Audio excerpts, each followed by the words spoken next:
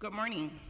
Good morning. Welcome to today's New York City Council hearing for the Committee on Children and Youth. Please silence all cell phone electronic devices. If you wish to participate in today's hearing, please fill out an appearance card with the Sergeant at Arms. If you need anything else, please contact a Sergeant at Arms. Moving forward, no one is to approach the dais. Chair Stevens, we're ready to begin. Good morning, everyone, and welcome to the first part of today's budget hearing. My name is Councilmember Althea Stevens, and I serve as the Chair of Committee on Children and Youth. The first part of today's committee hearing is on fiscal 2027 preliminary budget and the 2026 preliminary mayor's management report for the Administration for Children Services, or ACS.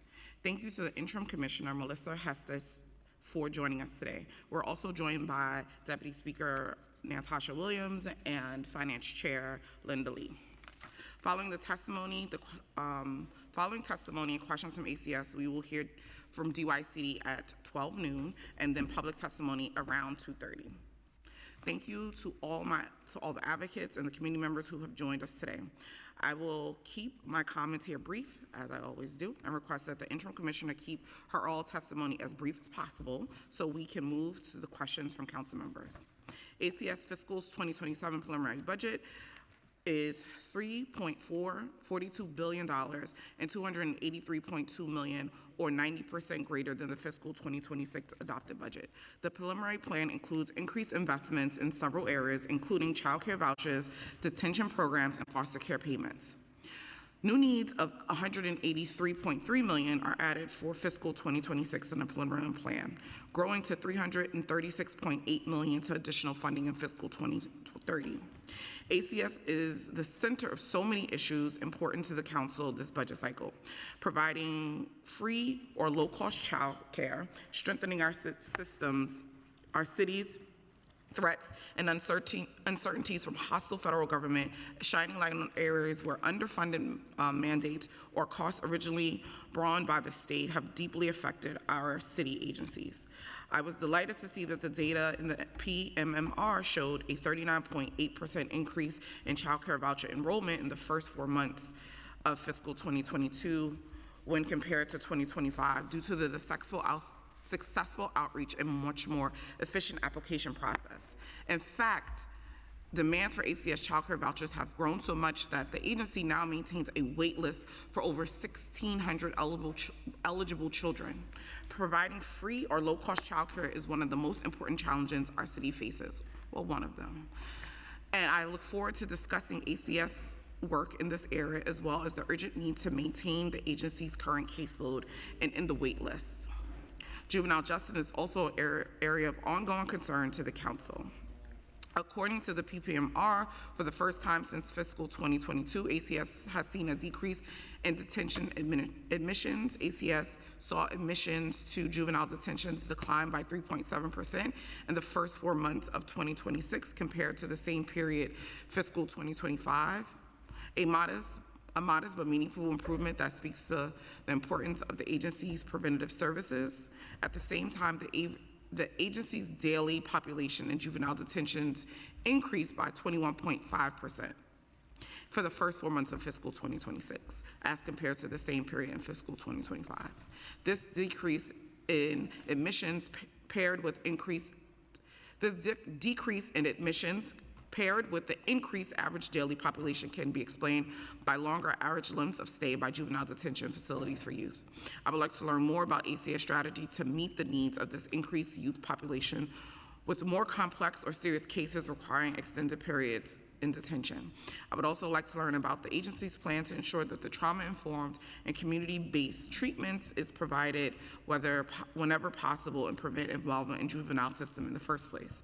I look forward to hearing about ACS dealing with staffing issues as well as capital upgrades and conditions at the 2 secure detention facilities, Horizon and Crossroads.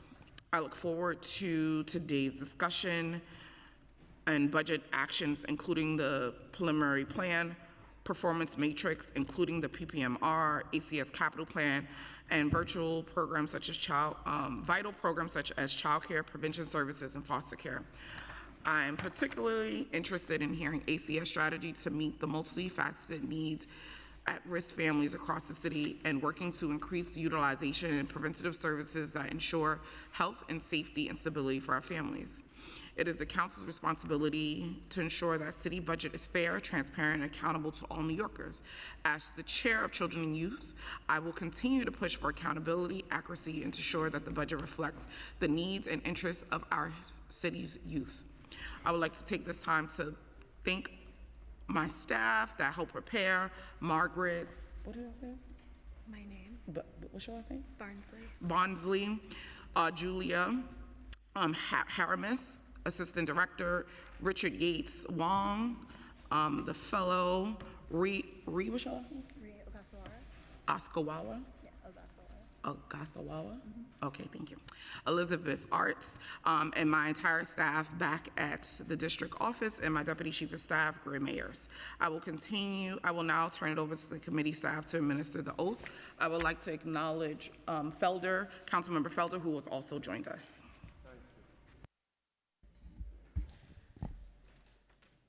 We will now hear testimony from the administration. Before we begin, I will administer the affirmation. Panelists, please raise your right hand. I will read the affirmation once, then call on each of you individually to respond.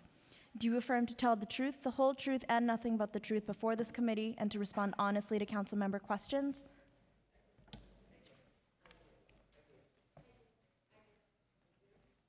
Thank you.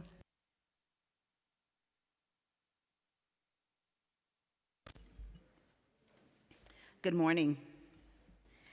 Happy Women's History Month. My name is Melissa Hester, and I am the Interim Commissioner at the Administration for Children's Services.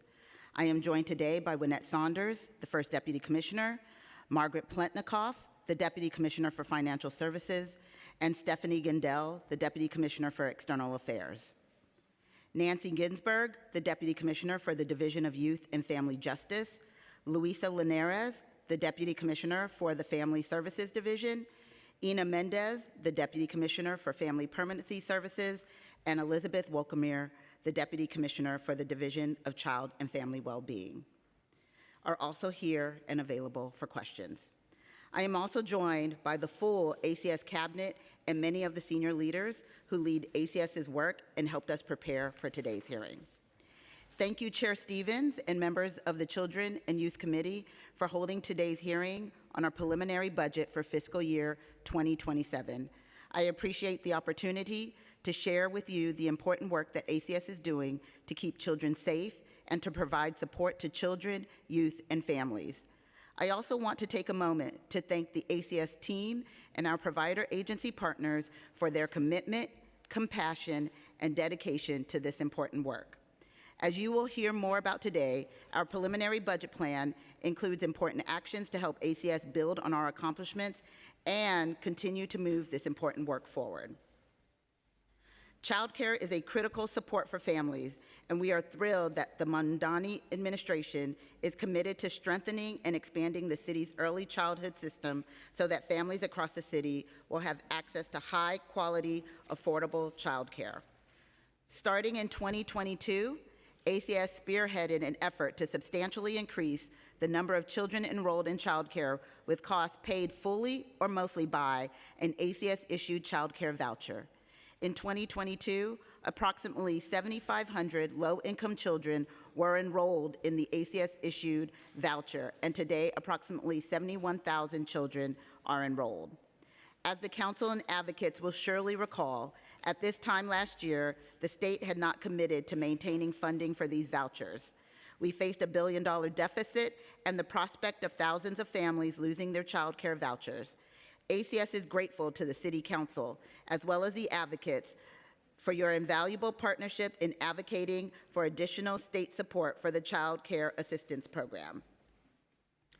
Thankfully, this joint advocacy helped us receive additional state support so that ACS has been able to continue to recertify the vast majority of eligible families, allowing families to maintain this critical support. We are encouraged by the additional CCAP funding in this year's state executive budget. Based on the city's analysis, the governor's budget would allow us to continue our current policy of providing continuity of care for most low-income families and support the growing need among families on cash assistance served by the Human Resources Administration.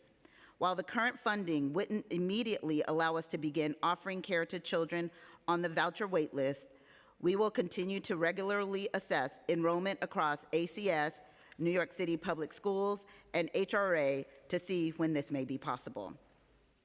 The city's FY 2027 preliminary budget includes $1.1 million when fully implemented for 10 new staff to bolster our ability to maintain program integrity and compliance, safeguarding the over $1 billion in federal and state aid for CCAP as the child care system continues to grow. Supporting and uplifting families and communities so they have the resources, information, and services they need to thrive is our critical mission. It's critical to our mission. We want families to get the resources and connections they need to foster healthy child development and relationships, so there is never the need for child protection involvement. Our prevention providers, community partnerships, family enrichment centers, and Office of Child Safety and Injury Prevention do this in every community of the city and every day. We have now completed our plan to expand from 3 to 30 family enrichment centers, with the contract for the 30th FEC getting registered in January. FECs are welcoming, walk-in family-centered spaces open to all community members. Everything from the name, the furniture, and the offerings are co-designed with families. These spaces are intended to enhance the family and child well-being by promoting protective factors such as resilience and social connection. The 30 FECs in various stages of implementation and are all now engaging families and neighbors in their respective communities. We have also been intentional about our efforts to ensure that families in need are able to access services and supports through ACS or other nonprofit community-based providers. We are continuing to collaborate with our sister agencies, including New York City Public Schools, DHS, DYCD, and Health and Hospitals, to both get the word out about the support line and ensure that they know how to access services for families without the need to make a report to the statewide central register. We have trained over 27,000 mandated reporters across schools, shelters, hospitals, and after-school programs. As a result, we have seen a steady reduction in the number of reports from those we have trained, down 16% for education and child care reporters, down 16% from social service agencies, and down 7% by health. In November 2023, we launched a support line staffed by MSWs whose sole purpose is to connect callers to the resources they need. The support line now receives an average of over 300 inquiries each month, and I encourage you to share this resource with your constituents. The phone number is 212-676-7667. With the aid of our support line and our collaboration with our prevention provider partners, we have also focused on increasing community referrals to prevention so families can get connected to supportive services that help them address difficult challenges so that they and their children can thrive. We see these efforts working, with new enrollments in prevention up nearly 10% last year and community referrals increasing from 12% of prevention referrals in January 2023 to 25% in January 2026. Earlier this month, ACS, along with the New York City Department of Health and Mental Hygiene and Deputy Mayor Arteaga, announced Strong Foundations, our new collaboration with DOHMH, for which you will see the intra-city transfer from ACS to DOHMH. This program, funded at approximately $20.1 million over 3 years, with $19.2 million from ACS, will enable DOHMH to expand programs that support new parents and their children, reaching more families in the community. Specifically, the funding will support, 1, expanded eligibility for a nurse-family partnership called NFPX to include late registrants, pregnant people in their third trimester up to the birth of the child, and people with previous live births, nurse-family partnership. Populations typically not eligible for the program. 2, expanded capacity in the prenatal and early childhood mental health clinics to serve more families and offer additional clinical, peer, and material supports. And 3, expanded trainings, funding prenatal mental health certification and establishing a 3-year fellowship to develop a pipeline of staff with prenatal and early childhood knowledge and skills to support families with young children. There is no mission more important than keeping children safe from harm, and this remains our North Star.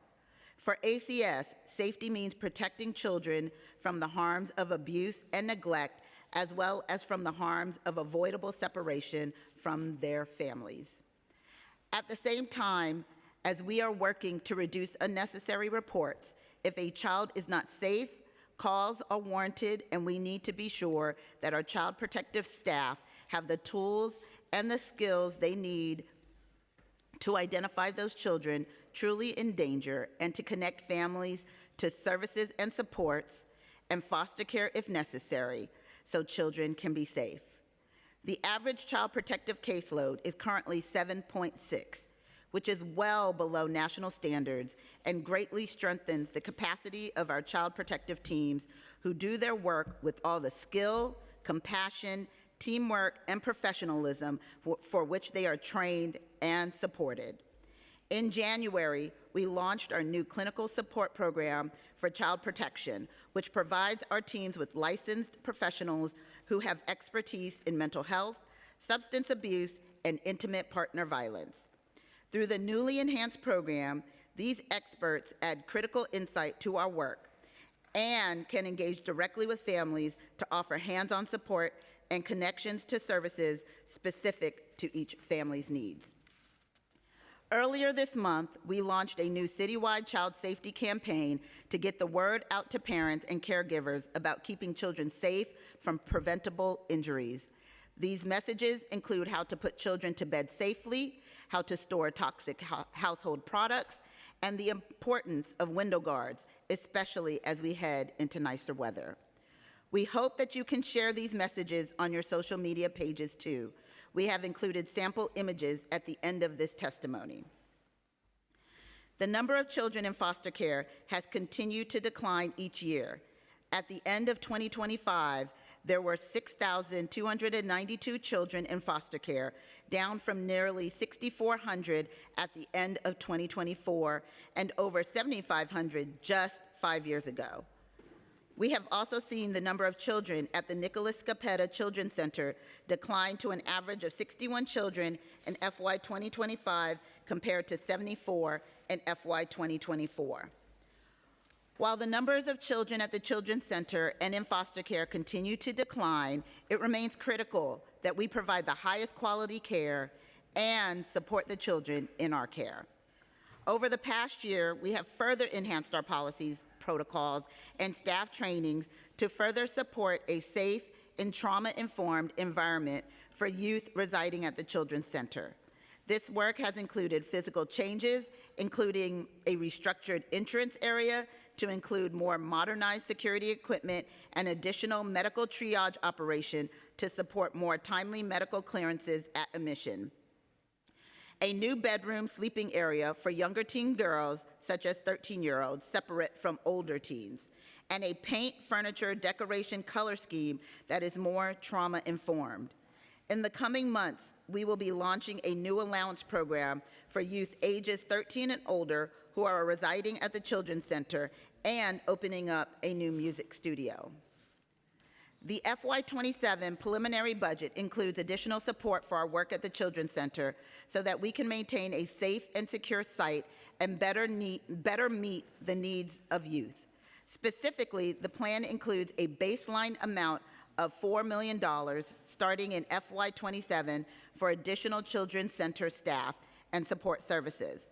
This includes funding for 13 additional staff, including a behavioral health manager, a deputy director of intake, and additional special officers to provide 24-hour security and support for the facility. The funding also supports expanded chaperone services to ensure youth at the Children's Center can get to and from school regardless of where their home school is, and other appointments such as visits, court, and doctors. In addition, the funding reflects an increase to medical consultation services at Bellevue Hospital to account for collective bargaining adjustments. The FY27 preliminary budget also includes city funding to support the state-mandated foster care rates that ACS is required to provide for foster parent stipends, adoption subsidy, and kin gap subsidy. This includes $215 million in FY26, which is comprised of $165 million in the FY27 preliminary budget and $50 million that was added in the November plan. $263 million in FY27 and $313 million baselined starting in FY28. As you may recall, the state increased these rates several years ago, but did not include additional state funding in the foster care block grant. ACS long supported the higher rates and appreciates the city baselining these funds that the state did not provide. The New York City foster parents, adoptive parents, and relatives who commit through kinship guardianship open their hearts and homes to children in need, and we are so grateful. When children need to come into foster care due to a safety concern, we continue to focus on finding kinship homes with nearly half of all foster children currently living with relatives or close family friends. We have also focused on increasing the number of foster homes recruited and thank the chair for helping to coordinate last year's Foster Parent Recruitment Day with council members throughout the city. Once children are in foster care, ACS and our providers work diligently with families so that children can return home as quickly as possible. And if that's not possible, achieve permanency through adoption or kin gap. We are also focused on supporting youth while they are in our care and as they transition to young adults. Last year, the city invested in the Youth Safety and Support Initiative, which enabled us to expand Fair Futures programming to over 5,500 youth by FY29, College Choice to over 400 youth, and included funding for a new Career Choice program. Recently launched, Career Choice provides support to youth in foster care to attend a vocational or job readiness training and financial assistance to successfully complete the program as a pathway to independence. Additionally, Career Choice includes an ACS partnership with DYCD Advanced and Earn program. The first youth to join this program are currently seeking their mechanic certifications. This year, ACS, in partnership with the Center for Fair Futures and the Mayor's Office of Community Health, launched the Soul Care Pilot, a partnership to enhance mental health and wellness for youth ages 13 through 26. Based on feedback from young people, Soul Care aims to enhance mental health and wellness for youth in foster care by empowering youth to care for their own mental health in ways that resonate with them. Taking a writing class, doing pottery, joining a gym, going to dance classes, or experiencing the joy of a Broadway show. The Soul Care Pilot includes collaboration with 5 foster care providers and Fair Futures coaches to provide youth with supportive one-on-one coaching and guidance focusing on mental health and well-being with referral. Through specially trained Fair Futures coaches and referrals to local programs and alternative therapy providers that align with youth preferences and needs. ACS is also focused on providing services and supports to justice-involved youth, both in the community and for those who are ordered into our care.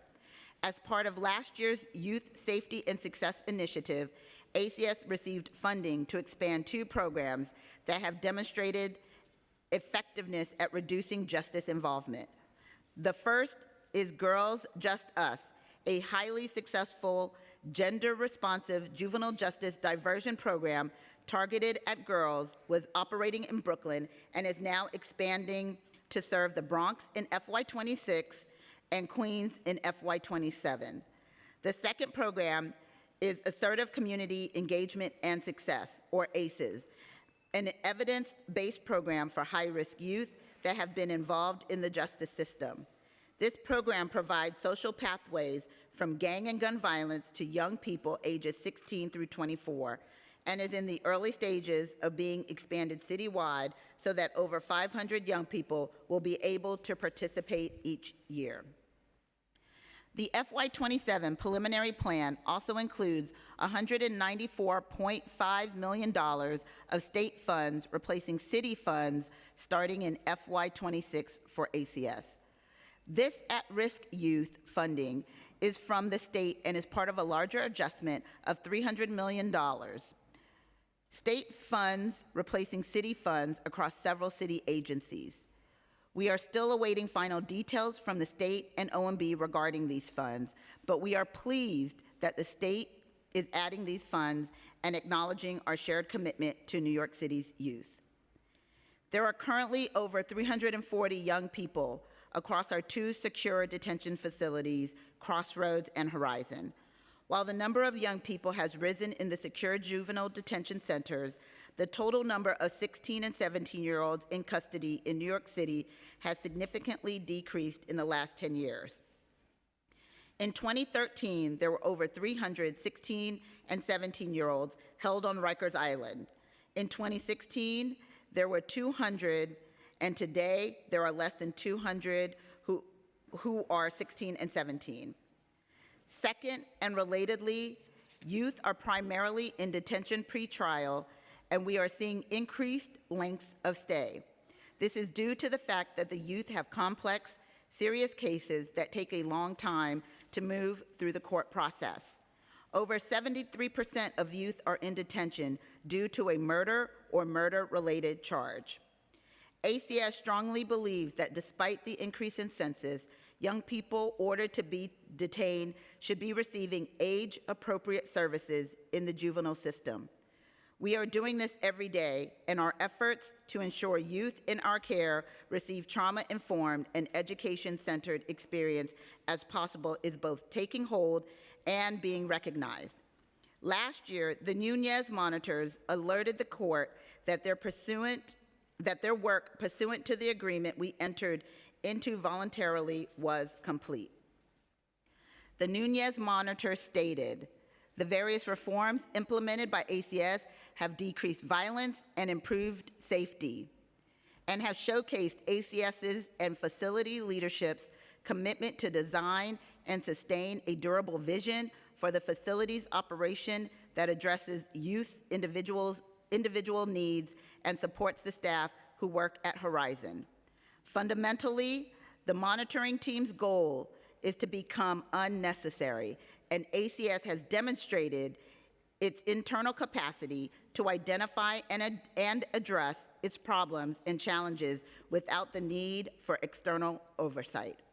Now that ACS has achieved substantial compliance with the 3 final provisions in the 4th voluntary agreement, it appears the monitoring team's work with ACS is complete. The FY27 preliminary budget plan includes additional investments so that we continue to address the needs of the youth in detention. When fully implemented, the initiative includes $8.1 million in city funds starting in FY27, which adds 40 staff, as well as additional funding for expanded cleaning and barber services to ensure the safety and well-being of young people while they are in our care. There are also expense funds for the development and operation of additional classroom space at Crossroads. As the council knows, ACS has been working with DDC to construct an annex at Horizon, which will not only expand capacity, but also create additional space for classrooms, programming, vocational training, health, and mental services, and dining. The annex will also include a new exercise pavilion due to open in FY27, and 7 of the additional staff will support programming in this new space, while the additional 33 staff will ensure safety and security at both sites. For secure detention, our capital budget includes funding for the Horizon Annex and the capacity expansion project at Crossroads, which will provide additional space prior to the annex's completion. All of these investments are aimed at enhancing ACS's ability to meet the needs of the increased census of older youth in detention. As you can see, the ACS team and our provider partners have made much progress this past year, ensuring New York City's children, youth, and families have access to the services and supports that help them to thrive. As we move forward, we remain committed to listening to the voices of the parents, children, and youth directly impacted by our work and remaining on the path that enables us to make the best decisions for each family, child, and youth we encounter. Thank you, Chair and members of the committee, for your continued support, collaboration, and commitment to making New York City a better place for children, youth, and families. Good morning. That was not brief, but I'm gonna let it pass because you were new, but we appreciate it. I'm actually gonna pass it over to Councilmember Williams, who has to step out and so has a few questions. Thank you, Chair. And the first thing I wanted to say is you all planned the green, and then they told you to. I was like, is that a coincidence? No, I'm it's like, wow, Women's History Month, and I just wore green, and now we're all wow. coordinated. We wouldn't have left you out. Oh, wow, okay. Thank you. Well, it Deputy looks Speaker, nice. We would not have left you out. Very coordinated. We love it. Okay, the first question I have is about the rising juvenile detention population and construction at Horizon Detention Centers. So according to the PMMR, juvenile detention admissions fell during the reporting period for the first time since fiscal 2020. More broadly, however, since the passage of Raise the Age, the number of youth in detention has increased substantially, with 2,487 total admissions in fiscal 2025. To accommodate this change, ACS has embarked on significant capital projects, which you talked about in your testimony, to expand and enhance the detention facilities, including $275.4 million allocated in the prelim capital commitment plan across fiscals 2026 through 3035 for a project at Horizon Detention Center in the Bronx. Does ACS project the total number of admissions to detention will increase in fiscal 2026 and beyond? If so, by how much? And I also wanted to thank you all for participating and contributing to our youth convening. Certainly your attendance strengthened the event because you guys are the experts, so thank you so much.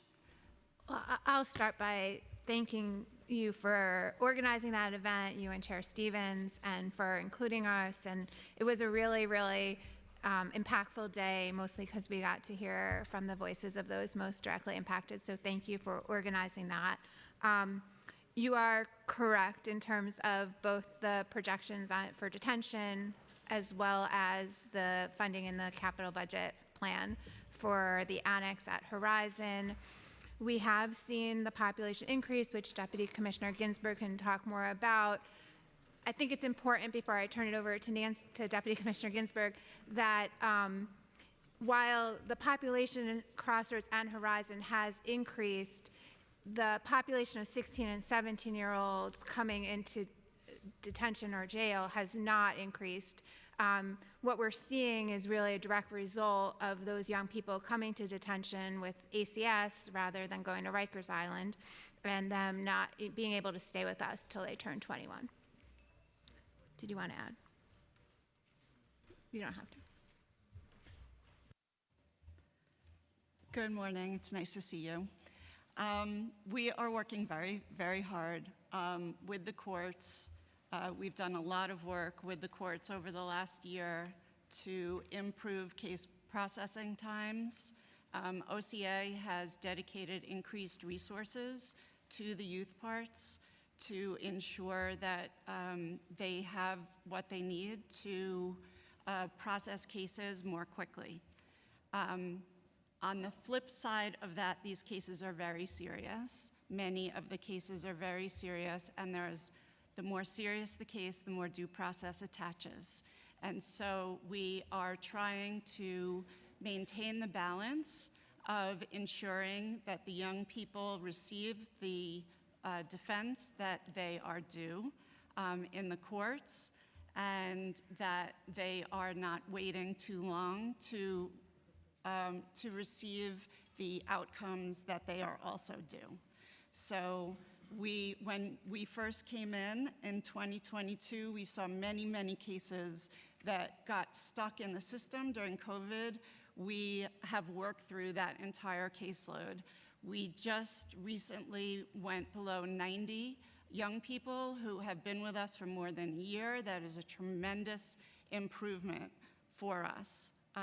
One of the most important aspects of Raise the Age was to allow the young people to remain in juvenile detention until they turn 21, and we are seeing tremendous outcomes with that older population. They're attaining their GED, they're beginning college. We have young people who are leaving us with up to 16 credits of college, and we're very, very proud of that advance in the system. We worked very hard with CUNY to develop an MOU so that young people could attend college while they're with us, and we have built out our workforce development opportunities for young people who are both in high school, college, and pursuing their GED. Thank you. Chair, there's like 1, 2, 3, 4, 5. Althea is the boss, so I'm gonna ask the rest of the questions you wanted me to ask. Okay, I just will do 6. Okay, what construction is ACS completing at Horizon Detention Center? Can you describe the scope of the project? And then I'll just ask all the questions and you can just answer them. The other question is, by how much does this construction increase the detention center's capacity? You did talk about it a little bit in your testimony.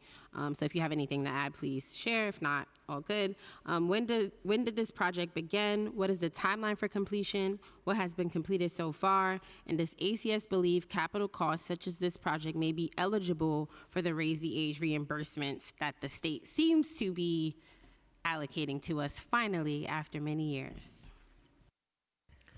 We can start with the last one, and then we'll turn it over to Deputy Commissioner Ginsburg. Do you want to do it? Sure. As far as we know at this point, the youth at risk funds will not be eligible for capital, but we are waiting to receive more information from the state. Okay, I'll try to cover everything you asked.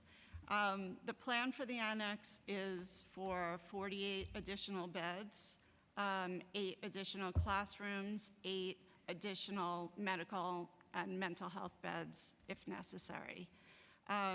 Construction started in 2025. We are looking to complete the exercise platform in the fall of this year.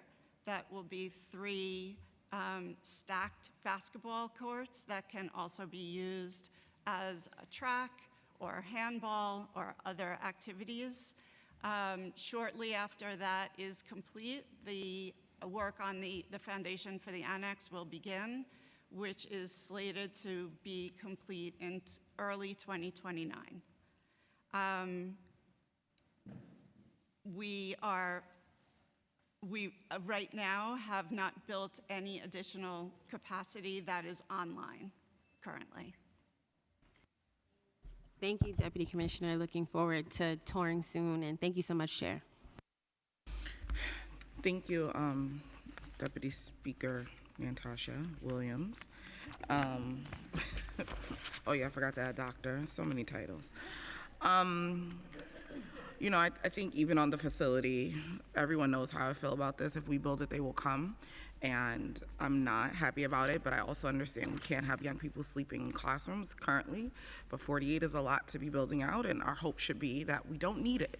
And so I just always just have to make sure I state that for the record, because it pains my heart that we're at a place where that we're having an increase, even with Raise the Age. I know people try to blame it for that, but that's not really what it is. We should really be thinking about how do we continue to get these numbers down. But I digress. Here is my first question.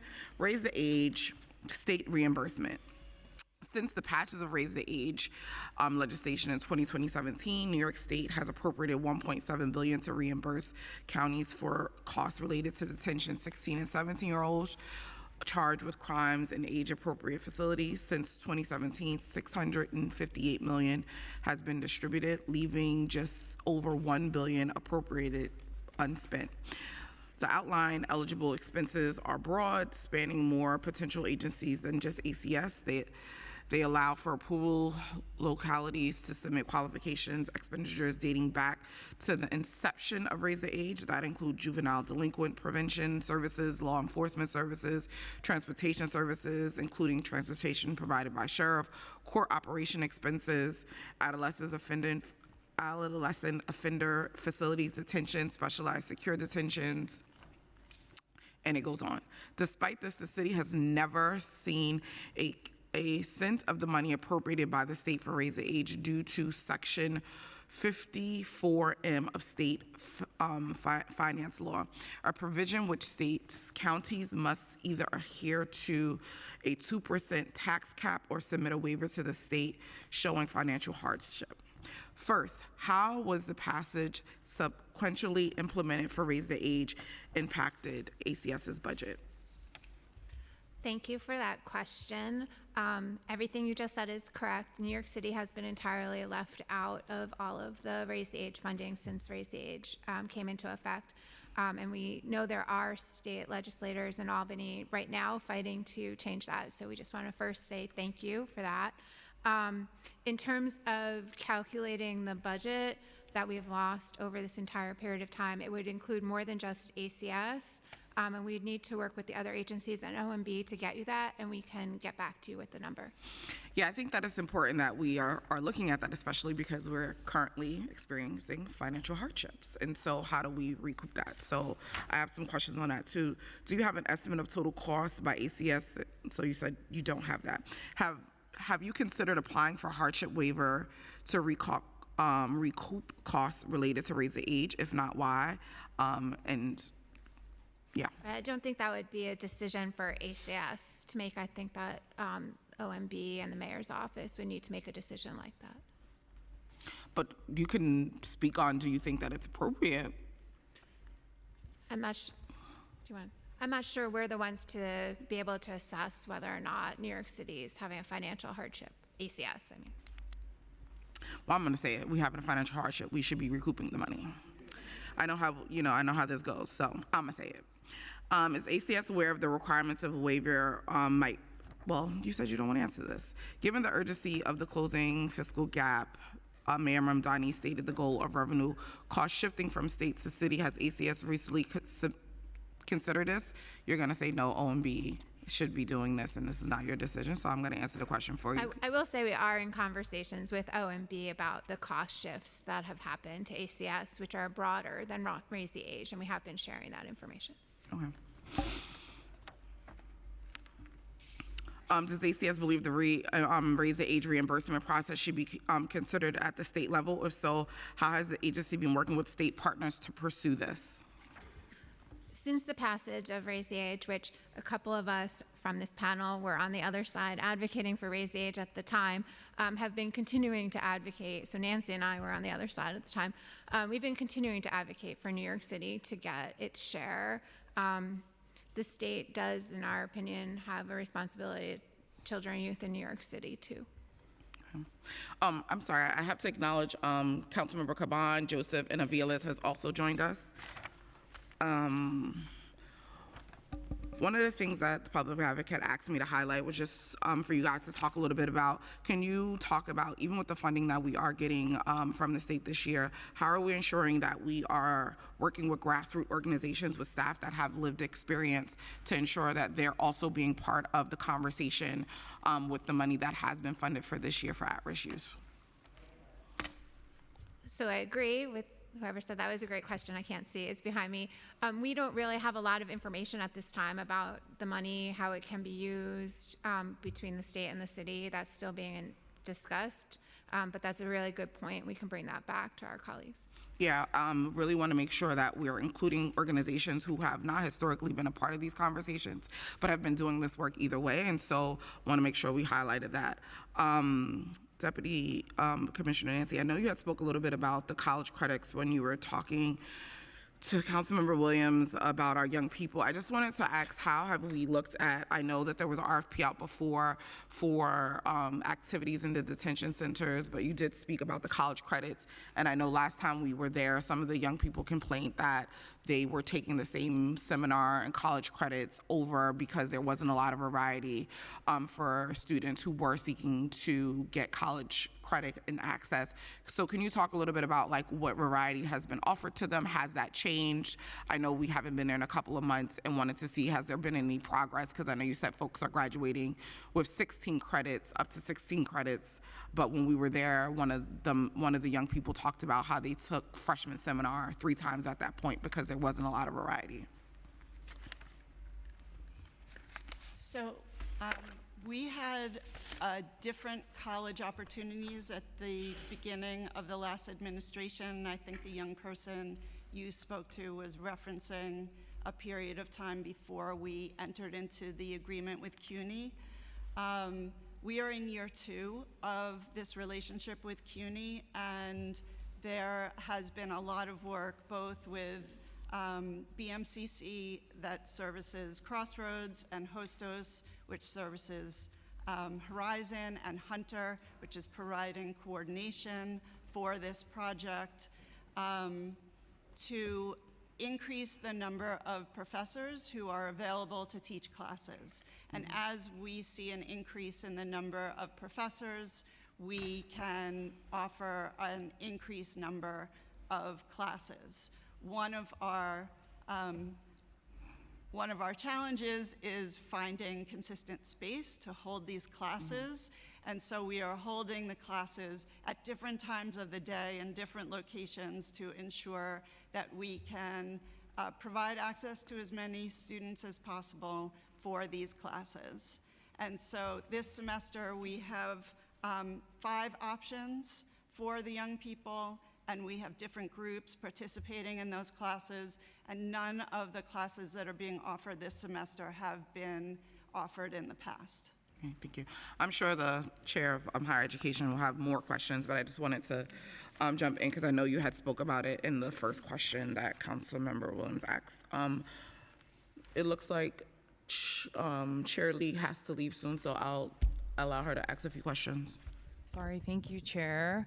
Trying to hop around to the different hearings today. Thank you, and I will also be an advocate along with the chair as well as you guys in terms of the raise the age, because that is something that we had talked about when we went to Albany for Tin Cup Day, so that is something that we will try to continue to advocate for. Which goes into more of the budget questions around foster care, new need, and state cost shifts, which incorporate some of this. The preliminary plan includes an additional $165.1 million in fiscal 26, $263.1 million in fiscal 27, and $313 million in fiscal 28, and in the out years for payments for children in foster care.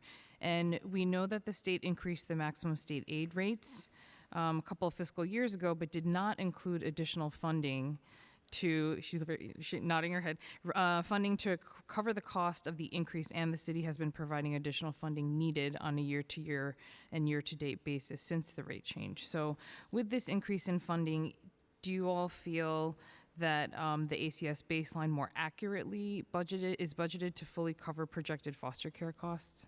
Yes, that's correct. So as you mentioned, the state had increased the rates for foster parents, adoption subsidy, and King Gap subsidy, which we supported conceptually, but the state has a block grant, and they didn't increase the funds in the block grant.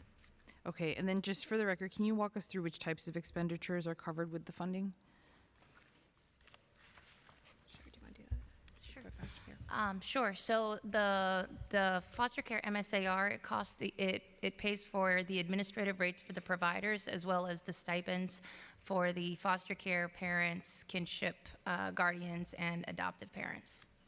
Okay, perfect. And how has the increased maximum state aid rates affected ACS's budget? And could you provide figures for how the city's contribution has grown historically? Sure. Going back to FY24, we've had to add in CTL additional investments. So we added $118 million in FY24, $138.8 million in 25, $215.1 in 26, as you mentioned, 27, 263.1, and then in FY28 and beyond, 313 million in CTL. So all of these investments were due to those risen rates. Okay, perfect. Just for the record, I should have said, this is Deputy Commissioner Margaret Pletnikoff, who's the Deputy Commissioner for Financial Services. Great, thank you. And given Mayor Mamdani's concern with cost shifts from the state to the city, I'm assuming the answer is yes, but have you raised in conversations with the administration the MSAR as an area where the city should push the state to provide additional support? Yes, and there's other child welfare cost shifts as well. Okay, actually, that was my next question. What are some of those other cost shifts that you wanted to advocate for in all of it? I'll start with my least favorite one, and then I'll pass it to Sure. Deputy Commissioner Pletnikoff for more. But going all the way back to 2008, the state used to pay 65% of the non-federal share for prevention services, and that has been reduced to 62% every year since, annually, as part of the state budget process. The statute actually continues to say 65%. Okay, great. And then the foster care block grant used to support close to home, which it no longer does. And then it also supported community-supported education, and that was also removed from being eligible for the foster care block grant. Okay, Right, there actually used to be $30 million in the budget for close to home, and now there's zero from the state. wow. And then also, if you could just specify, because going down from 65 to 62% when you're talking about millions, hundreds of millions of dollars, I'm sure is a lot of funding. So what does that 3% translate to in terms of dollars? We'd have to calculate it. I know the Okay. full budget for prevention is 372.4 million, but that includes federal, state, and city. We'd have to calculate that. Okay. But it would be significant, especially if you go over time. Okay, perfect. And of course, going back to my questions around, I'm glad to see that the support line is staffed by MSWs, because as you know, I used to chair Men's Health Committee, and now we have our amazing chair, Tiffany Caban, who's here.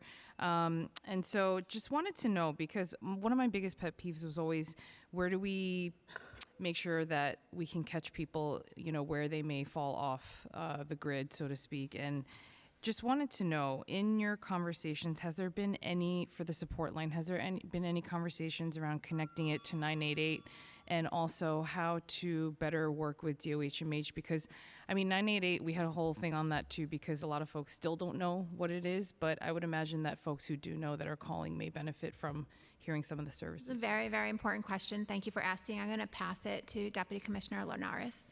Okay. Good morning. Morning. So we are working with 988. In fact, all of our programs will be listed in the 988 website, and they will include the support line as the contact. So we'll be able to connect families if there's a need. Okay, perfect. And just wanted to emphasize my support for the prevention dollars, because as we know, that saves the city and state money and keeps people healthy. So I will make sure to emphasize that as well. So thank you. Thank you. Thanks, Chair. Thank you. Back to the regular scheduled programming. At-risk youth money for New York City. The preliminary budget includes 194.5 million in city funding swaps for state baseline starting at fiscal 2026. This is part of a larger adjustment that shifts a total of 300 million of city funds to the state across agencies, with majority of the funding for ACS and the remainder of the law department, the police department.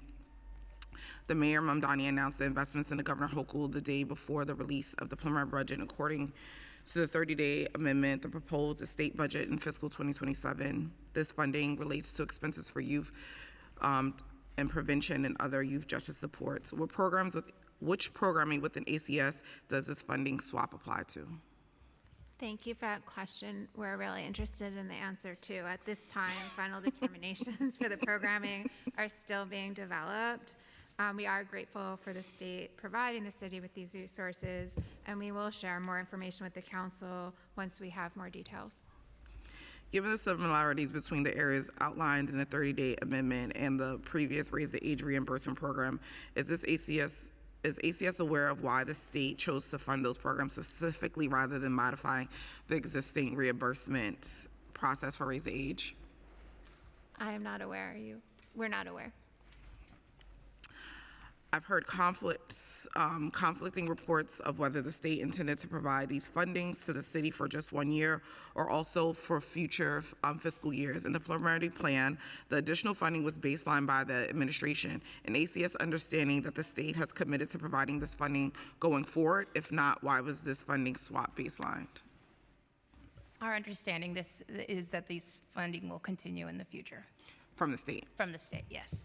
And actually, to your earlier question, we believe that they changed it from the RTA to the youth at risk to provide us more flexibility. Okay, thank you. That's good to know.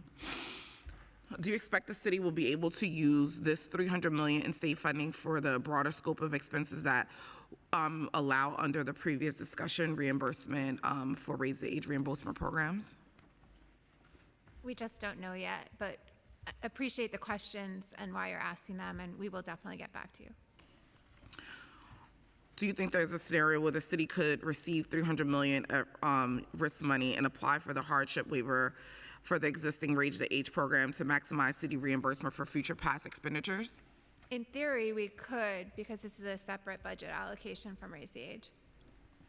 I believe so too, that's why I asked. I think both could exist. State legislators have introduced legislation to establish a youth justice intervention fund that will provide $550 million to community-based organizations serving youth who are at risk for involvement with the system or have been adjudicated juvenile delinquents, juvenile offenders through age 25. What ACS positions on this legislation? We are really appreciative of both the state legislators and the advocates who are advocating for these proposals that would expand community-based resources. We too, as you know, believe very strongly in prevention, which is why we had invested in Girls Just Us and ACEs last year, and we look forward to learning more details. Has ACS had any discussion with state and partners about this partnership or proposal? Not to date. Does ACS anticipate this could be allocated to providers in the city? What funding flows through ACS directly to providers? There is money that flows directly from ACS to providers, but there are other ways to get funding to providers too, and we don't know enough about how this proposal would work in that manner. 1,031 youth entered foster care in the first 4 months of fiscal 2026, a 5.2% less than the 1,088 who entered foster care during the first period in fiscal 2025. The percentage for children entering foster care who were placed with relatives also declined. 34.6% of children entering foster care were placed in relatives in the first with relatives in the first 4 months of 2026, a 9.6% less than the same period last year.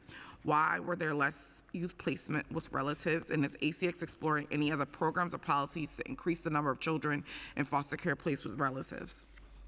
Thank you. Placing young children and youth coming into foster care with kin remains a high priority, top priority for ACS, and I'm going to pass it to Deputy Commissioner Ina Mendez, Deputy Commissioner for Family Permanency Services, to share more.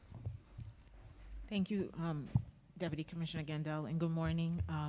Nice to be here, Chair Stevens. So regarding kin, we developed a multi-pronged approach because placing children with kin is extremely important. So while investigations are underway, the Division of Child Protection shifted some staff, which are licensed social workers, to help the staff that are doing, the child protection specialists that are doing the investigation look for kin, engaging parents, speaking to children, other people connected to the family to find kin. Taking notes, so we really do prioritize and the shifting of those particular staff to help.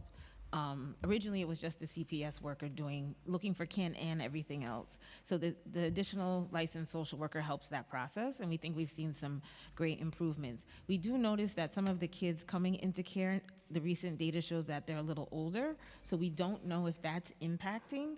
We do collaborate with the Division of Family Services Division. We created a teen pilot program, so we're matching our teen prevention providers to support those families so that they can feel confident enough.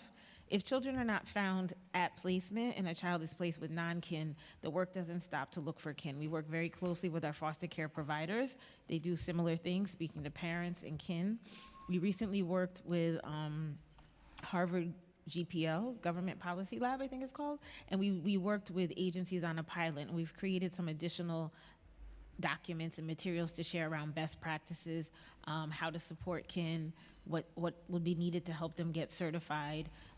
So those are efforts and strategies we have in place, and we're hopeful that that will continue to support our kin identification, recruitment, support, and engagement.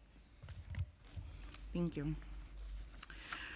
The preliminary plan includes an additional $300,000 in city funding in fiscal 2026 and baselined a $1.1 million starting in fiscal 2027 for 10 baseline positions to support child program integrity. What program or services does this relate to? Why is the additional funding required, and how is the amount determined? What positions are being added, and what are the remaining responsibilities? Thank you for this question. We're going to pass it to Deputy Commissioner Elizabeth Wolkemer. I apologize. Can you repeat the question? Of course. I was asking what programs or services are related to the child care and program integrity. Why is this additional funding required, and how was the amount determined, and what positions are being added, and what are their main responsibilities? Sure. There are 10 positions being added. The current team is just 2 positions, which includes 1 staffed position, 1 vacancy. And this team is responsible for overseeing the use of state and federal funds that support child care assistance across ACS, HRA, and some of New York City Public Schools seats. So the staff will be responsible for overseeing program integrity both in concert with child care providers as well as applicants. So doing random samples of applications to ensure that we're doing everything we need to do to comply with state and federal laws, site visits to providers, et cetera. What's the timeline for the hiring these new positions? We will be working on that as quickly as possible and working with OMB to try and get those lines hired. So do you have like an estimate, like in the next couple of months, or? I don't have an exact projection. What are the positions currently filled, the child care program integrity unit? Are there any filled? Yes, right now there are just 2 positions for the child care program integrity unit. One is a director position that is filled. We are currently on track to hire the other vacancy, as well as these new lines that we are very, very happy to have. And I know you said that they would be overseeing like a cross-section, but what does that look like, working with all those different agencies? And will they just be with ACS, or how will this cross-section happen? They will just be working with ACS, but we work very closely with regard to the use of the child care block grant funds that come to us from the state, which are a mix of state and federal funds. So we work very closely with the Department of Education already with their eligibility unit. We share many providers, as you know, and the same is true for HRA. So our goal is to make sure that we are working with the infrastructure at both of those agencies. So for example, when there are child care providers serving children with ACS vouchers, they are very often also serving children that have child care assistance through HRA. And so it makes sense, as the lead agency receiving that block grant and managing that block grant from the state, that we would be working together so that there are not separate and siloed mechanisms for working with child care providers that are in fact serving children being served across both agencies. Okay. The state proposed executive budget included up to $1.5 billion in base funding for the city to put towards child care vouchers, an increase from the $1.1 billion, including for each of the past 2 years. Additionally, the proposed budget included $475 million in a one-time funded allocation allocated to New York City's ACS program. What are ACS current projections for the funding needed to maintain its current voucher caseload? So given the governor's state executive budget, our analysis is that we can continue our current policy, which is to recertify the vast majority of families that are currently receiving vouchers. So that is what we are currently looking to do, and we will be working in the upcoming budget cycles with OMB to assess whether or not there is need for additional CTL in the budget to support that. What gaps remain? Right now, obviously, the state budget proposal is a proposal, but if that were to become the adopted state budget, that would allow us to continue our current policy. It does not allow us in the immediate term to start moving through the voucher wait list, which you mentioned in your opening, but we will continue to look across HRA, New York City Public Schools, and ACS to see when that might be possible in the future. So this would allow us to make sure that those with vouchers that are in federally mandated priority categories, which is the vast majority of families that we serve, would be able to continue receiving those vouchers so long as they recertify on time and remain eligible. How much would be needed to get the wait list cleared? We don't have an exact projection for that. It depends on a few things. So the children on the wait list may be, and we know many are, served by other programs. So they can be served through DOE's seats, obviously 0 through 5-year-olds. They also can be served with DYCD after-school seats. So we don't have an exact understanding of what take-up would be, so it's difficult for us to know exactly what it would cost. The other thing is, as you would expect, the wait list grows on a regular basis, so it's a bit of a moving target and difficult for us to say exactly what resources would be needed there. But don't you think it would be helpful for us to at least have scenario 1 if we needed to do all the kids, scenario 2 if they were in this and they didn't need this anymore, so that we can get an idea, because I think it's really hard to advocate, being a person who does a lot of the advocating and yelling, to not have a number to be able to say exactly what we need and able to move forward. Yeah, absolutely, and we can work on that and keep having conversations about what some of those scenarios might look like. Yeah, I just think that is so important. I know it's hard, and I'm not trying to dismiss the complexities of people being on the wait list and understanding that most people want the ACS voucher, so they're not leaving the wait list, so they're like, I'll just wait it out, and I understand that, but I think that it is important for us to have different numbers, so we could have a target, and so that when I am talking and when our colleagues are talking and pushing, we could at least have a general number to be able to say, hey, this is what we're looking to get to. So thank you. So I'll be looking forward to working with you guys to get that number so we can continue the fight. I see that we have Councilmember Gutierrez, who also joined us, so I'm sure she'll have questions about child care vouchers as well. Given the mayor's recent announcement that a chief saving officer will be appointed to each mayoral agency to identify city funding savings of 1.5% in fiscal 2026 and 2.5% in 2027, I'm very concerned that the potential impact on ACS services for New York City children and families. Are any programs or aspects of ACS budget, such as frontline child care welfare workers, exempt from this requirement? If so, which ones? Could you share the programs and services, many that we see that will be reducing funding and saving exercises? So I can introduce you to our Chief Savings Officer, who's also Margaret Pletnikoff. You have a lot of jobs today. Thank you, Chair. So at this point, as you know, as you mentioned, 1.5% in FY26, 2.5% in FY27 and out, and those are CTL targets, which we are revenue-heavy agencies, so we generally have to cut more in order to get to the CTL target. So we were tasked with finding recurring savings through efficiencies, program consolidation, and insourcing, and to look at eliminating and sunsetting programs. At this point, I can't share any specific details with you, but I can say that, we are looking at opportunities to generate additional revenue. We are looking at performance indicators, utilization, and we really want to ensure that we have a minimal impact to services.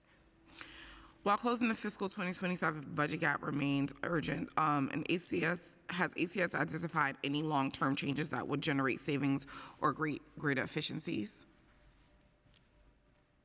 Certainly, we are looking at it at this point. This is due Friday, as you may know. So after that point, when it's finalized, we'll be able to share more details. We're glad to hear about the end of the 2-to-1 hiring policy, but this was concerning to hear that the agency will only be permitted to fill half of their current vacancies. Will ACS be requiring to eliminate any of its vacancies? If so, how many and which types of positions? We very much share your concern, and at this point, I can't share any details, but we're working with OMB closely to figure out what this is going to look like. So I should just call you Monday after you finish your plan. Got it. Huh? You know how to find us. Oh, I'm aware. At this time, I'm going to turn it over to my colleagues so I know who have a number of questions. Councilmember Caban, I'll come back for a second round. Thank you. Thanks for being here, everybody. I'm going to start with a couple of questions related to mental health services. What mental health services does ACS offer to youth transitioning out of foster care in particular? And then of those, are any of those services contracted out, and which ones if so? Thank you for that important question. I'm going to start by passing that over to Ina Mendez. Hi, good morning. So when children are in foster care, as they are approaching transitioning out, they usually go on a period of what we call child discharge. So whether they're reunified with their parents, or let's say they're transitioning out on their own into independence, and that provides the agency an opportunity to support the family during this period. We have discharge grants, we have various things. So a lot of the service plan that was in place prior to child discharge continues. So that would be, so regarding mental health services, agencies may use their own internal clinic, or they may be using, community-based mental health providers. All children, once they leave foster care, have Medicaid or Child Family Plus. So a lot of those services can continue, and they can continue to leverage their Medicaid to provide the mental health services. We, ACS ourselves, do not contract, let's say, with mental health providers. The agencies are charged with that responsibility, and they make sure. And then when the children go to final discharge, that's when the case would close. For older kids, we have Fair Futures, and they're entitled to a coach, and the coach can then also secure services for them. So I want to ask about specific budget lines and then about gaps. So for the services that you just mentioned, what's the current budget for those services in FY26, the projected in FY27, and does ACS have a dedicated personnel services budget line for mental health services, particularly for that transition? Yeah. I think we would need to first do some analysis, but I think it's cooked into the rates that we pay our providers. And in addition, the providers claim to Medicaid, and we wouldn't have that information. Okay. Can you talk a little bit about just any gaps you can identify where you could use support or partnership with us in making sure that every single young person in foster care is accessing mental health services? Our providers are very focused on that, and in addition to support through the family permanency, they can also get services through prevention families after discharge. I think that broader than ACS, there is just insufficient children's mental health services, and so in some ways, the children we're working with have increased likelihood of access because they're connected to providers who are providing these services. Okay. So it would be fair to say that overall, right, we're not meeting the need, our capacity is not meeting the need of young people across the city in terms of access to like a really strong, stable continuum of care for mental health care.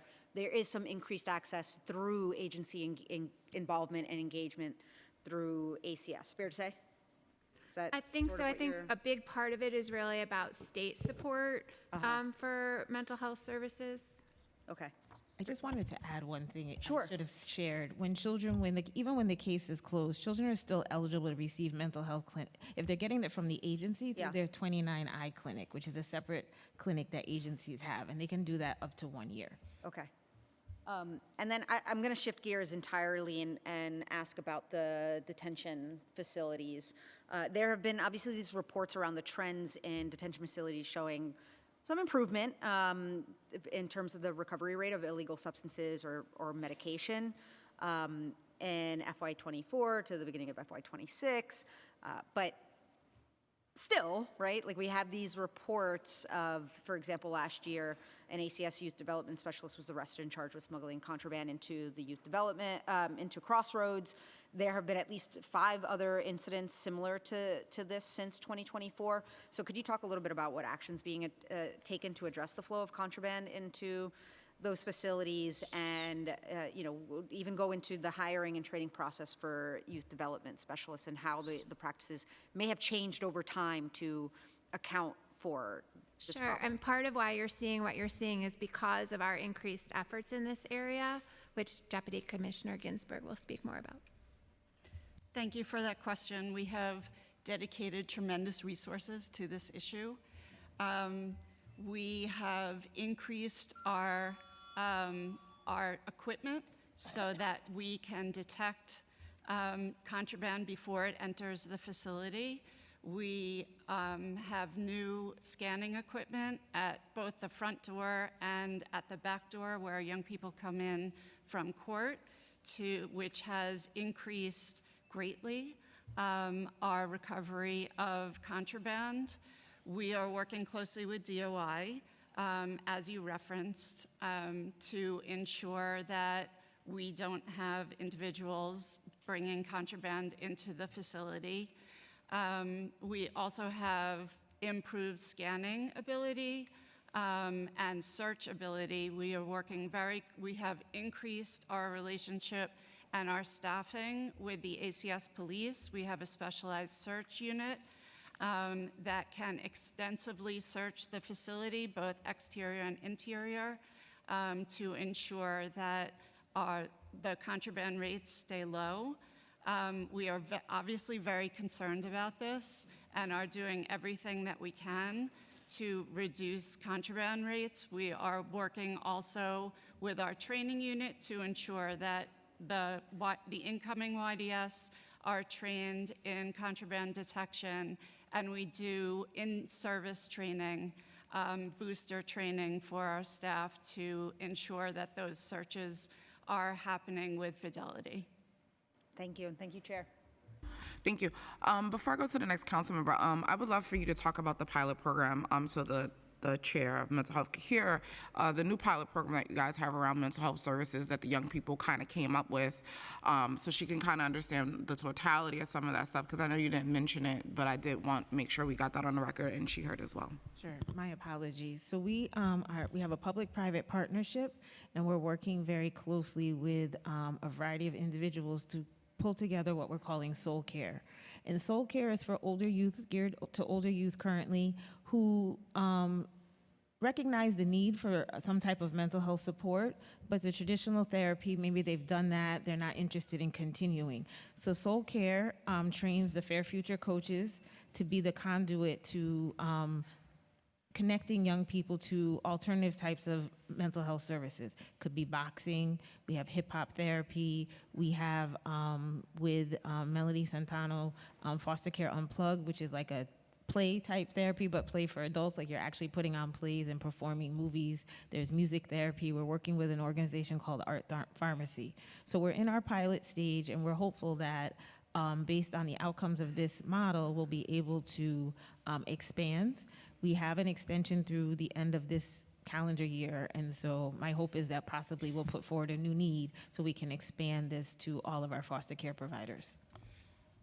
Yeah, I just wanted to highlight that because that was something that the young people kind of like talked about, and I'm real big on making sure that we're highlighting what young people are saying and the needs of them. And that was a clear reaction of young people saying, like, formal therapy we've been doing for our entire lives, we want to try something else, and ACS are responding to that and listening and being able to counter that. So thank you, and I just wanted to get that on record. Next person, Councilmember Joseph.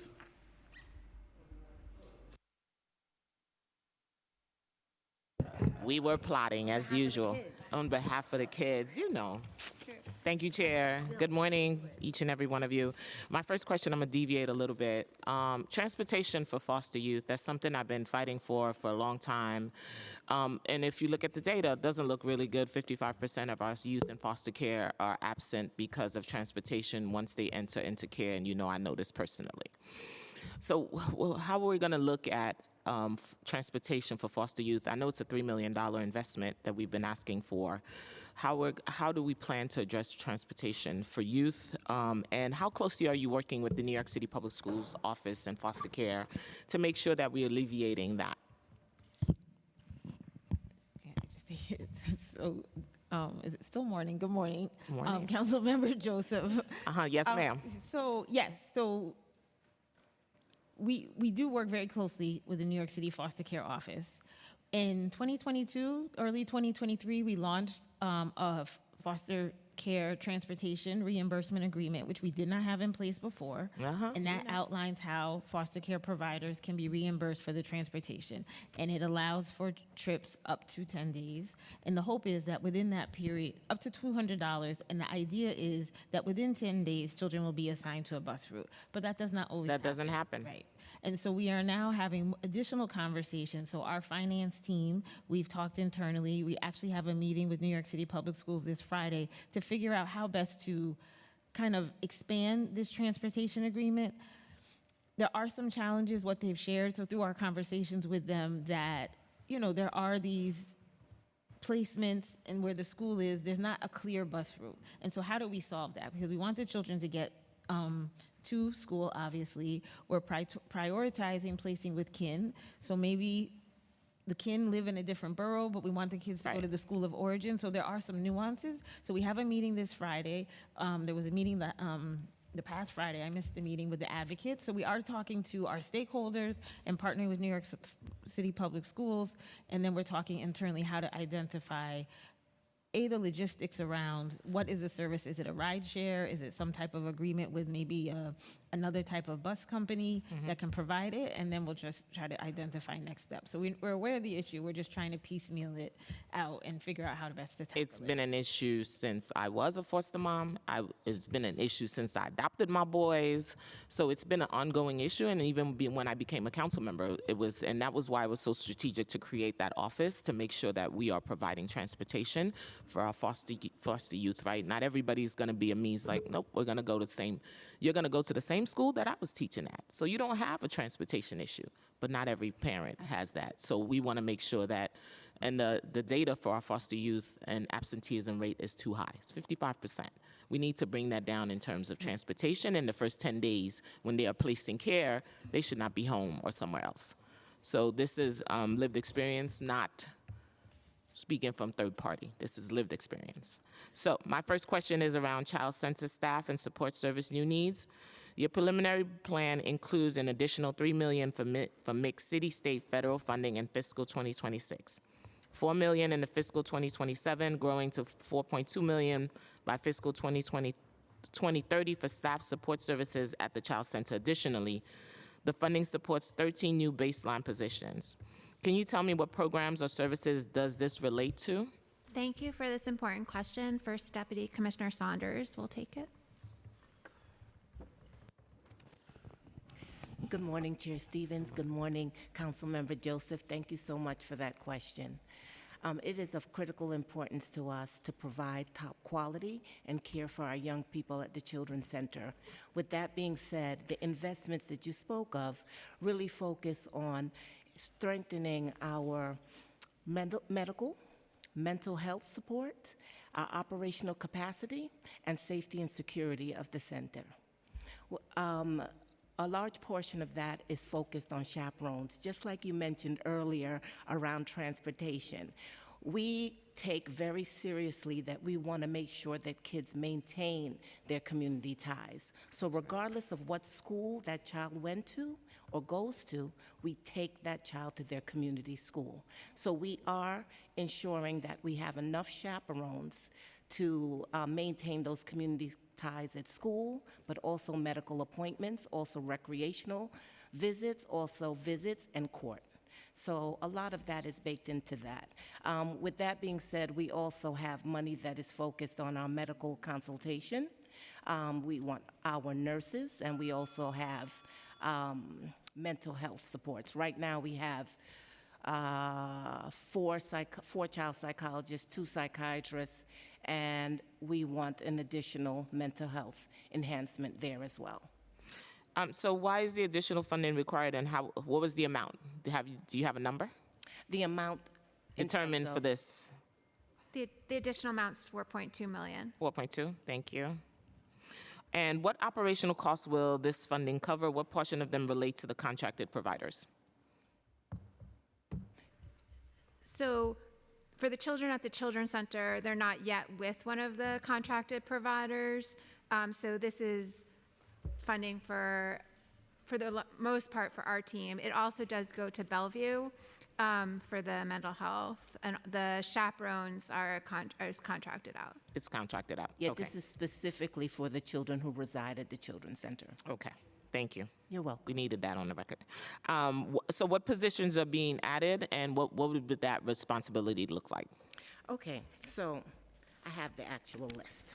Oh. So we have one behavioral health position, which I spoke of earlier, one deputy director of intake, and we have 11 for peace officers. Okay.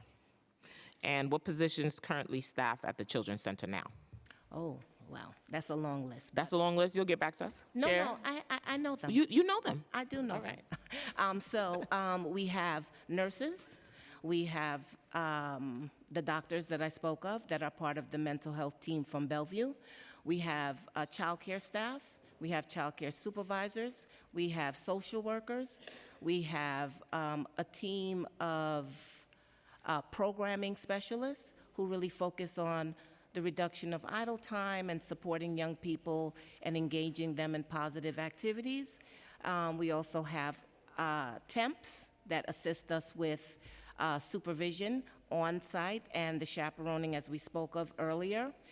We also have a transportation team, and we also have peace officers, and I think I covered most. Well, thank you. That is. Now I'm going to head over to our juvenile justice staff and support service new need. We held a hearing not too long ago. Matter of fact, 2 hearings, I think. Councilmember Chair Stevens, we held 2 hearings around justice involved youth. How is it looking now? I know it's overcrowded. Our plan is to bring down the population. How many of our students are now receiving full classes and getting their full services? So Deputy Commissioner Ginsburg, do you want to talk a little bit about education?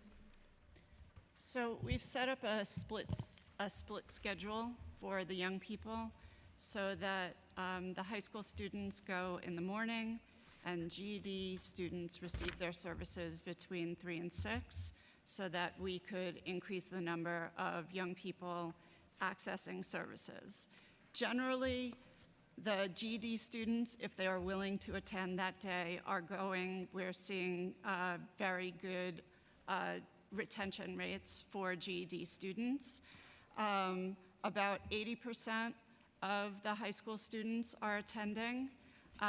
We have a number of supports that we have put into place to support these students. So we have tutoring that is provided by our partners providing workforce development. They also provide tutoring services. We have recently started an algebra tutoring service because it is an area that our young people historically have struggled with. Across the city. Across the city, correct. Across the city. So we are hoping that we see increased pass rates on the regions due to this intervention. The kids are very excited about it, and they have been attending. The attendance rates are very good for that tutoring. We also have working very, very closely with our Passages Academy partners from New York City Public Schools. They have increased literacy supports. They are running Saturday school now for young people to receive their related services, increased literacy services, and Regions Prep. That was going to be my next question. Our students with IEP, that was one of the population that was not getting none of their services when we had this hearing here. So I just wanted to hear our students with IEPs, how are they getting their related services, or their makeup times for our students with IEPs?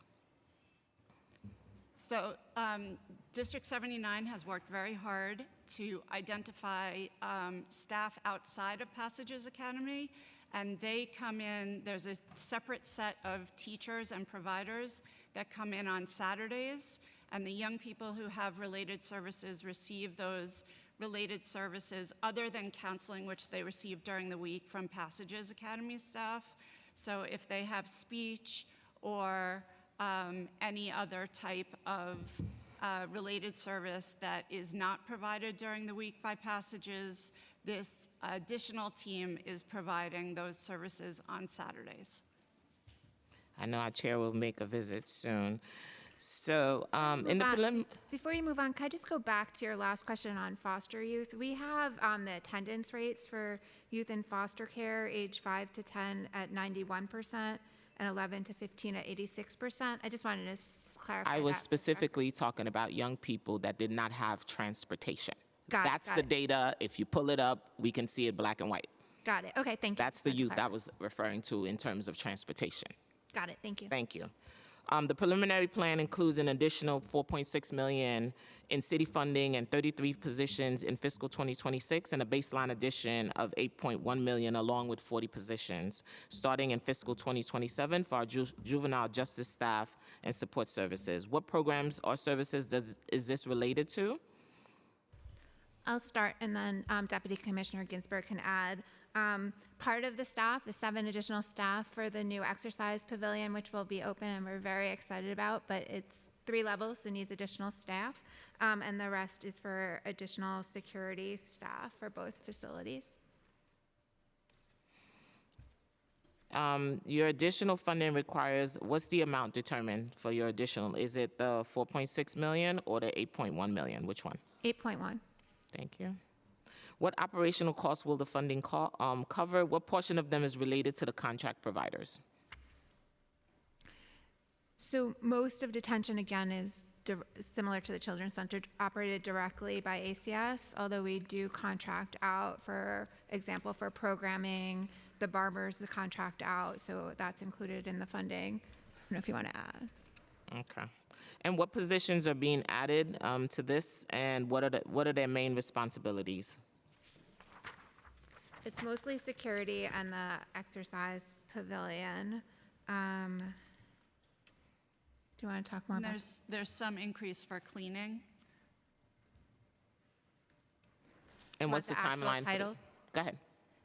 It's 16 special officers for one facility, 16 special officers and 1 sergeant special officer. And what's the timeline for hiring for these new positions? As soon as we can. What is it? We'll be working on that as soon as we can. And you'll let the committee know. Thank you. Thank you, Chair. Thank you, Councilmember Joseph. Councilmember Gutierrez. Thank you, Chair. I also just want to lend my support to Chair Joseph on her advocacy for the transportation of foster youth. She's a wonderful advocate, is constantly reminding the council to really uplift that. So I know you'll be hearing from some advocates today that also agree with that, and I just want to make sure that I support her and uplift that. I have some questions related to the vouchers, and I know you touched on it in your testimony, and so did Chair Stevens, but I just want to make sure that we didn't cover it. Were you able today, this morning, to share the amount of children that are currently on the wait list? Sure. It's approximately 17,000, but Deputy Commissioner Wilkemer is going to take your child care voucher questions. Excellent. Thank you. Okay, so around 17,000. How many child care vouchers has ACS administered to new clients on cash assistance since the reintroduction of work requirements? ACS doesn't administer cash assistance to families, or doesn't administer child care assistance to families on cash assistance. HRV does that, so they would have those numbers. So you don't have those numbers? No. Okay. I have the current number of children enrolled that are on cash and using child care assistance, but I don't have the new numbers. difference Okay. based on the work requirements. As of the end of January, there were about 29,000 children enrolled in cash assistance or in child care assistance that are on cash. Okay, vouchers with cash, okay. And are you able to, those are the numbers from January, you said?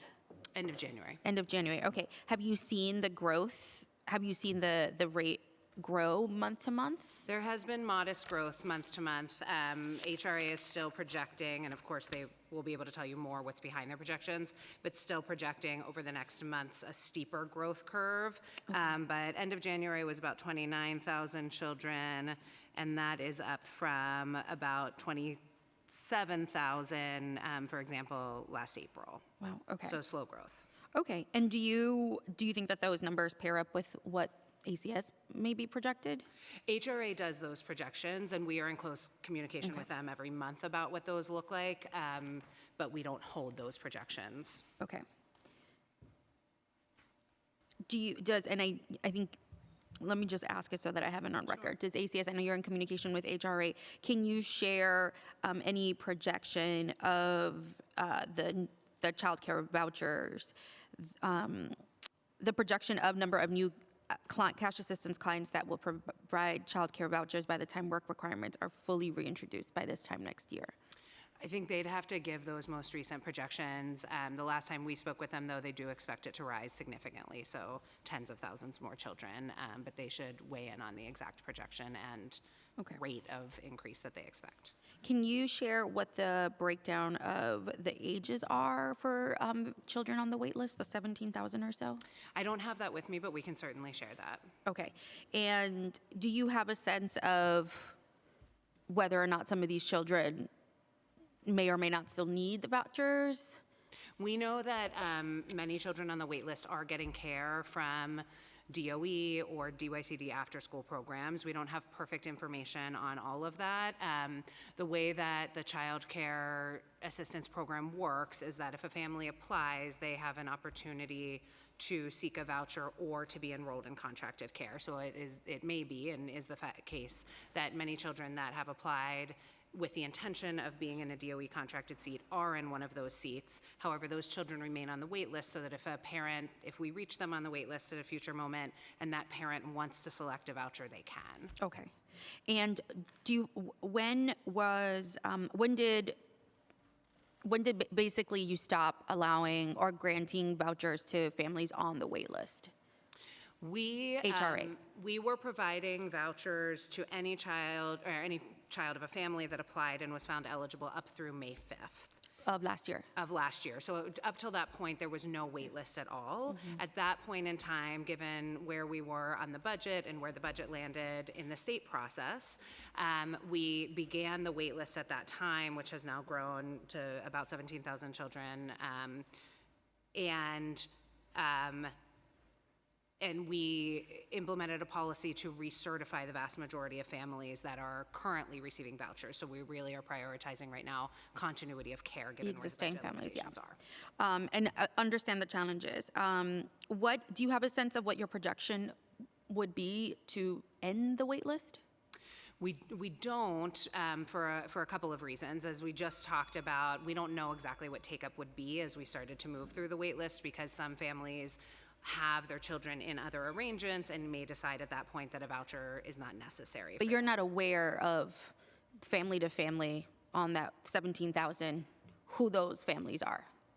We know some that are enrolled in DOE care, but we don't know the universe or totality of arrangements that families have made. But are you all working to kind of figure that out in communication with families? Like, what is the way to basically like update this waiting list so that you have a sense of families have a Well, right to they're going to work with us to get us a list of different scenarios that they promised that they're going to work with us to do different scenarios for one to have different ones, whether they're in the child care and things like that. So we will work on what projections of different take-up from the wait list would be. What I will say, though, is that families have a right to remain on the wait list, so we would never remove someone from the wait list just because they have other. No, I'm not implying that. I just want to make sure. I think there are families on that wait list that are like have not been communicated, are not even sure like kind of where they are on that wait list. So I want to understand the communication with families once they're made aware that they're on a wait list. I understand you guys are trying to figure out, it's possible they are not eligible for a ECE seat. I just want to understand how that communication is with a family who is on the wait list. Like how often is it? How are you emailing, calling, texting? We're emailing. We have been emailing and mailing about opportunities to enroll in 3K pre-K. We did that very recently with 3K pre-K enrollments in that cycle closing, and about DYCD openings for after school. And so we are doing that on a regular rhythm. Chair, I just have one more question. Thank you. At the Subcommittee for Early Childhood Committee meeting, I think earlier this month, we got from both the DOE's Early Childhood Division and the Office for Child Care that there is, consistent communication with ACS, with DOH, with DOB, where it's multiple times a week. Can you just share with me, I guess, how that communication is then being shared to families? Like, does ACS take a role in communicating these child care updates with families? How does that look like? Is it just a text? I want to make sure we're not missing folks. I know the administration did a ton of outreach, link kiosks, radio, social media, all that stuff. Just kind of what is the role that ACS plays in that? Yeah, I mean, we do push out communication to families. Some of our mechanisms are imperfect because we don't have phone numbers for everyone. We don't have emails for everyone. That is really up to whether or not parents have provided that through their application process. But to the extent that we do have that information, we are pushing out information. And if not, unfortunately, it's old school mailing, but we are trying to reach them in that way. The other thing I'll say is that we worked over the past year with funding from the Robin Hood Foundation with a few community-based organizations to be supporting families and connecting to care. And now that we are in a little bit of a different policy place, we are working with community-based organizations in the Bronx, and then potentially expanding to be working with families that are recertifying for care. And so in that way, we are testing ways to get much closer to families. So using credible CBOs that have relationship already with families to either help them recertify with ACS and make sure that they are not falling away, as you're mentioning, and if they no longer remain eligible for ACS care, to try and connect them somewhere else in the system. And then my last question on that, is there a role that ACS plays in engaging with families in shelters to assess their eligibility? I know that the administration at my hearing had said there's a lot of, they took responsibility. There's a lot more work to be done there. So just curious, is ACS involved in that, targeted outreach to families? When we were able, when we didn't have a wait list, we were working with DHS to train staff on childcare eligibility. Now that families would be applying to get on the wait list, we are less proactively asking families to apply for care because we don't want them to apply for a voucher and then be waiting. So we have stepped back from that role a little bit and are more focused on making sure that families receiving care are recertifying. But there are scenarios where there's families in shelters that may qualify and not need to be on cash assistance, correct? No. Okay, they're all in need of the cash Yes. assistance. So Okay. a family that is currently receiving a voucher, recertifies as unhoused, would absolutely remain eligible in receiving their voucher, but a family applying new would not be able to. They would be on the wait list. Okay, great. Thank you so much. And this is great. Send it over digitally so we can promote. Thank you guys. Thank We you, will Chair. do that. Thank you. They just got released in the last week or so. I mean, this is a cute baby. You guys, you guys did it. Our marketing team will be very proud. Councilmember Felder? Yeah, good morning. And thank you for listening to the questions. You've been thanking us and telling us that it was a good question. So far, all of the questions we've asked have been good questions. This is going to be a big test then for your question.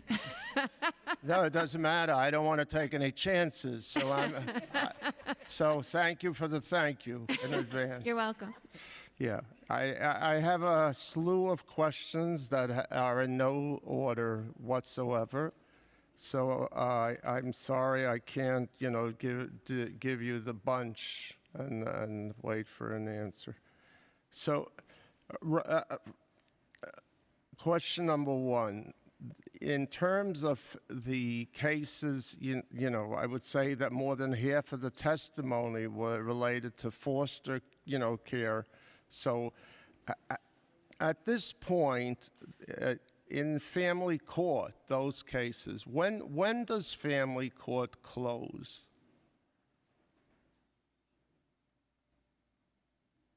I believe it's 5 p.m. Yeah, I believe so 5 p.m. also. I believe so also.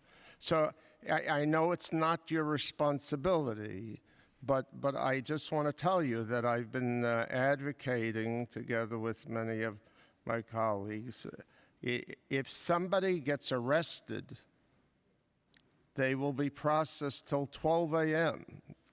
Yeah, I'm just, that I know. That On the I'm- juvenile side too, right? Yeah. No. For juveniles too, yeah. Right. The point that I'm trying to make is that if in criminal court, they're open till midnight. And in family court, you have and again, this is not a case, this is an easy one, It's not your responsibility. I'm just suggesting that since you advocate for so many other things you've talked about, so I would ask you to advocate for one more thing, which is that families that come into to family court after 5 o'clock, that's the end of it. And anyone here knows that if you want to, for example, when I'm in the mood to do work, you get the most work done, on a Sunday morning when there's no calls coming in, or after 5, when there's nothing going on. So not only is it not open after 5, and we've done research. And there are many employees, whether it's judges, whether it's other employees that are necessary, that would be very interested in the flex time. It would allow many of them to have another job easily instead of having to, take a job at night, an extra job. They would be working. So I'm just asking you to advocate for that, because it seems unconscionable that a family, that's waiting around, has to wait around another day to get help. I'm not looking for an answer. I was going to say we could take that back. We can take back that suggestion. We operate 24/7, and I know that there are a lot of challenges in the late shift and operating our child protection, the children's center detention, but we can take that back and look at it. Yeah, I thought you would just say that's a good question, and we will advocate for that. But this is the story of my life. I was never a good student, so it doesn't matter to me. I know it's a good thing, but take it back, and please, whoever it is, if it's not your responsibility, I'd appreciate knowing who it is so that I can drive them nuts. Okay, second thing I wanted to ask you about is you mentioned the vocational program, and again, this is an easy one. I'm just mentioning, again, to perhaps advocate to your peers in, education. The New York City public school system used to have a significant vocational program option. They still give, tests, and, they, okay, yeah. They still, Go ahead. should I shut up? No, you can go. You're doing very good. Go ahead. Yeah? Yes, very well. Yeah. So you have to give me extra time for the jokes. I got you. Okay. I got you. Yeah, that doesn't count. The point being is that the city's public school system has very, very few options, and they can give the same students the tests over and over and over. They're just never going to do well. I know personally from experience a student named Simcha Felder that was in the principal's office when I was lucky and not thrown out all the time. And if I had had that opportunity, I would have done extraordinarily well. Even though my wife says that I don't know what I'm doing, but I know that, it's just obvious. It's very obvious. No answer necessary. It's a good point, and you'll take it back to whoever it is, and let me know who it is. That's all. I will say, I feel like you've done very well for yourself as both a council member and a former senator. I don't know about that. All it means is that I really, fooled a lot of people. That's all. Yeah. So that's question number 2. Question number 3 is, or point number 3, this does have to do with something you mentioned about Rikers and the numbers. So I just would tell you is that my background for the first 10 years is that I'm a CPA, even though I never liked doing it. But that's something I was able to do. The numbers, you can fix numbers any way you want. Or at least I can fix numbers any way you want me to, right? The numbers are really the reduction that you talk about. I'm certainly not suggesting that anyone is intentionally trying to fix the numbers. All I would say to you is that whether it's fortunate or unfortunate, when I speak to the precincts that are within my, my district, and I talk about different issues, a lot of the arrests or other things that normally for years would wind up in Rikers are just not happening for quite some time. So I'm not suggesting that it's not so. All I'm suggesting is that unfortunately or unfortunately, there are many, kids out that are really doing things that maybe that would wind them up in Rikers, and it's just not, the arrests aren't being made. You don't have to comment on that because there's no way you can. And then, Well, I'll comment. I'll just say that if that's the case, then that's a failure on our part for not having preventative services and preventing them from being arrested. So I'll comment. oh, okay. So if you can take that back to whoever you have to, I think We that's also okay. support preventive services. for Yeah, the no, community. I mean, that's what they said. I mean, that's what the cops are saying, in the precincts. I'm not suggesting that, I'm not suggesting that the numbers are entirely false. All I'm saying is that, unfortunately or fortunately, that's part of it. And then, the finally, I just wanted to say is that when you talked originally, you talked about the making sure, one of the first things about the safety, with window guards, all of those things, and educating them, whatever else. It's a wonderful thing to educate people, but I would say on the whole, and again from personal experience, I'm talking about Simcha Felder, you can educate me all day long. I probably will not do what you want me to do unless I have to. So, and today, it seems to me that almost everybody has a smartphone or access to one. And I don't think it would be a difficult thing, in the recertification for someone to have to, are there windows in your apartment?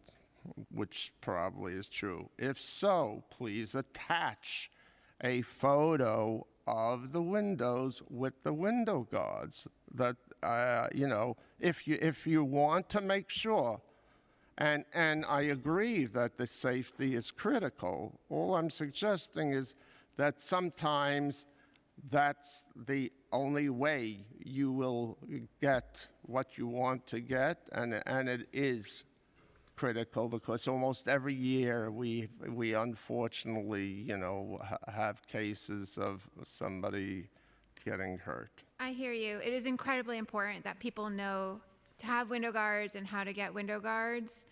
At the same time, we've had a lot of feedback about the child care application already being challenging. I don't think combining the two is necessarily the way to ensure people are able to to apply for childcare timely and that they have window guards.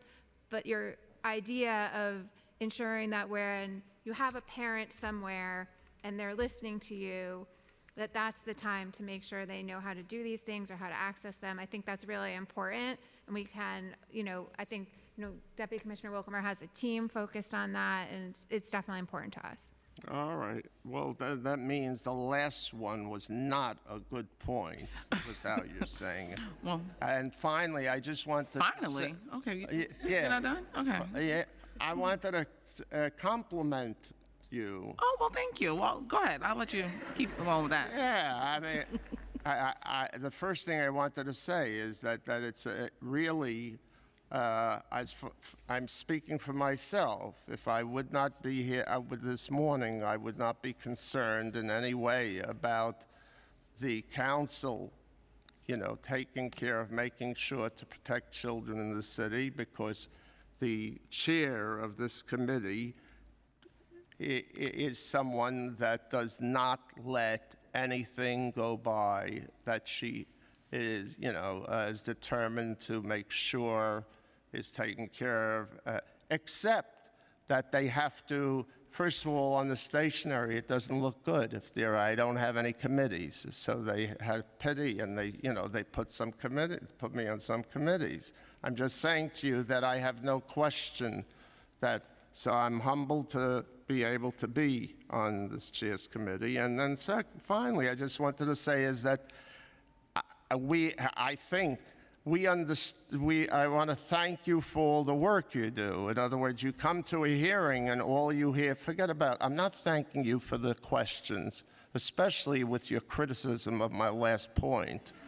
But all I wanted to say clearly is that I think that you understand that we appreciate even those people that are going to come and testify later vociferously upset and angered by something that you're doing wrong. And you might, by the way, be doing something wrong. You might.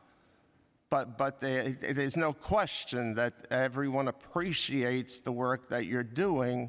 And, but that's the nature of what you hear. And even as a council member and elected official, it's very rare that somebody calls or writes and says, thank you very much, you did a great job. The only thing that I usually get is, I gave you this case in November and you still didn't do anything with it.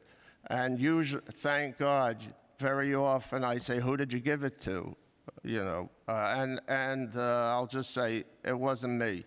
That's all, Well, thank you. And be sure to tune in for Councilmember Felder's second set at 12 o'clock. But he's a great addition to the committee, so thank you for being here. I would like to take a moment to shout out Millennium High School, who is here with us, here looking at government in action. I'm happy you got to hear some of the jokes from Councilmember Felder. I love that we're clapping the kids. I'm not supposed to clap in here, but I'm here for it. I know I don't like any of the rules. I'd be like, clap it up. All right, so I have just a couple more questions before we will be wrapping up, because we have DYCD coming in at 12. So the question is around the indirect costs. The preliminary plan included $10.4 million in city funding, which baseline beginning in fiscal 2026 for the indirect cost rate for human service contracts. Why was additional funding required? How was this amount determined? And does ACS anticipate additional funding to be added to the out years? Thank you for the question, Chair. So we added $10.4 million, and this was actually to replace some one-time American Rescue Plan Act funding, ARPA, that had ran out as of FY25. And so this funding supports indirect cost rates for human service contracts above the 10% de minimis rate. Okay. The preliminary plan included a reduction of $1.5 million in city funding in fiscal 2026, a $2.4 million baseline reduction beginning in 2027 for COLA payments for ACS contracted providers. Sure, I'll take that as well. So this represents a reduction of 2.4 million baseline, 1.6 in FY26. This was just a technical adjustment. We were overfunded with CTL, so it's a reduction of our CTL COLA, and this funding is being shifted to DYCD to cover part of their COLA CTL shortfall. Okay. My questions are out of whack now. I had a question regarding the raise the age and around the hardship. Do you guys have an understanding or working definition of what the hardship requires for the city to be in order to apply for it? And do you have an understanding on why we haven't applied for it in the past? We don't know what would technically constitute hardship. I know there have been concerns raised in the past about how it would impact the city's budget rating to say we're in financial hardship. I don't know if that's still the case. Okay.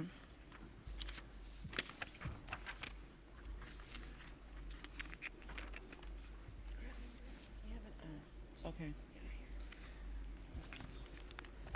We did ask that, so that's where I was at, so I couldn't remember.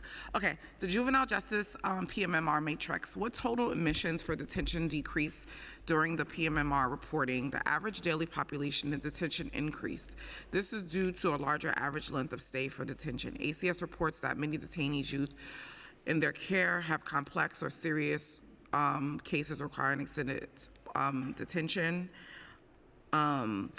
How is ACS meeting the need of the population for the complex cases and longer stays in detention? And what challenges and have the complexities of these of these youth cases persist for the agency? Deputy Commissioner Ginsburg can share more.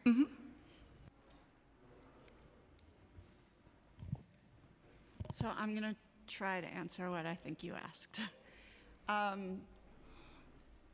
Because of the increase in gun violence in the communities, many of our young people are in our custody related to offenses that are related to gun violence. We are in conversation with each youth part judge. We are also in conversation with the leadership of OCA. And OCA has dedicated increased resources to support the youth part judges.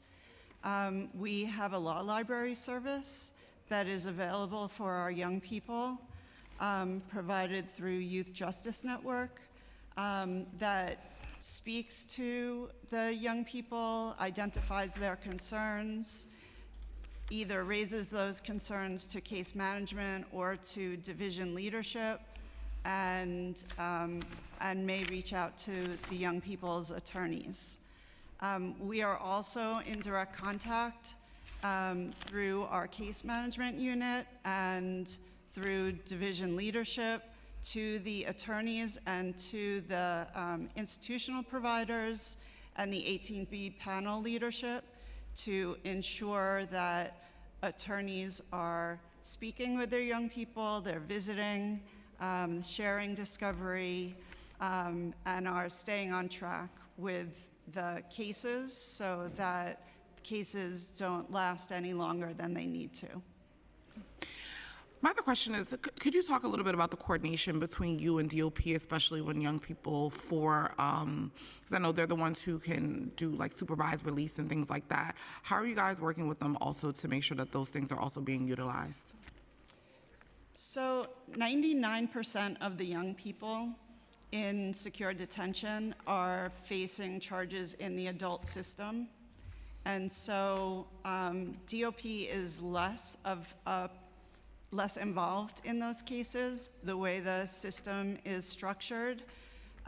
We are coordinating with the New York City Sheriff because they administer the electronic monitoring program, and many of our young people have been released on electronic monitoring and are also attached to community-based ATD or ATI programs that are ordered by the youth part judges.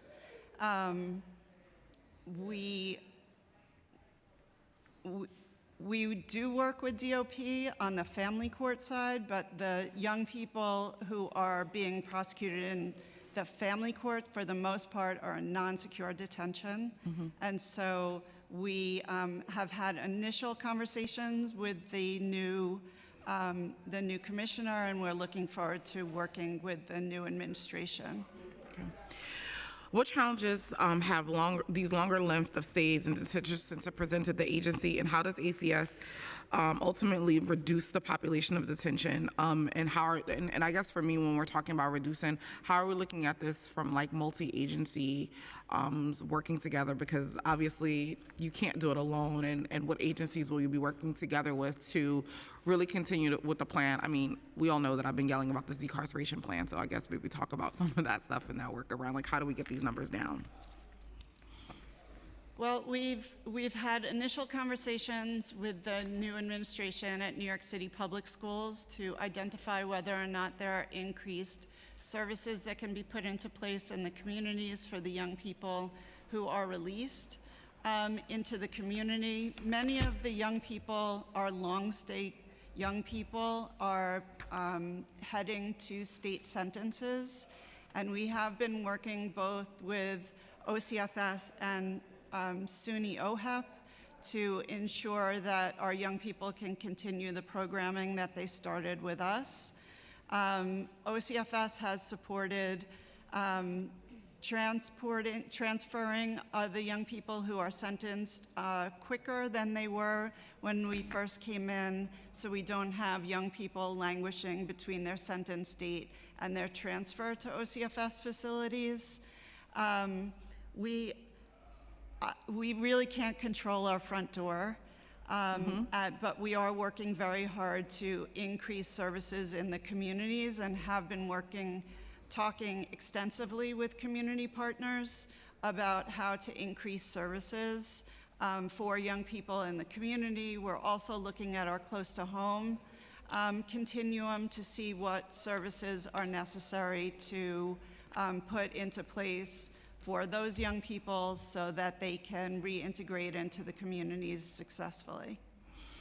You know, definitely, and by any means, this isn't just on ECS. I think that's why I said a multi-agency thing where we need to be talking about how are we all working together to get them down, and that's from DYCD to DOE to DOP. We all need to be working together to like really think about how do we not get them to get there, right? And so you guys are only in charge of housing them once they've done some things, and so, you know, by all means, this is everyone's all hands on deck.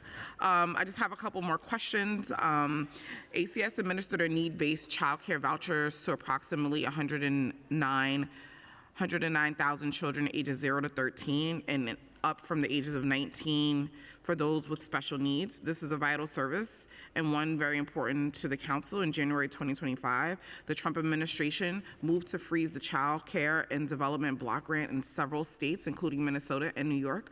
New York Attorney General Letitia James substantially secured a temporary restraining order blocking the implementation of the funding freeze. Given that ACS heavily relies on the federal child care and development block grant to provide its child care vouchers, what steps is the agency taking to respond to those federal threats, and how does ACS be, how would ACS be affected, and should the federal government freeze on the child care development block grants for New York to take hold? Well, first, I'll just say this gives us an opportunity to publicly thank the Attorney General, Tish James, which we have not had the chance to do. But on this and many other issues, she's been an incredible partner and ally. And so thank you, Tish, wherever you are today, for doing this for us. But you are correct, that did happen. At this time, there's no impact, thanks to the Attorney General and the court. But are we taking any steps to think about how we plan if something like that did happen? Have you guys, I mean, obviously, because it didn't happen, we were scathed, but it can happen again at any moment. Right, it happened to 5 Democratic states that appear to have been targeted by the administration, by the federal administration. It's a substantial amount of federal funding. You know, I don't know what it would be a real problem. Can you talk about what that problem would be a little bit? A lot of money. Yeah, I mean, I don't think we can say exactly. As you know, we don't receive federal funding directly. It goes to the state. So yeah. the state is leading the lawsuit in conjunction with the other states impacted. So we don't have an exact answer. To About approximately how much of your budget would it be that would be devastated by this? It depends a bit on the year how much of the funding we receive is federal versus state. But Margaret, I don't know if you, is that the limits of our knowledge? Sure. I mean, this year we're projected to need 1.39 billion in our budget from the feds for our childcare budget. So it would Though I want to, just to be clear, some of that is state funding. So the amount that is federal, we are a bit blind to, given that the state combines them and flows them through to us. The City Council newly formed subcommittee on early childhood education held an oversight hearing on the path of universal child care. At the hearing, the Mayor's Office of Child Care testified on their goals and the vision related to universal child care as one of their coordinated agencies, including ACS. What does ACS see as part it plays in the path to universal child care? Well, I think first and foremost, as you know and mentioned earlier, the child care voucher system that we run is really critical to a lot of low-income families, and so this administration has been committed to that continuity of care that we talked about. In addition, we are in very close contact with our sister agencies and with the Mayor's Office of Child Care to talk about what the universal rollout looks like and how we can be thinking about one consolidated system that works for families, and I think we've got a long way to go to make sure that families are not on their own trying to navigate the different pieces, but that we are really working in conjunction. Yeah, I think that has been my biggest frustration around this talk around universal childcare, and we haven't done a real assessment of where we are and then how do we get there to have a unified system. And so it's been really frustrating for me to just kind of not hear that coordination. Like, it seems like it's an afterthought where it's like that's where we should have started and put us in a better place. So I'm happy to hear that that is a plan that is down the line, but it's no way that we should ever be starting from just making an announcement and not doing a full assessment to unify systems and make it flow a lot better. What has ACS been in? Has ACS been in coordination with the Mayor's Office of Child Care, and how often do you guys meet? Has ACS been in coordination with the Department of Education? Yeah, we'll leave it there. Yes, we're in contact and coordination with both. We have regular and ongoing scheduled meetings. I meet with the Mayor's Office of Child Care bi-weekly, but in de facto I meet with them much more often than that because we are managing issues that are coming up around how all the funding streams work together, how the system will work together, to your point around planning.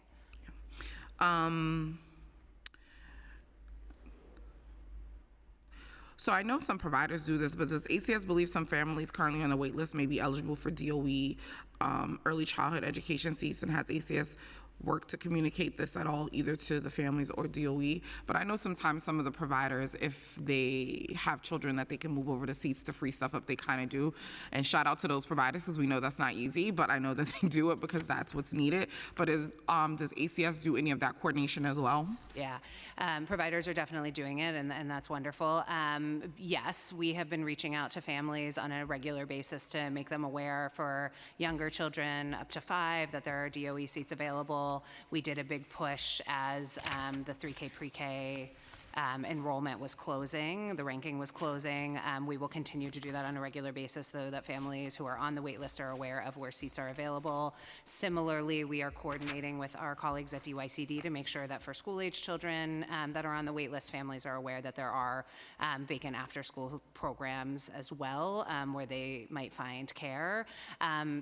Additionally, I will just reiterate that families that have applied for and received care through New York City Public Schools in many cases are on the wait list, because again, if that child gets older, not if the child gets older, when the child gets older and ages out, for example, of an extended day pre-K seat, they may then be seeking a voucher. So necessarily they are on our wait list, so we can make sure that when we reach them, they have the opportunity to have some choice there.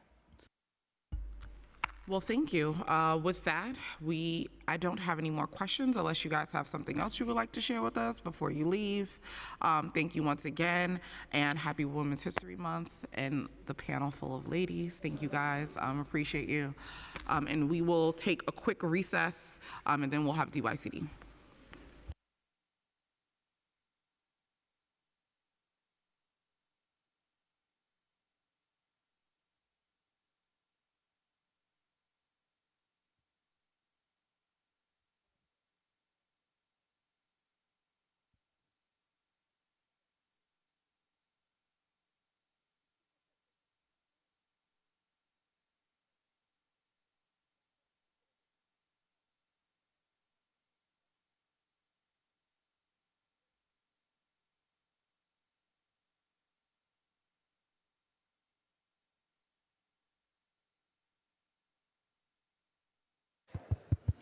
Folks, if we could take the conversation outside the chambers,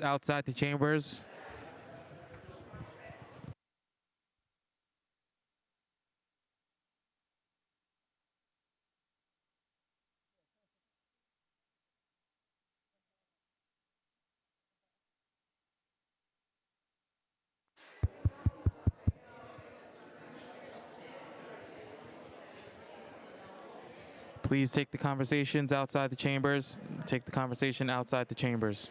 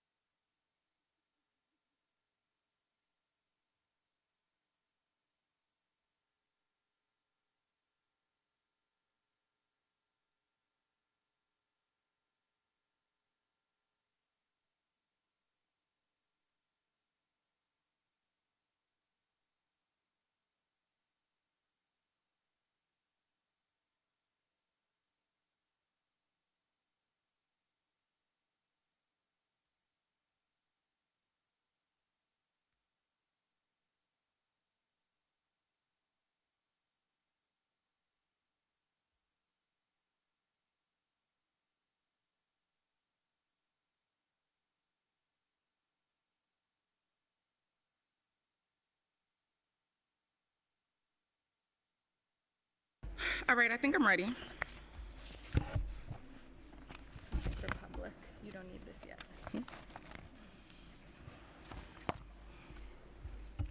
Do they have to do something? I can tell the sergeant. Yeah. I just go? I'm ready to go? No, they have to. No, they said I'm ready to go. All right, great. Okay. Good afternoon and welcome back to our second half of fiscal 2027 preliminary budget hearing with the Department of Youth and Community Development. I'm Councilmember Althea Stevens, Chair of Children and Youth. I want to first acknowledge the new ZYCD Commissioner, Sandra Escamino. All right, great. That's my new friend, guys. Who will be hearing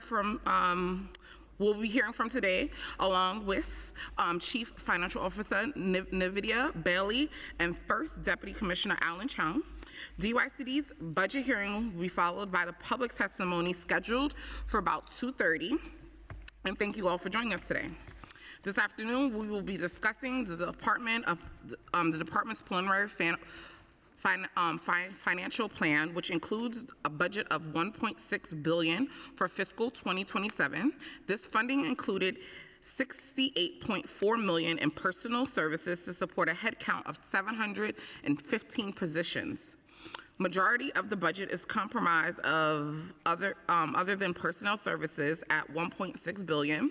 This fiscal 2027 preliminary budget is $119.4 million, greater than the fiscal 2026 adopted budget. The plan includes additional funding for the cost of living funding adjustment, human services COLA, $19.3 million in fiscal 2026, $30 million in fiscal 2027, and $30.6 million in the outer years, and federal funded grant of $1.5 million in fiscal 2026 for the Bryans to support the Violent Preventions Monitor Services at Rikers Island.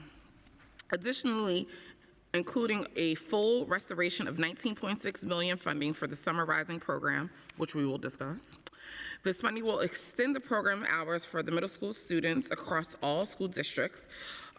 Words were spoken and voices were heard. The PEGS restorations were the one shot in fiscal 2026 preliminary plan, and it was painful to go through the process each year. The fiscal 2027 plan has provided baseline funding for Summer Rising. However, I do want to talk about the matrix used to determine the baseline funding for the Summer Rising program and look forward to discussing today. It is essential that Summer Rising program meets the needs of family and local communities that are dependent on the free summer program, and it's just essential to look more closely at the beacons and cornerstone centers to see how we can include and fund the Summer Rising services. Everybody knows I'm here to completely revamp Summer Rising because I think that they have a lot of challenges. Another area of concern to me is the homeless runaway youth program. Yes, the administration provided baseline funding of $6 million that was included in FY 2025 November plans. However, the current bed rate is averaging at $50,000 per bed, which providers are saying is not enough to provide adequate services to the community. They are asking for $70,000 per bed. Additionally, RHY is also operating with a slate of contracts and no rate increases. So I hope this administration will prioritize this in fiscal 2027 budget so we can meet the needs of the community. The council will continue to collaborate on programs for the youth and make funding a priority. The cities should prioritize investments in DYCD programs that provide leadership, social, and economic workforce development tools for young people. The youth of today are not the future, they are the current. They are the current entrepreneurs and change makers.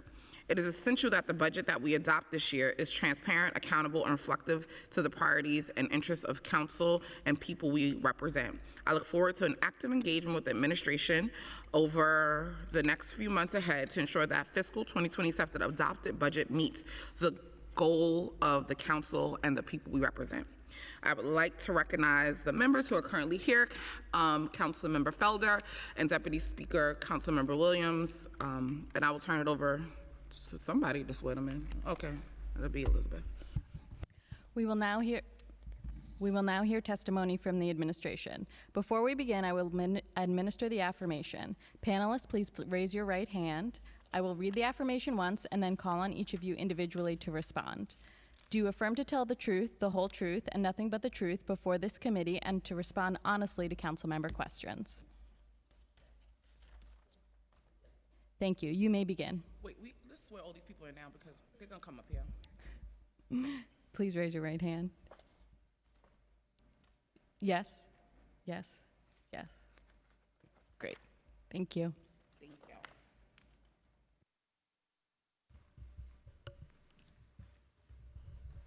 You may begin. Good afternoon, Chair Stevens and members of the Children and Youth Committee. I am Commissioner Sandra Escamilla Davies, and I am joined by Chief Financial Officer Navita Bailey, First Deputy Commissioner Alan Cheng, and other DYCD staff who will be ready to answer your questions. Thank you for the opportunity to discuss the department's fiscal year 2027 preliminary budget. I come to this role as a proud social worker with 25 years of experience in human service, most recently as Executive Vice President of Children's Aid. My work has focused on supporting youth from cradle through career and college by building cross-sector partnership with schools, community organizations, government, and philanthropy to ensure young people and their families have the resources they need to thrive. What I've learned throughout my career is that youth development and community development are deeply intertwined. The more we invest in young people and help build their skills, knowledge, and resilience, the more they contribute to their communities in innovative ways and emerge as leaders and, to your point, Chair Stevens, change makers. And when we build communities that offer resources, stability, and support, we create the conditions that allow young people to thrive. In that way, investment in youth and investment in communities reinforce one another and strengthen the city as a whole. Since assuming this role, I have had the privilege of meeting with staff across the agency, and I have been truly inspired by the dedication and expertise that defines DYCD. The agency has accomplished a great deal for youth, families, and communities across New York City. And as DYCD has grown significantly in number of contracts and programs we manage, our infrastructure has not always expanded at the same pace. Yet staff continue to deliver with commitment and ingenuity. As we respond to the evolving needs of the city, I am assessing how our infrastructure, staffing, and processes can best support our teams, our providers, and ultimately the young people and communities we serve, building on the strong foundation to reach even greater impact. So to support this work, my assessment focuses on 3 interconnected areas. First, our operational backbone, including fiscal management, procurement, contracting, legal, and payment systems, to better understand how resources move through the agency and how we can support providers better in delivering reliable services. Second, programmatic capacity, examining the structures, resources, and guidance within divisions to identify strengths and areas where additional support could strengthen program delivery. And the third, performance and evaluation, assessing how DYCD tracks outcomes and measures impact so that public investment achieve their intended results and inform continuous improvement.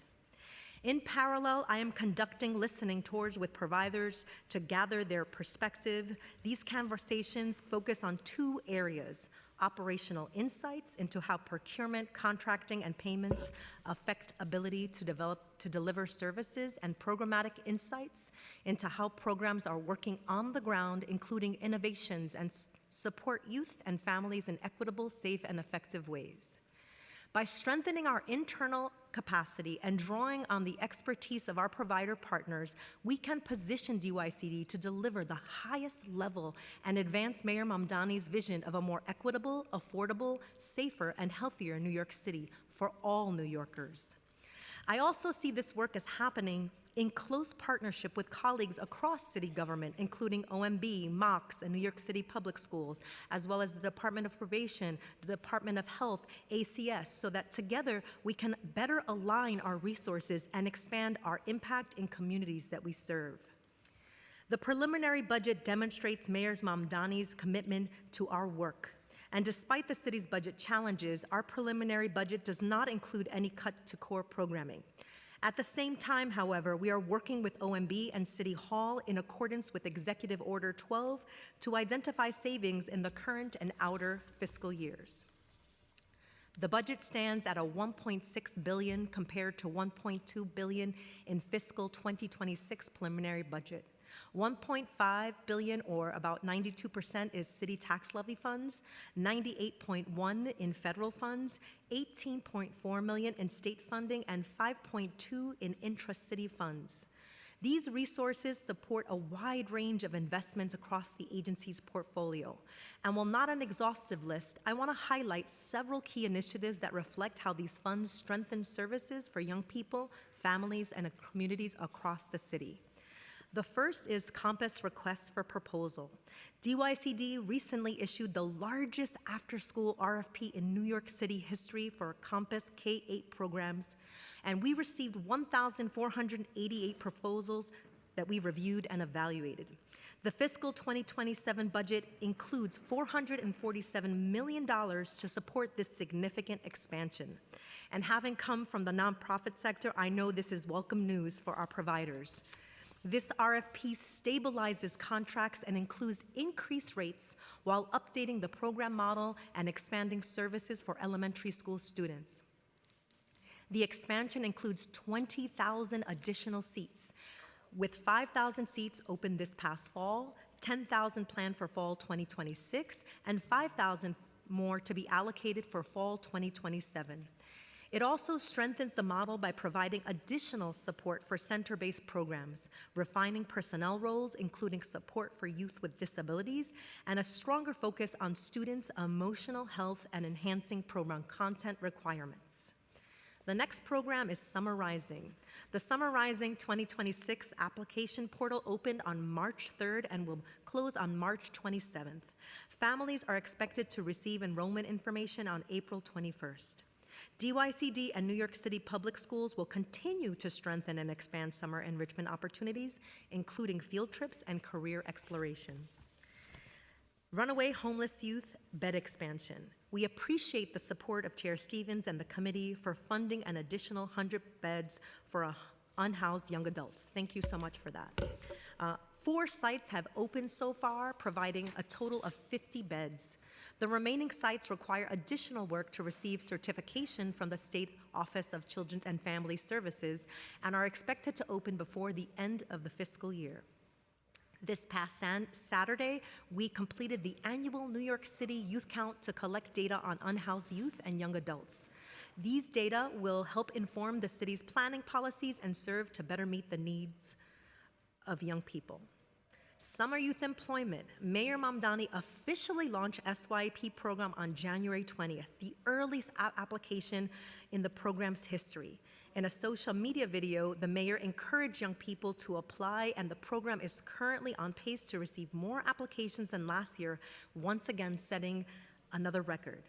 During the February school break, DYCD also hosted SYP Week 5-Day Week 5 Boroughs tour to promote the program and connect with young people across the city.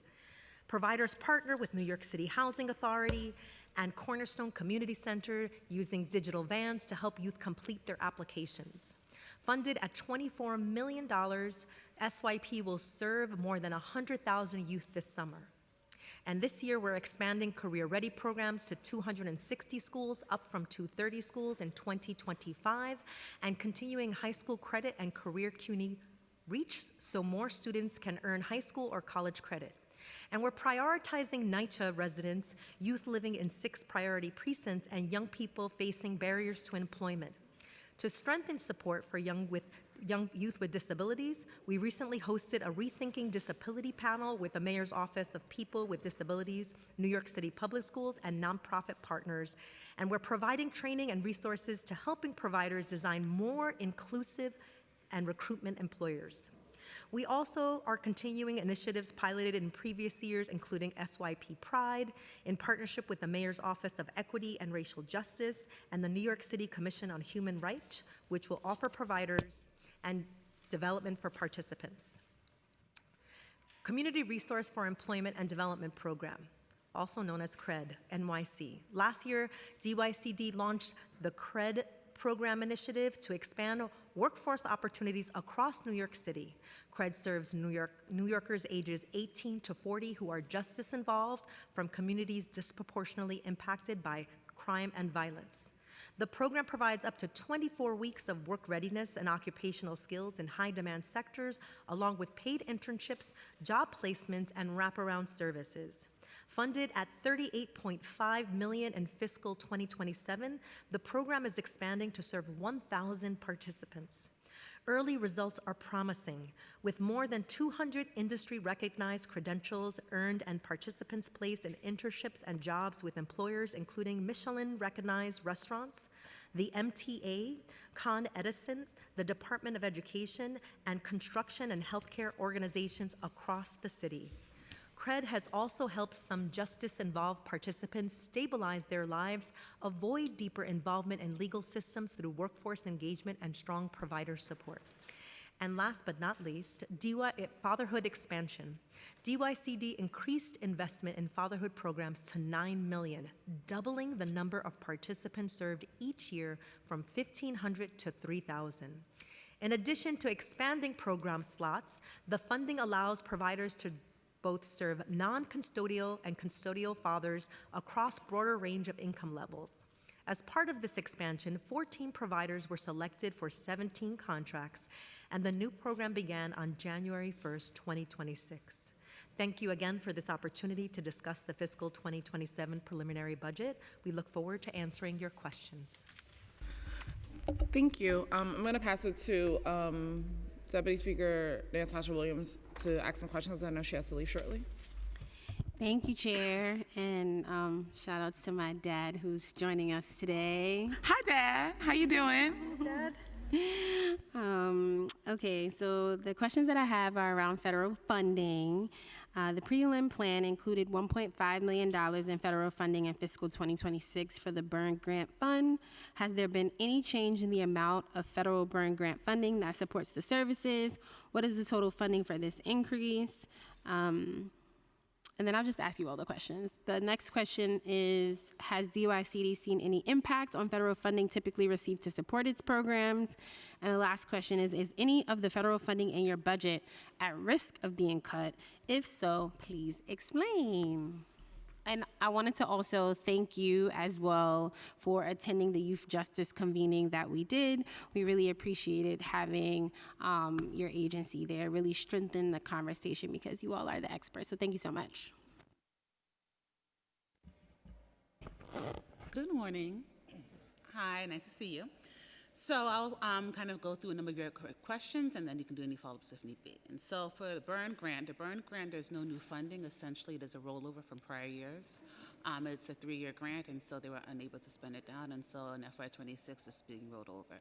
And the services there support services in Rikers Island. And so that is the Byrne Grant, and it's the last year of that grant. And then the second piece regarding federal grant, we are really grateful that the City of New York invests so much money in youth and communities, and so our budget as a result is over 90% tax levy. We have a small federal part in our budget. So for our federal budget, we haven't received any reductions or any notifications of any reductions. And so at this time, we don't anticipate any impact to our services. Thank you.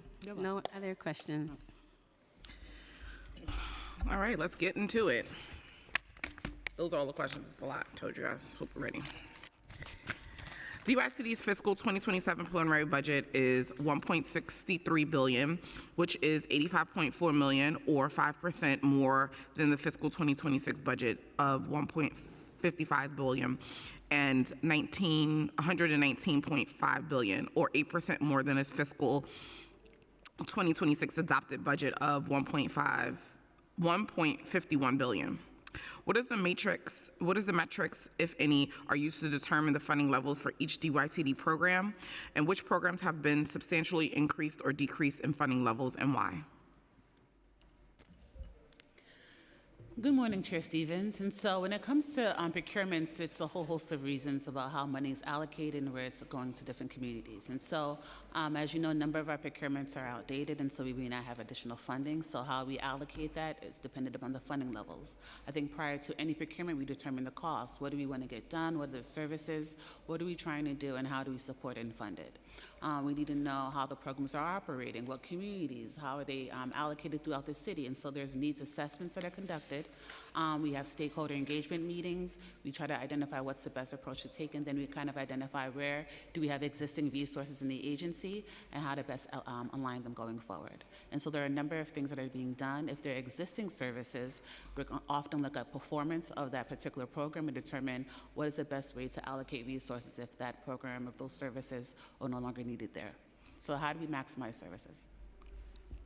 DYCD's preliminary budget includes a new need and other adjustment for cost of living increases, funding, COLA adjustments. Did DYCD submit any new needs that were not included in the preliminary plan? If so, what were those requests, and were they not being included and have any impact on the operations? Well, we are grateful that in the Jan plan, the mayor baselined the restoration of the Summer Rising Initiative. As you know, it was a year-to-year restoration. And so we are grateful for that. That was one of our key asks. I don't know if I'm grateful for it, but. Well, we can speak to, I think we are grateful for the continued investment in summer services. Yes, we're grateful for that. We are grateful for that the city continues to invest in summer services, and so we're grateful that it's baseline. We believe that will help operations just not for our staff, but provider staff and families, that they have a better understanding of what's coming every summer. And so that was one of our key asks for the new need, and so we got that, and we'll continue to have conversations with OMB as we identify areas. As you know, the commissioner just started. And so she is currently doing her assessment in the organization, and I think that post her assessment, we'll have other conversations about what are the additional needs in our organization. And at that point, we'll continue to have conversations with OMB. Absolutely. I am very grateful that we don't have to be on the steps yelling out that for every year, but I do think, especially with a new commissioner and a new administration, we have an opportunity to really reimagine what the summer could look like, and how do we take the feedback from parents and young people to make it more holistic of what they're requesting and not what we've done to kind of get us out of COVID, and like how do we reimagine for what's moving forward. And you know, my big push has always been to be more like camp and go back and having DYCD kind of lead these efforts. So my next question, will the COLA increase included in the preliminary plan have an impact on the existing budget? Are you referencing the COLA increase? You said COVID. Mm-hmm. I'm sorry. Yes, COLA. The COLA increase was essentially a technical adjustment. It is about essentially funding the agency for the COLA initiative that was rolled out a few years ago. And so the agency implemented those in those providers' budgets. And so it's just a technical adjustment. It's funding an initiative that the city already implemented.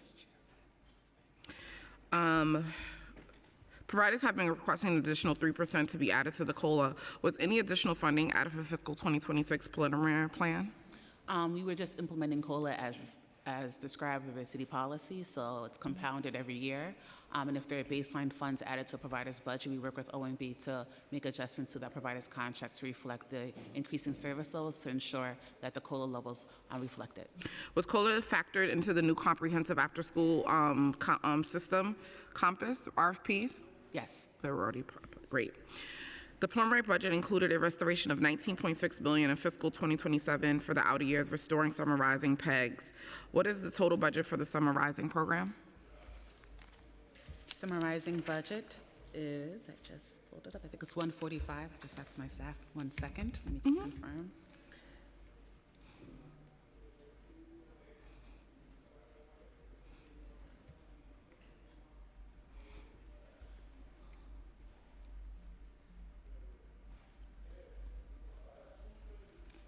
$149. Thank you. Does the baseline funding allow additional programming for middle school students beyond the extended hours and Friday services? Current funding is restoring baseline funding, so we restored back the Friday hours and extended hours. Yeah. I mean, that's really good to hear, but I think specifically for me, the middle school area is where I really want us to be thinking, especially because we're seeing such an increase in those numbers rising in the detention center.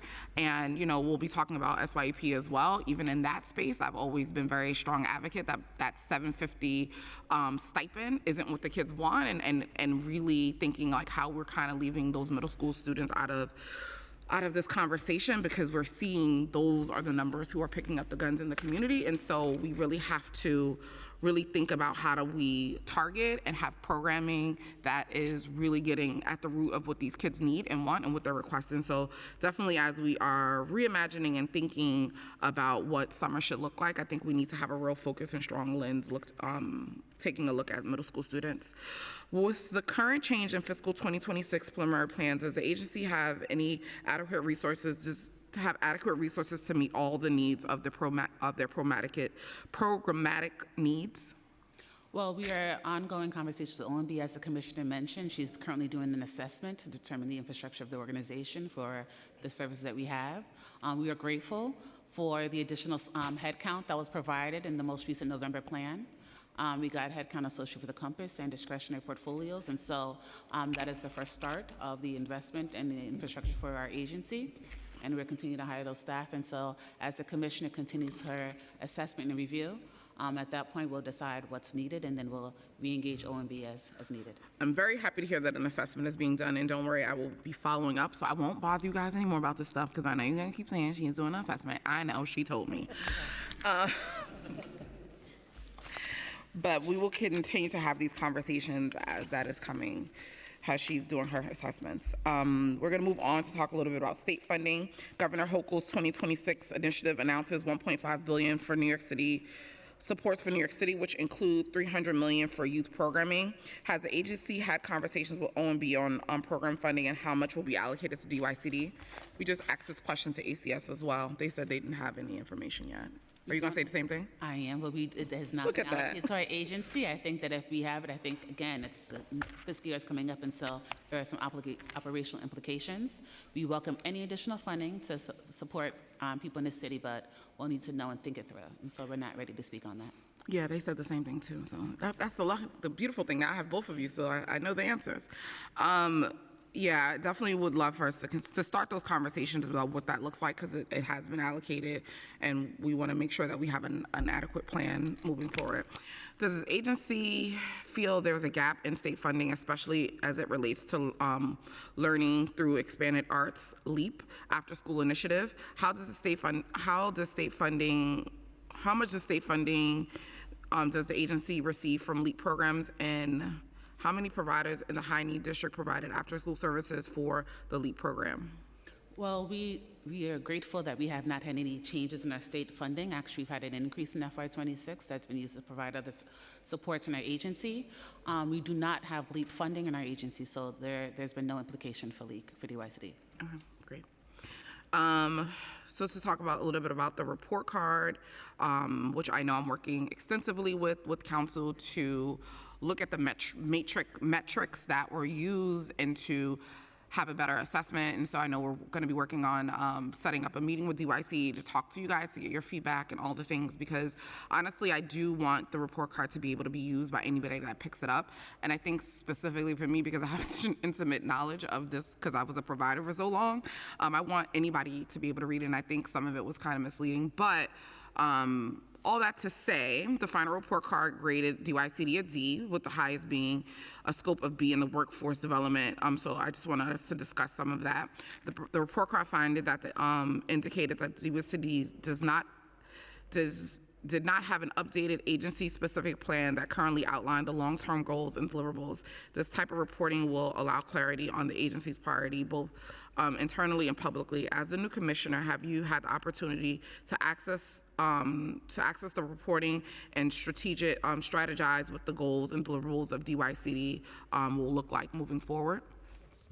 I have done an initial read of the report card, and I do think that it is necessary for, under my leadership, for us to have long-term goals and deliverables for which we could be accountable and transparent to.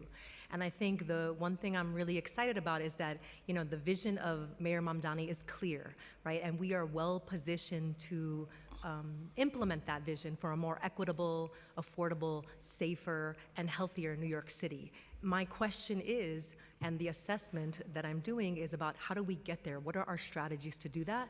So I need to have greater insights about whether we have the infrastructures and the right programs in order to be able to deliver on that. But also I would say that that transparency is not only going to retain staff and recruit staff, it's also going to foster greater confidence in our providers, and that's something that I'm seeking to do. Do you feel as though a fully transparent long-term goal of DYCD would help in attracting good talent, both internally and externally with providers? Yeah, absolutely. If people know where they're going and how to get there, they're going to be excited, because who wouldn't be excited to contribute to this great city, especially making a difference not only at the point of service, but in the ecosystem that supports children, youth, and families. And again, I think it's going to help with our retention of staff and also to foster a better relationship with our providers. Yeah, I mean, even one of the things that I really want to see and work with council, what we're going to be working on, to make it so, I say this all the time, that you guys are the providers and then also are doing the supports on the other end, and it gets kind of hard. And so I think that the report card could be a good way to have some more unanimous feedback from providers, and so really wanting to make sure that we're developing that space, because it is really hard for a provider to call and say, hey, I need help with this, and then you also are my funder. And I know it's like, no, we want to help, and we know you want to help, but it sometimes is hard. I can say that for myself. I remember being like, I don't want to call my program manager, tell them I'm struggling with this, or, I'm struggling and we had this incident. So how do we have some of that dialogue taken away? And so that's really some of my thought and vision around, like, how do we use this report card in a more meaningful way for providers to give feedback not only to you, but also how do we improve the work that we're doing? I love that insight, Chair Stevens, and as you were talking, I kept thinking about how important it is to differentiate those supports, because not every single provider is needing the same from us. And so my goal is to figure out whether it be a small provider or a larger provider, a medium-sized provider, it's the whole ecosystem that creates the type of impact that we want. And so us being able to adapt and be responsive to the range of providers we have is something that I'm looking forward to lean into.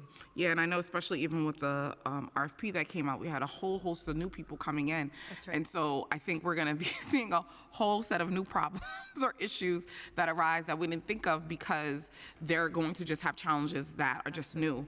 And so again, like, I think the report card is going to be a great place for us to develop, to kind of have those conversations with one another, and something that I'm working with the council to highlight and do. And we'll be working with you guys too, so don't worry, I'll be reaching out.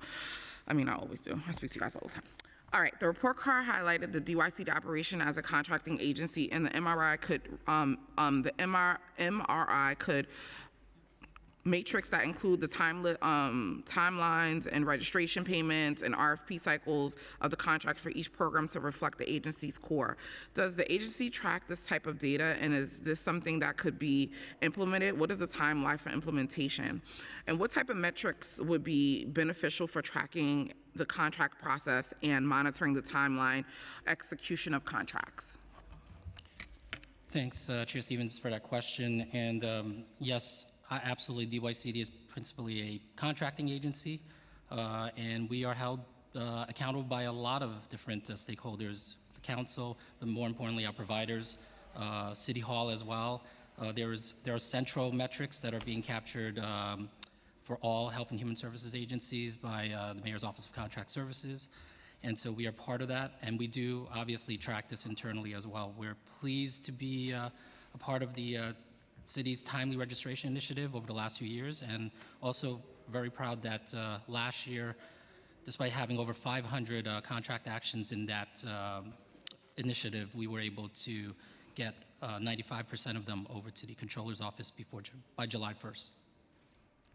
The data report finding indicates the agency struggled with keeping up with the demands for access and key programs and services such as after-school workforce pathways and homeless youth support due to system contents. Have there been recent system updates that could manage higher demands? How would DYC implement the changes to factor the system constraints? And how does DYCD manage communication and transparency to providers? And our DYCD digital platform managed internally or externally, and are they adequate staff to accommodate that demand? Thank you for that. Thank you for that question, Chair Stevens. I wanted to separate this idea of the access to the platform or the technical aspect to it and the high demand.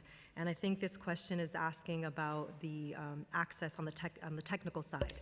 And so we have DYCD Connect as a central management system for all programs, and it's designed to be scalable and responsive. And so I'm going to be looking into whether we have made the right adaptations and so that it could be more user-friendly, and whether providers are finding that it is a portal to what they need to get.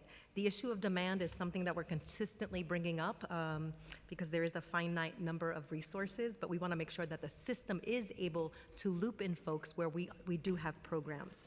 And in terms about our communication and transparency to providers, we are regularly engaged with our providers through program management, through technical assistance, through direct outreach.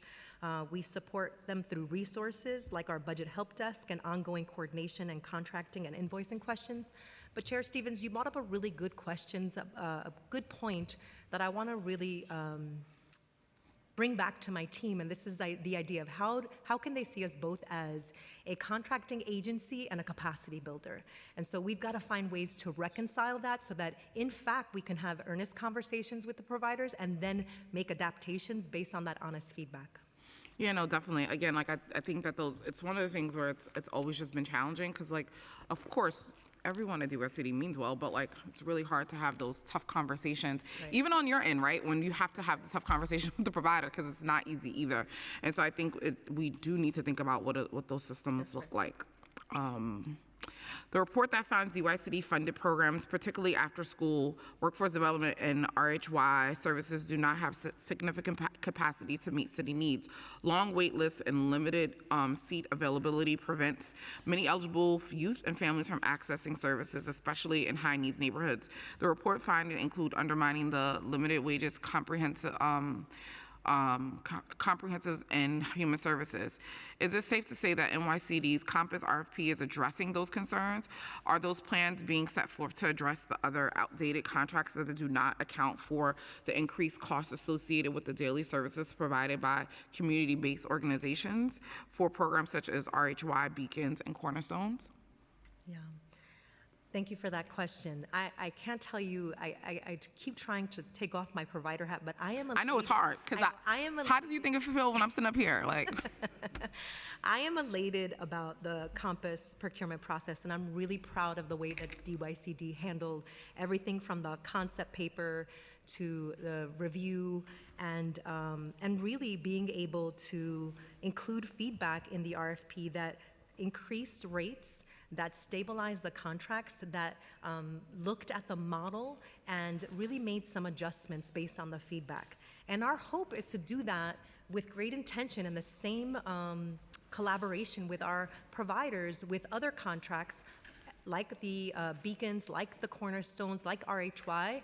And part of what I'm trying to do with my team is we're trying to prioritize how we do it and when we do it, but we're also doing that in partnership with OMB to make sure that there's resources for long-term sustainability.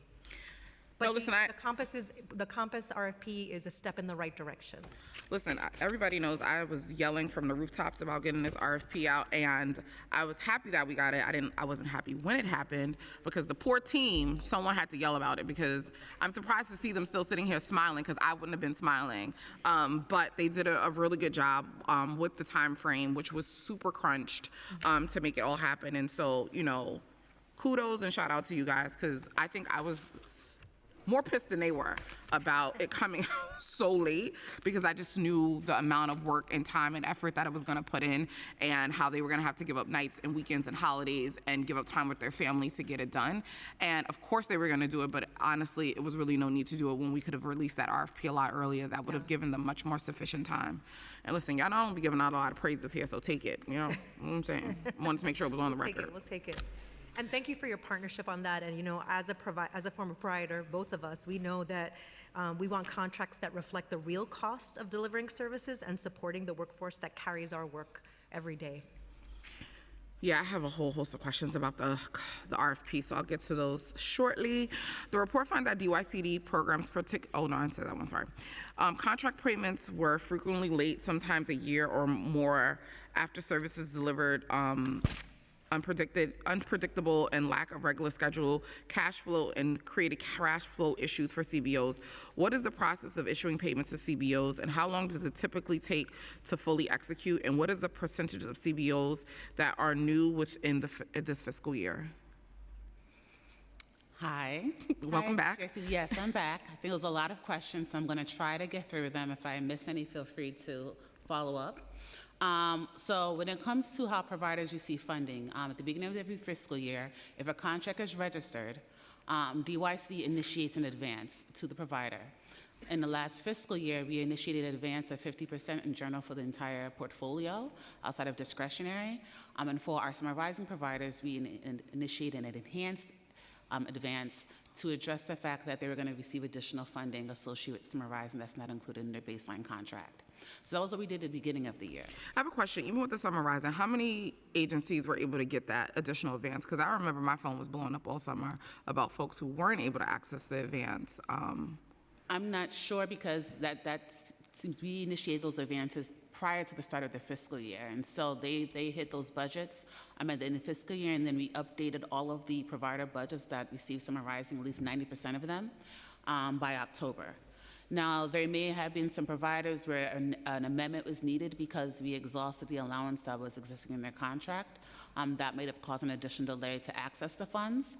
But due to the allowance clause that exists in the contracts, if there's additional funding associated with Summer Rising, we release those funding no later than October 1st of this last calendar year. Okay. I'm sure providers are going to come and tell me that they had a different story. That's fine, but at the end of the during the public testimony. So we definitely should cross-reference that, because I know that for a fact that I got calls myself, and I'm positive they're going to come in during the public testimony and say that they didn't. So we should definitely cross-reference that so we can not have that happen again this year. Of course. And then I want to just elaborate also that in order for a provider to get reimbursed, they would also have to submit a line item budget on their POCR. And so we saw that in this last calendar year, given that we gave out advances, typically, as you all know, that you would typically not get an advance unless you allocated your budget first and then get an advance to ensure that when you reimburse, we know where to allocate it. To aid with cash flow, we initiated that before. And so providers received that funding, but in turn, a significant portion of our portfolio did not submit POCRs that allocated their funding to their budgets. As a result, if you submit an invoice on those budgets, we can't reimburse it because there's not enough funding that's allocated on a line item. And so I think the education and learning around Passport has to be continuous so that providers fully understand what is needed to make sure that they can be reimbursed. We had over 400 budgets for FY25 not submitted. We have over 1,000 budgets for FY26 not submitted. However, we gave out advances. And so it's important that the sector, to ensure that they maintain cash flow, submit their POCRs timely to make sure that funding is allocated to the appropriate line item so that when they submit invoices timely as well, that we can reimburse them. But we are doing our part. Well, all I'm going to say is y'all need to send me the list so when they call me, I could check the list to see if they did it, so I'm not calling a out, because that was information I didn't even know. The next question.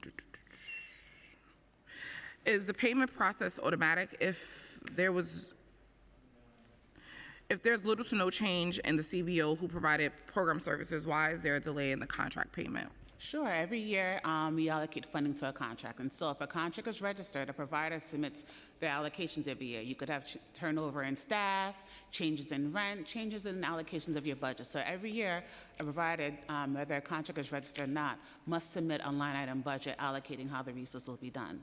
PostOut will submit post the invoice submission, we'll reimburse you. I think the challenge we had this year is that given the transition into Passport, we are having some challenges with budgets being allocated to the appropriate line item. That in itself will prevent the ability to have an invoice submitted and getting reimbursed. And so I think, again, the ongoing continuing education about the transition to a new system and how to ensure that funding gets reimbursed. How many organizations did not receive payment? Do you have a number? I don't know offhand, but what I can tell you is that if a contract was registered, we initiated in advance. And so what we try to do is to make sure that at least to start services, there are funds on hand so you could start. Again, if the contract is registered, we can only do it if a contract is registered. And so we try to initiate in advance to give the provider some time to then submit their POCR that is allocating the funds to the appropriate line items, get that approved, and once that's done, you can start getting reimbursed for your invoices. Are you concerned about Compass starting, because it starts, when does it start? In August, right? And all these new programs, and because I feel a little concerned. I think there's all hands on deck. Compass Initiative is the largest our agency has had, and so everyone is paying attention. We're looking ahead. We know that there will be some overlap with the existing portfolio. We are looking at that. We're looking at contract start times. We're looking at what's needed and what resources are needed to ensure that we're able to do this. And then we know that the city has additional resources available to make sure that if there are any immediate or emergency cash flow needs, we know what to do to step in to see what we can do to at least give that bridge. I also want to add that we are going to be working in close partnership with our providers because they are experts in this. Many of them have been doing this, so we're going to lean into what's needed now. And myself and my team have been watching this regularly on a weekly basis. We're meeting to look at all of the tasks that need to be completed in order to be able to make timely registrations. And we're working closely with MOX and OMB as well. I'm sure, but I'm still concerned. CBOs reported that they have minimum room to negotiate scope of work before signing contracts and few options to negotiate or adjust terms once the contract is activated. Can the agency please respond to the reports of that finding?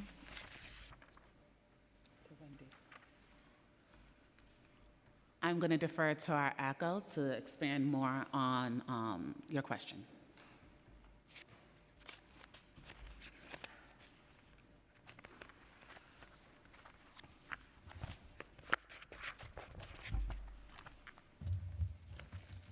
Did we swear you in already? No.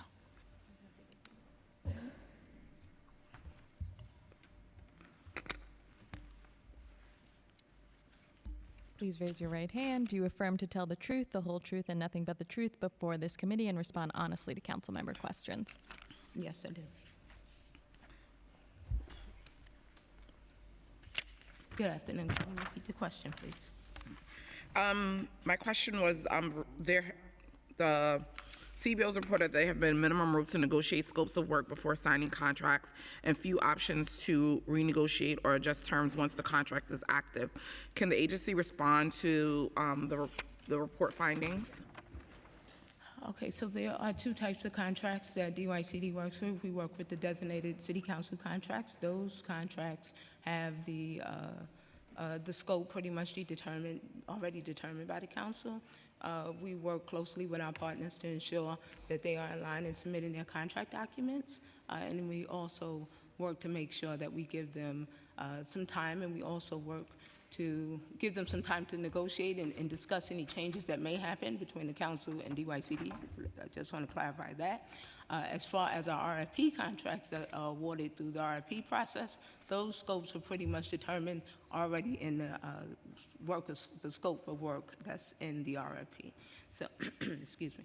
So that information. So after the contracts are awarded, we do have CBO orientations. We do meet with the providers. We do discuss the scope of the RFP as it was outlined, and then have some time to negotiate and discuss with them the overall plan for the individual agencies.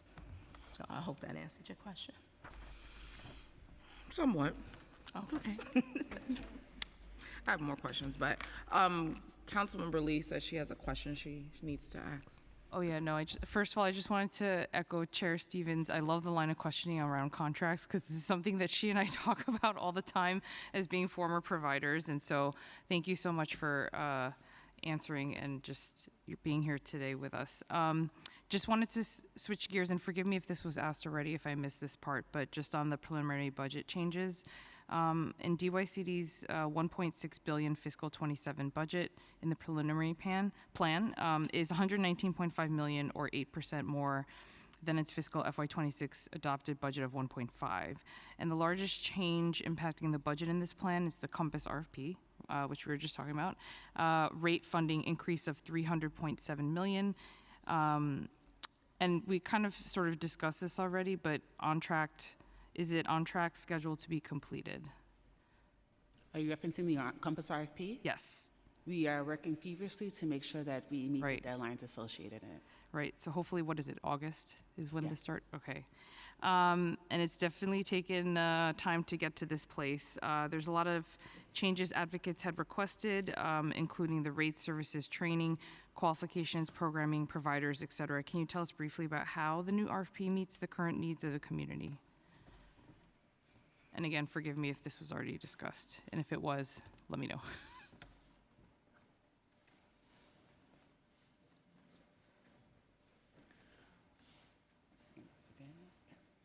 We're going to have our Associate Commissioner Daniel Gein come up and speak more to the Compass model.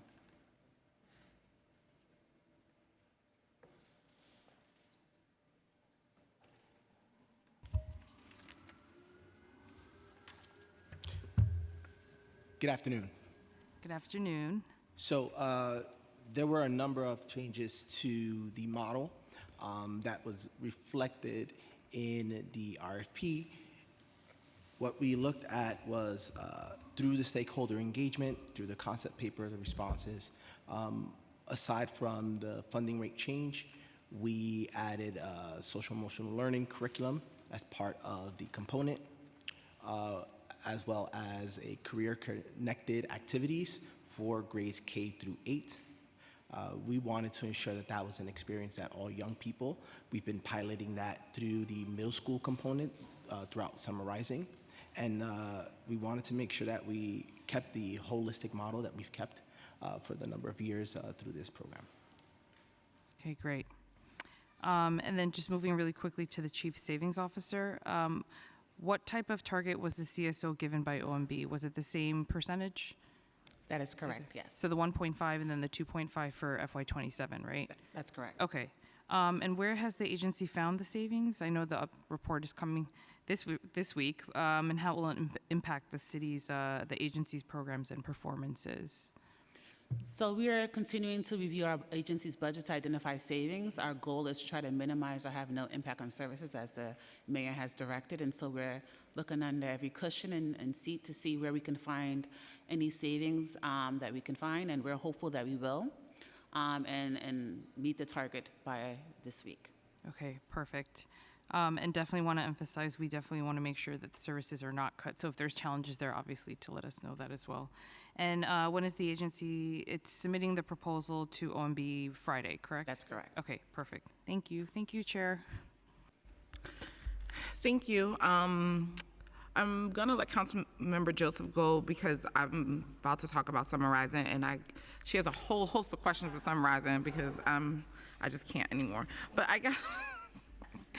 But I guess my question, just to kind of frame it, is to just thinking about how are we going to move forward, use the feedback from young people and families to kind of start reshaping what Summer Rising could be. I know we have a new commissioner and she's doing her own evaluations, but we'll love to just hear your thoughts on like how are you going to be moving forward to like reshape it, because I know like some of my bigger issues, and since you're new, I don't think you heard all of them before, so I'll just go over a few of just thinking about how are we, really taking the feedback from young people, especially middle school students who said that they did not want to sit in a classroom all day and they wanted to be there on Fridays, which was why when we cut Fridays, that was crazy for me. Thinking about when you only have the flexibility to go on trips on Friday, that really makes it crazy for the city because we have issues with buses. So all the kids that's in camp, 90,000 children, 100,000 kids can't be on the subway on a Friday. And so like, how do we really start to look at this program and reshape it so that it can be not only just fun, but inclusive of learning and showing all of the different components of not just sitting in a classroom from 8 to 12 to say that that's the only way young people could learn. And so I would love to just hear your thoughts about like what and how will we use this summer to kind of evaluate and move into a place that really honors the work of the youth educators who's doing this work and bringing their expertise and not just kind of having this theory that only teachers can teach young people. You got pressure button. Yeah, sorry. I'm going to start off, and then I'm going to pass it over to folks who are running the program and have a more specific answer. But I can tell you that There has been a range of feedback that we have gotten from people loving summarizing and for people who have not liked summarizing. But at the core, I think there is a continued commitment for us to make sure that young people are learning and developing throughout the school year. And then that could be done and achieved through a range of mediums, right? And I think I loved what you were saying earlier, Chair Stevens, that it met the moment for COVID and we have to adapt. And so some of the preliminary feedback we've gotten is exactly that what does learning look like outside of the classroom? And so you're going to hear from Daniel, who's going to speak a little bit about how we've included career exploration, how we've increased trips. I heard about those already. In order to be able to do that. But my charge right now is to stand up some models, right, in the next few months that we can implement and test out. Because the truth is also that the data is showing that young people who have 20 days or more in summer rising are gaining academically and in social and emotional. So we want to hold on to that. So we don't want to throw out the baby with the bathwater, but we do want to make adaptations based on what we're hearing about how learning should happen for young people, specifically in the summer. So my hope is to set up, again, some pilots and to test some things out so that next year we can have a kind of a variety of options for us to choose from. Absolutely. That are resourced and sustainable. I said that for Navita. Good afternoon, Chair. We've been part of this conversation for a number of years, and I think what's valuable here is that we've listened to your feedback, and year to year, we've strived to make continuous quality improvements through this process. Year one of summarizing is not year 5 of summarizing. It is adamantly clear. The demand is still there. Families still want services, and we want holistic services, and I'm including we as the parent as well. And we look forward to ongoing conversations on how we can make this model better. Because the reality is, a centralized support system that thinks about the whole child is vital to the summer. And we want to ensure that with all the learnings and all the things that we've gained experience on, from the CBOs onto the families and to the work that we do in collaboration with public schools, continues that. Absolutely. I mean, again, I've said this so many times. I think that there's a lot of things that we can pull from Summer Rising that went well. Like one of the things, like being able to serve students with disabilities. That's something that we've been able to really do, and now that we can do it, how do we multiply that? We want to see that. We want to see, I remember working before Summer Rising where every school had to be closed. Clearly that wasn't the case, where now we know that the schools can be open. So I think that there's a lot of things here that we've learned and we've obviously changed, but I think that we still have a lot of growing to do. But I'm gonna shut up and pass it over to Councilmember Joseph because I gave her a whole bunch of questions, and so there you go. And she has her own feedback because we've been tag teaming this for the last 4 years. Yeah, we have been tag teaming, and we have seen lots of improvements, right? From when I started as an educator in the classroom, the first year they kicked off Summer Rising, I had just won my primary. I was leaving teaching and going to become a council member, and I opened the first one with then Mayor de Blasio and then Chancellor Porter.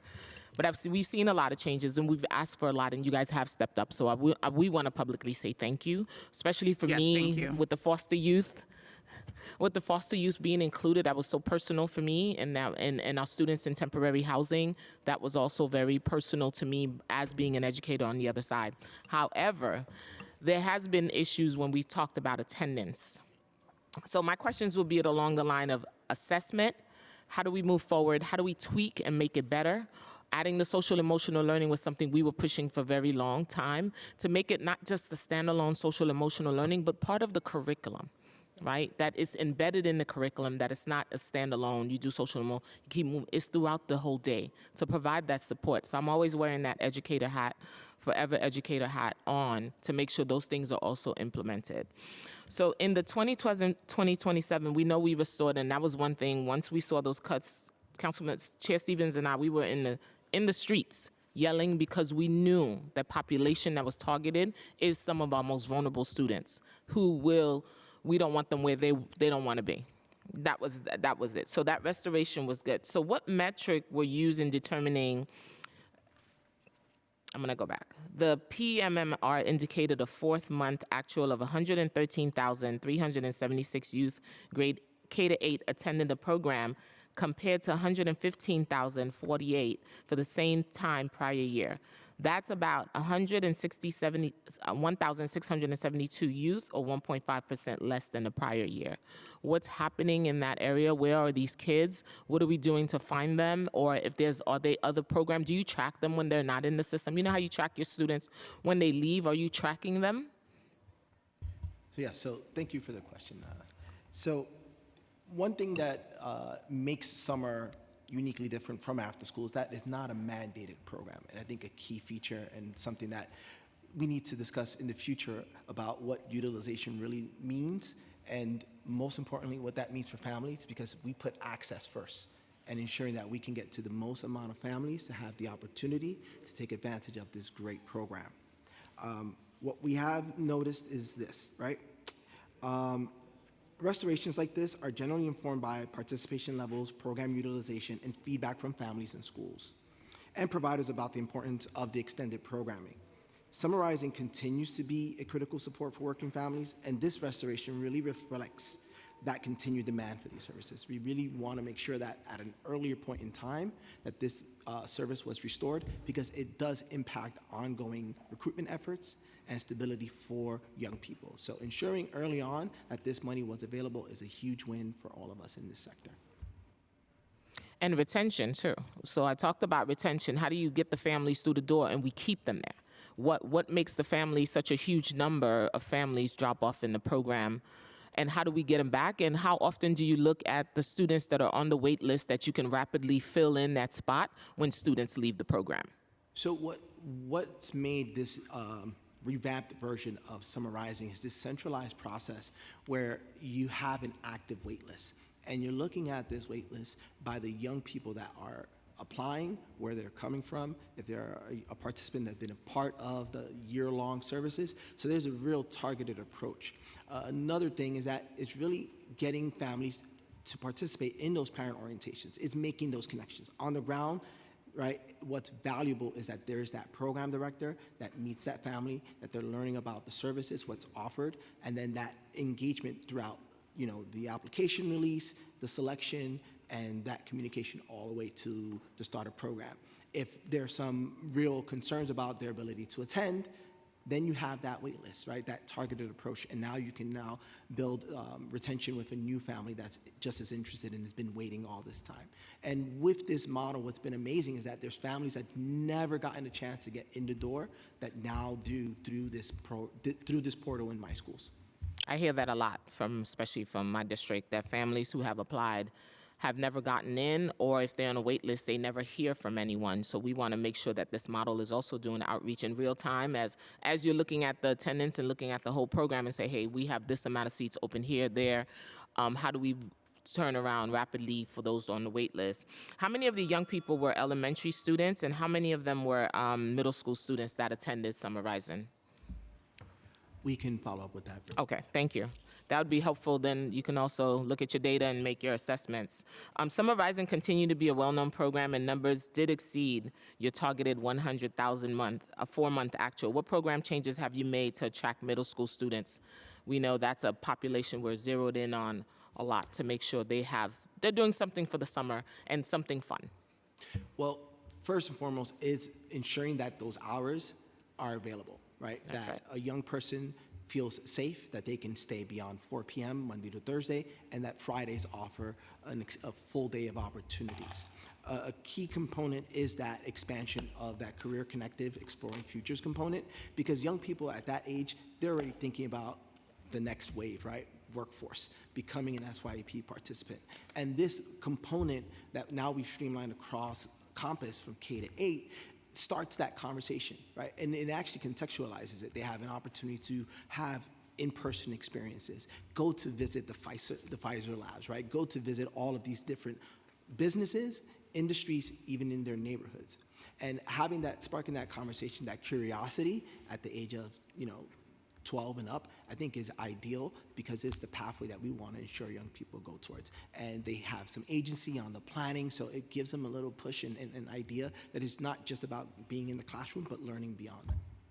And once you're done with these programming, are you talking to young people to see feedback, surveys? I think you should also talk to them, because my kid he wouldn't miss a day. And I kept on telling Chia Stevens, we got to go see this program. He didn't want to miss a day. He went every single day.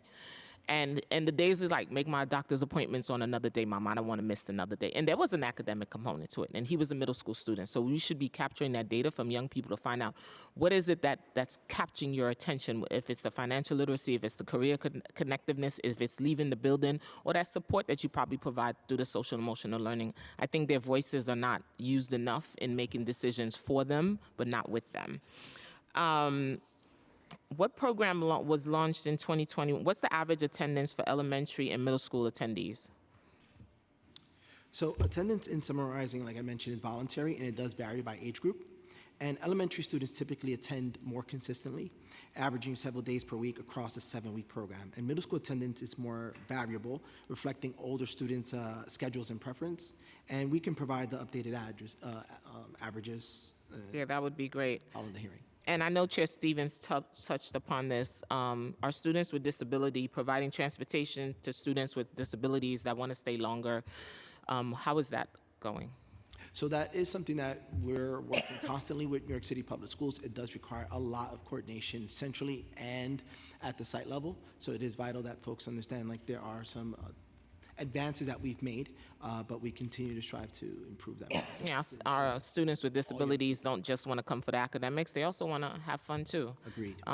They definitely want to leave the building and be like their peers, right? So I think that's something it should be looked at with New York City Public Schools. How do we implement it? How do we make it sustainable for our young people that want to come during the summertime to be in those buildings? I know they email me all day, and I email you all day when they can't get into those buildings. So, Chair Stevens, was that enough, or should I add some more?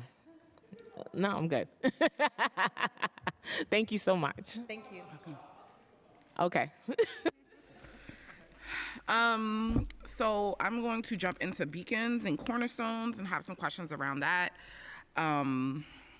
These are one of these programs that I think that are totally being underutilized and not getting enough attention, and really great programs.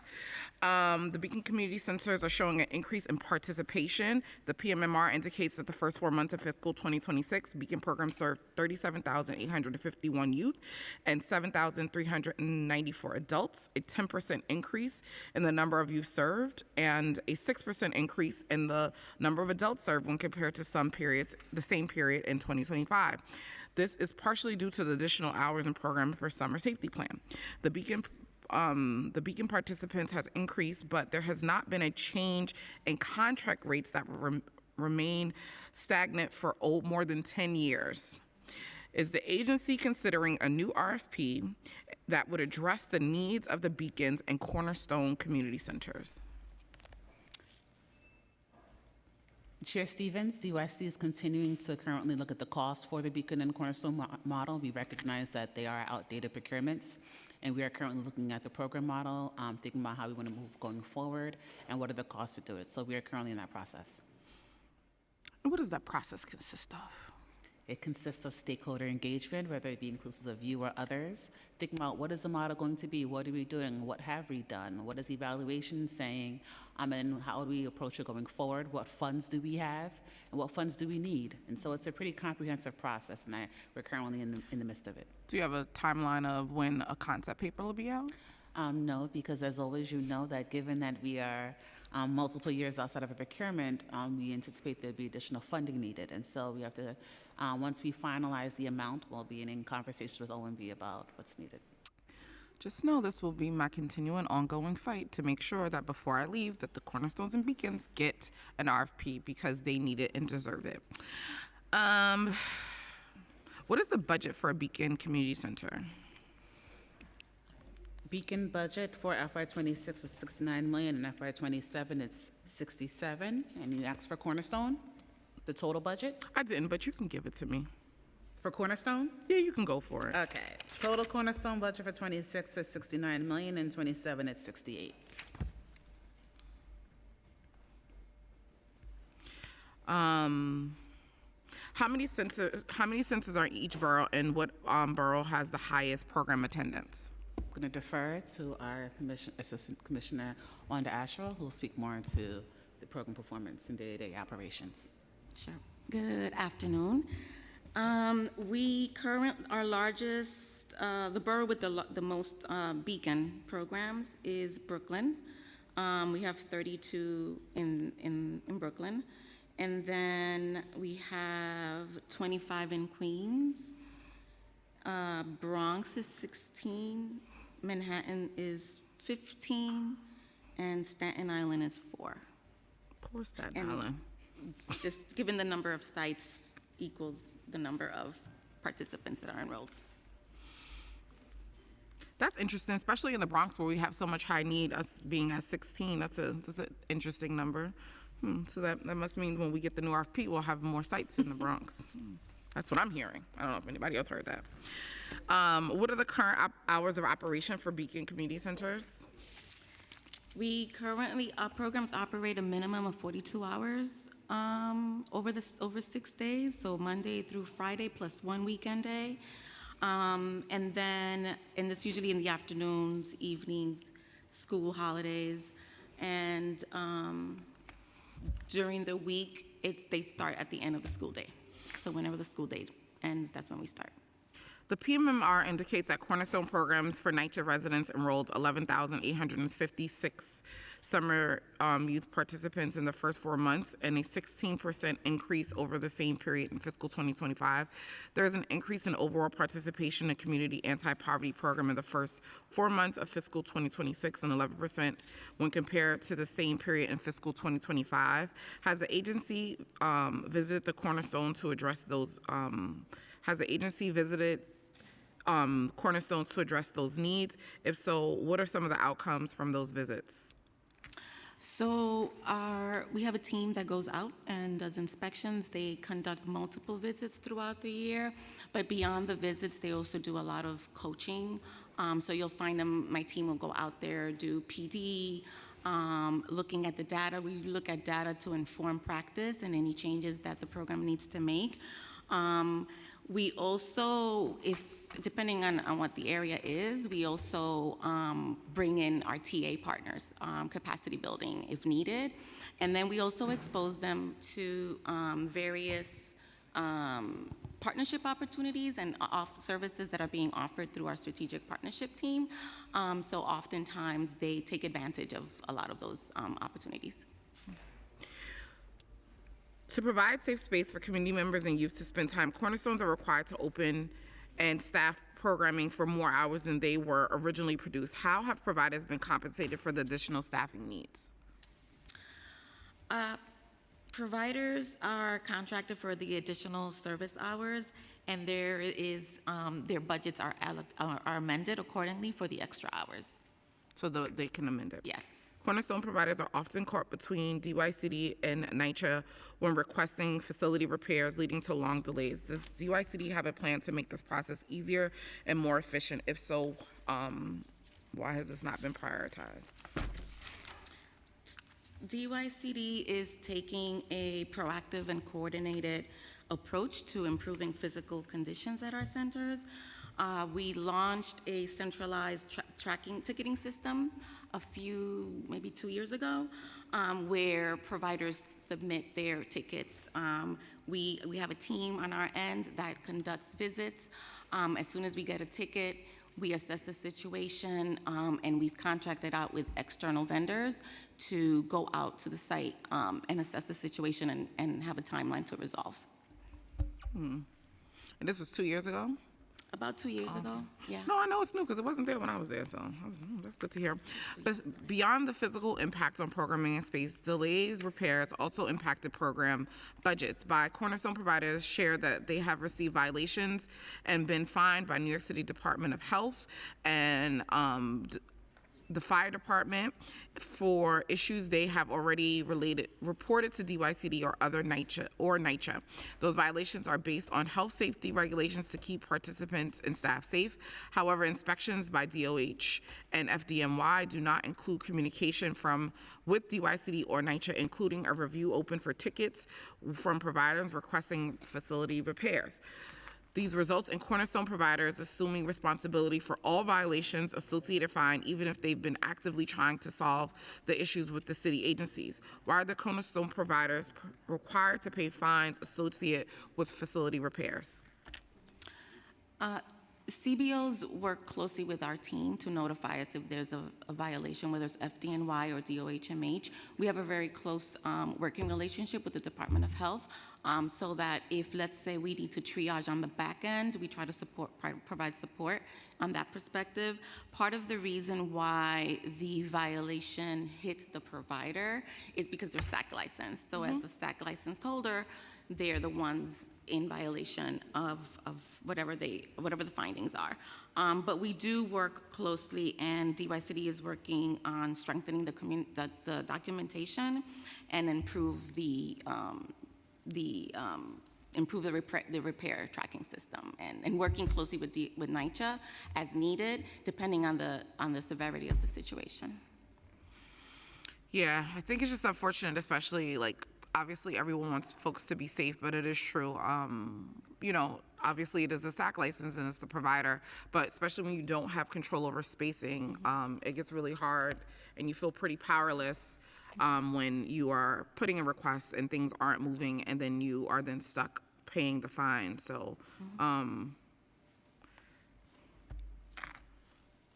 Cornerstone providers that have shared that they have gone through rental assistance demolition programs, RAD, and permanent affordability commitments together, PACT, conversations that the repairs to improve the facility. There is pushback from developers for any repair post-construction despite language outlined in community agreement.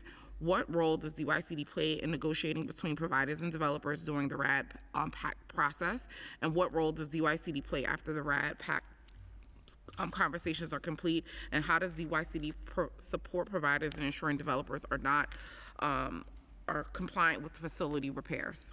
Yes, that's a good question. Our role is more of an advisory role, and so when these issues come up, we have a new team, at NYCHA's PACT RAD team, and so we work closely with them when we have to triage and address any issues around communication, partnerships on the ground. So we try to navigate those. I'm not, Chair Stevens, I'm not familiar with any developers pushing back, but definitely welcome like any specifics, and we can help triage. I'm not as familiar with any developers pushing back currently that I know of. Okay, we'll get that to you, because if it's here, that means somebody said it. Right, so that means right, it's happening. yeah, We don't yeah. just make these up.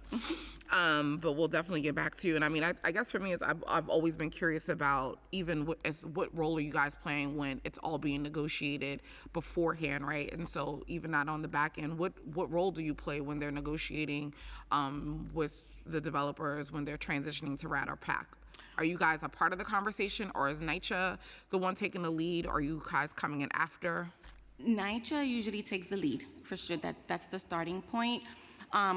Oftentimes, the developments that are being converted to RAD PACT, they prioritize the apartments. That's their priority. Obviously. And then they have like a snippet for centers, and then they start engaging the CBO on the ground. We have a standing monthly, I think it's monthly, a standing monthly meeting where we check in on anything that's being converted. We have a list of sites that have been converted. We have upcoming conversions. Hey, could you share that list with us, please, with the committee? Thank you. Not today, if you don't have it. I know, You could just I'm send it gonna- in. I have to write myself a note. Don't worry, Andrew already wrote it down.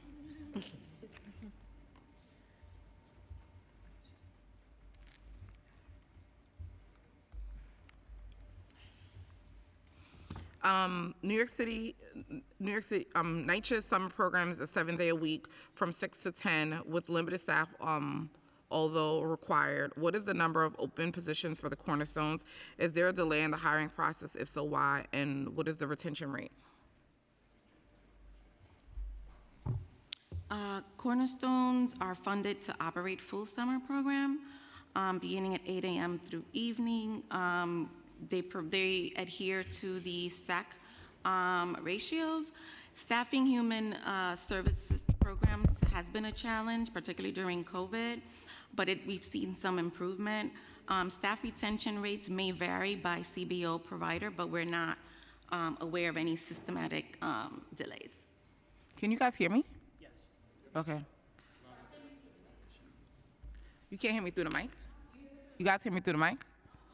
It's so crazy because I can hear it through this, so that's why I can't hear. Okay, hold on. I can hear I can hear here, so we can hear on Zoom. Hello? Does that sound better? They're saying you're fine. They're saying you're fine. Mike hears you. No, but she can't hear here. No, it's okay. I can do both. Double time. I don't think I heard your answer because so we're asking about the retention rate of the Cornerstone. Do you have it for staff? So staff retention rates vary by CBO, but we're not aware of any systematic delays at this time. Currently, Cornerstone rates the group leaders at $20 per hour and $17.50 per hour for other staff. What are the plans to increase those rates? Or is there any plans to increase those rates? So as we are looking across the agency's portfolio, we are reviewing a number of programs and contracts, including Beacon, Cornerstone, and others, to understand where updates and procurements need to be prioritized. The goal is obviously to move forward in a thoughtful way that reflects provider input, coordination, along the lines of what the commissioner shared earlier. And the model for the Cornerstone is still the one-time full-time person and everyone else part-time? Is that still the structure of the program? You have a full-time director. You have custodial personnel. But the only full-time person is still the director, correct? Yes. That was the question. Thank you. And why is that? Because I know everybody knows my history by now, but it takes a lot to run a Cornerstone. A lot. And so we don't think that they need additional full-time staff to kind of support the capacity and also to prevent the burnout, especially during the summer when they're supposed to be open 7 days a week and late nights and... Yeah, they definitely stagger the staff to try to make sure that it's always, there's always a supervisor on site. However, that is one of the things that we're looking at as we think about, program models and an RFP in the future. Oh yeah, when the new RFP come out, yeah. Let's talk about it. Let's talk it into existence. Because I think that's something we definitely need to look at, especially around like just quality of care and like burnout when we're thinking about staff. And I ran a Cornerstone, I was there all the time. Like I did not have a life because even if I had staff there, I'm like, the building's open, I gotta come. And so I think that we gotta really think about quality of life and burnout for staff and making sure that we're able to retain quality staff. All right, we're gonna move on to Compass. The anticipated contract terms for Compass is to be for the 6 years and 1 month from August 1st, 2026 to August 31st, 2032, with no option for renewal. Is DYCD working with MOX to implement a process in preparation for pending awards and contract negotiations? I'll respond. If we go further, I'll call our ACO back up here. But we are working diligently with MOX and every oversight to see what we can do to make sure we land this on time so providers get registered and get their funds. Is there a contingency plan if we don't land this on time? I think that if we don't land on time, we will utilize every resource the city has, whether it be existing contracts or loans. And so we want to make this happen. I think that we've all been fighting for this. The sector has been fighting. And so we're finally here, and we want to make sure that we make it happen so that people get their funds and we serve more families. No, I know you guys are working really hard, and this has been like all hands on deck situation. But it is a tall task and a lot to do and a lot to roll out. And so, please continue to let us know how we can support with this rollout.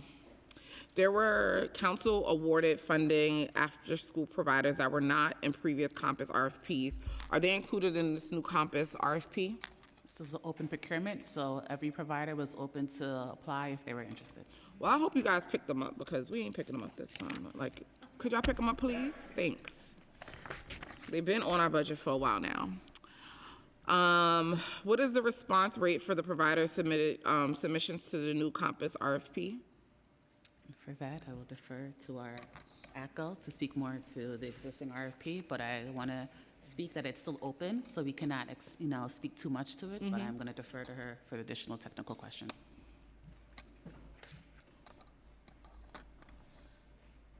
Dan, you just come to the other side. Why he keep going back? There's seats over here. They keep working these one seats.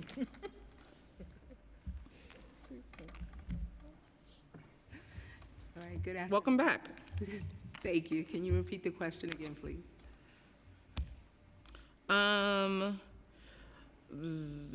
What is the response rate for the provider submission for the new Compass RFP? And the next question is, what is the number of new providers versus existing provider submission to date? Well, the RFP is currently in the active status. We have received over 1,400 proposals. And as far as new providers rate as submissions at this point, it was 45% submissions for the school-based and 50% submissions for center-based RFP of new providers. During the September 18th after-school Compass oversight, the agency recognized how communities have changed since the last RFP. With that knowledge, is DYCD taking a look at all the outstanding RFP to address the changes, not only in the missed communities or geographical gaps, but also the necessary financial changes to accommodate the providers? I'll jump in. So I think for every procurement, really, we have a racial equity process. We look at existing resources agency-wide, and from there, we decide how we allocate them. How many of the 5,000 seats for school year 2026 have been filled to date? What are the school districts occupying the highest number of seats, and which are the least seats? Is there a wait list? Are you referencing Compass? Yes, Compass. I'm sorry. I think we're gonna. Yeah, he's back. That's why I said just move over there. I don't know why y'all keep moving. I don't know what's on. It's 3 empty seats. I'm just saying, I don't know. We're almost done with Compass, so you don't have to come, but Daryl, you could just start making your way soon, and Susan, RHY is coming up. I know who's coming. I'm sorry, Chair, can you repeat the question again? All right, now I'm stressed out. Now I don't know what question was. I started moving. Huh? Oh. How many of the 5,000 seats for the school year 2026 have been filled to date? And what are the school districts occupying the highest number of seats? And which are the least seats? And is there a wait list? So we are excited to say that all of the schools are fully enrolled with 5,000 seats. There are 40 schools across the 5 boroughs. We can provide a breakout by school district and by borough with those numbers as well.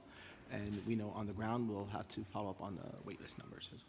But fully enrolled programs across the board. How many positions will be added to support the additional Compass elementary seats? And what are those positions?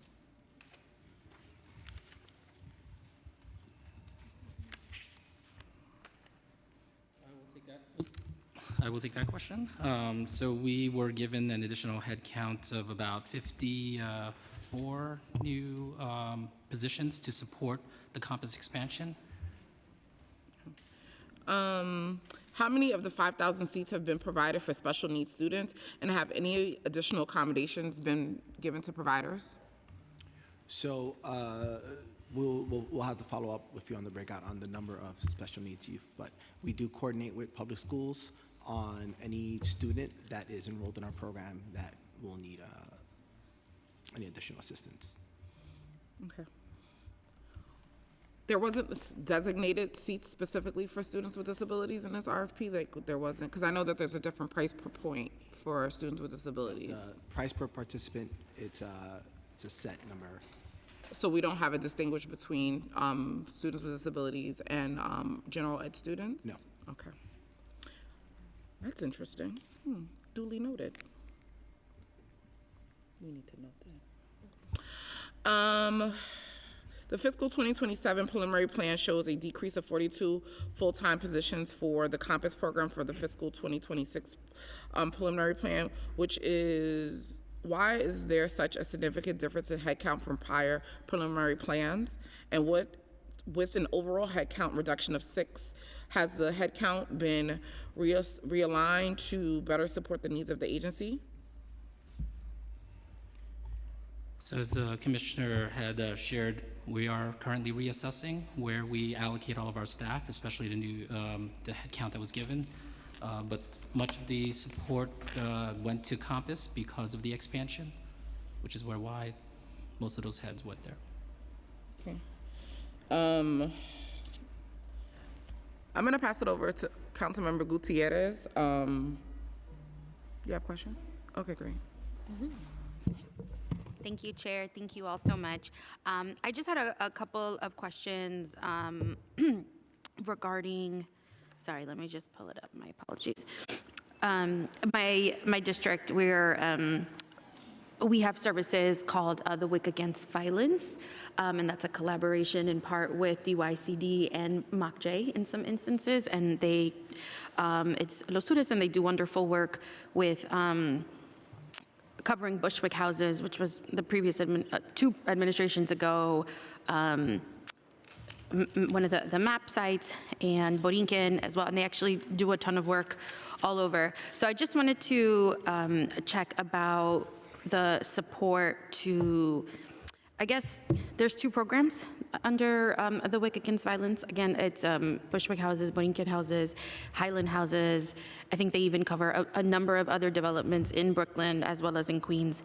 And I know that there's been appetite from the community on wanting to reinforce not just the crisis management system that it operates under, but also the Public Safety Coalition. Would you be able to speak to the funding for the Public Safety Coalition?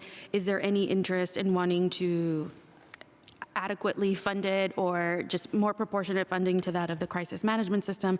Again, these are all this is a program that really takes into account more holistic practices, more community qualifiers, local pastors. It's a whole from the ground up initiative. And so in my district, it works. The numbers are telling, which is great, right?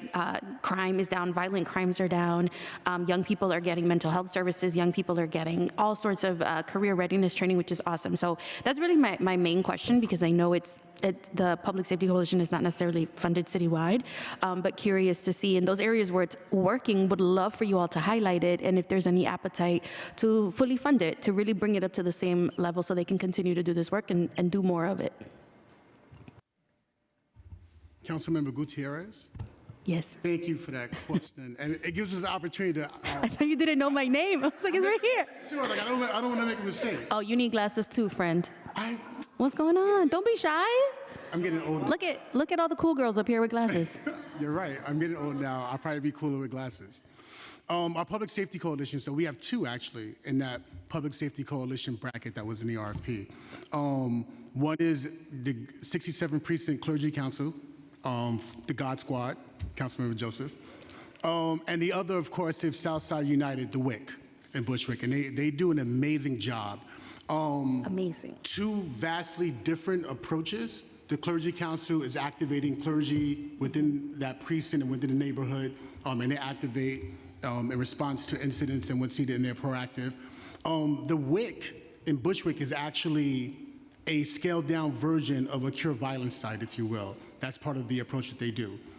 In the Cure Violence work, in CMS work, of course, we have the Cure Violence model that flows through that work as well. At times, we fund full catchments.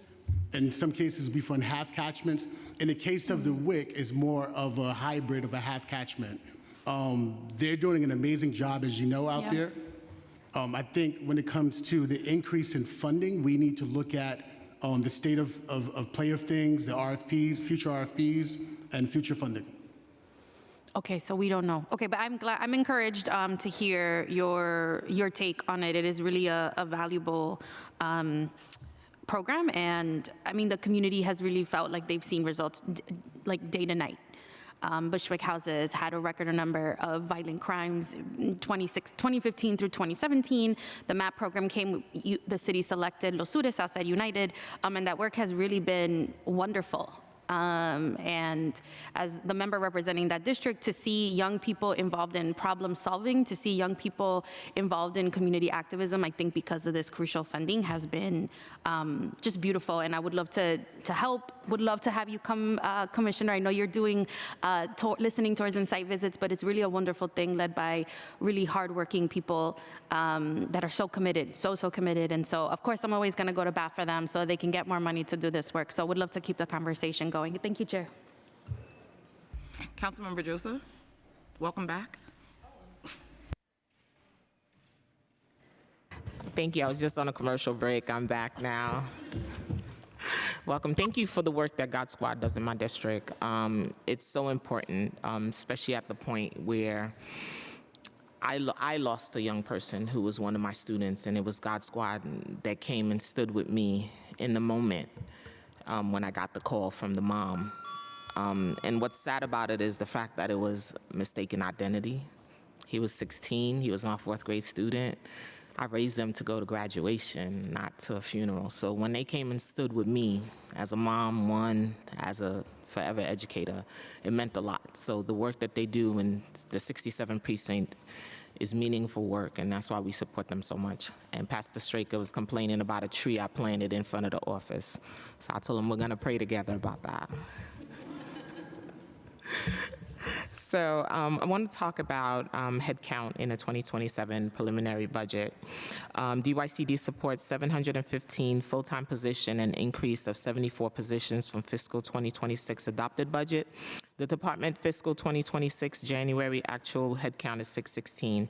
With the increased headcount of 74 since the adopted budget, what is the projected timeline for filling the positions? Thank you for that question. And we are pleased that we got that headcount in the November plan, and we started recruiting and hiring them. In fact, we filled about a dozen of those. The rest of them, a lot of them, most of them are posted on the website, the city's website, and we're actively recruiting. Many of those, as I mentioned earlier, are to support the campus expansion. So our goal is to get them filled this spring so that they are ready, up and running for August. Beautiful. Thank you for that. Does the increased headcount of 74 represent permanent full-time positions? Yes, these are all full-time. Full-time. What is the agency's current vacancy rate?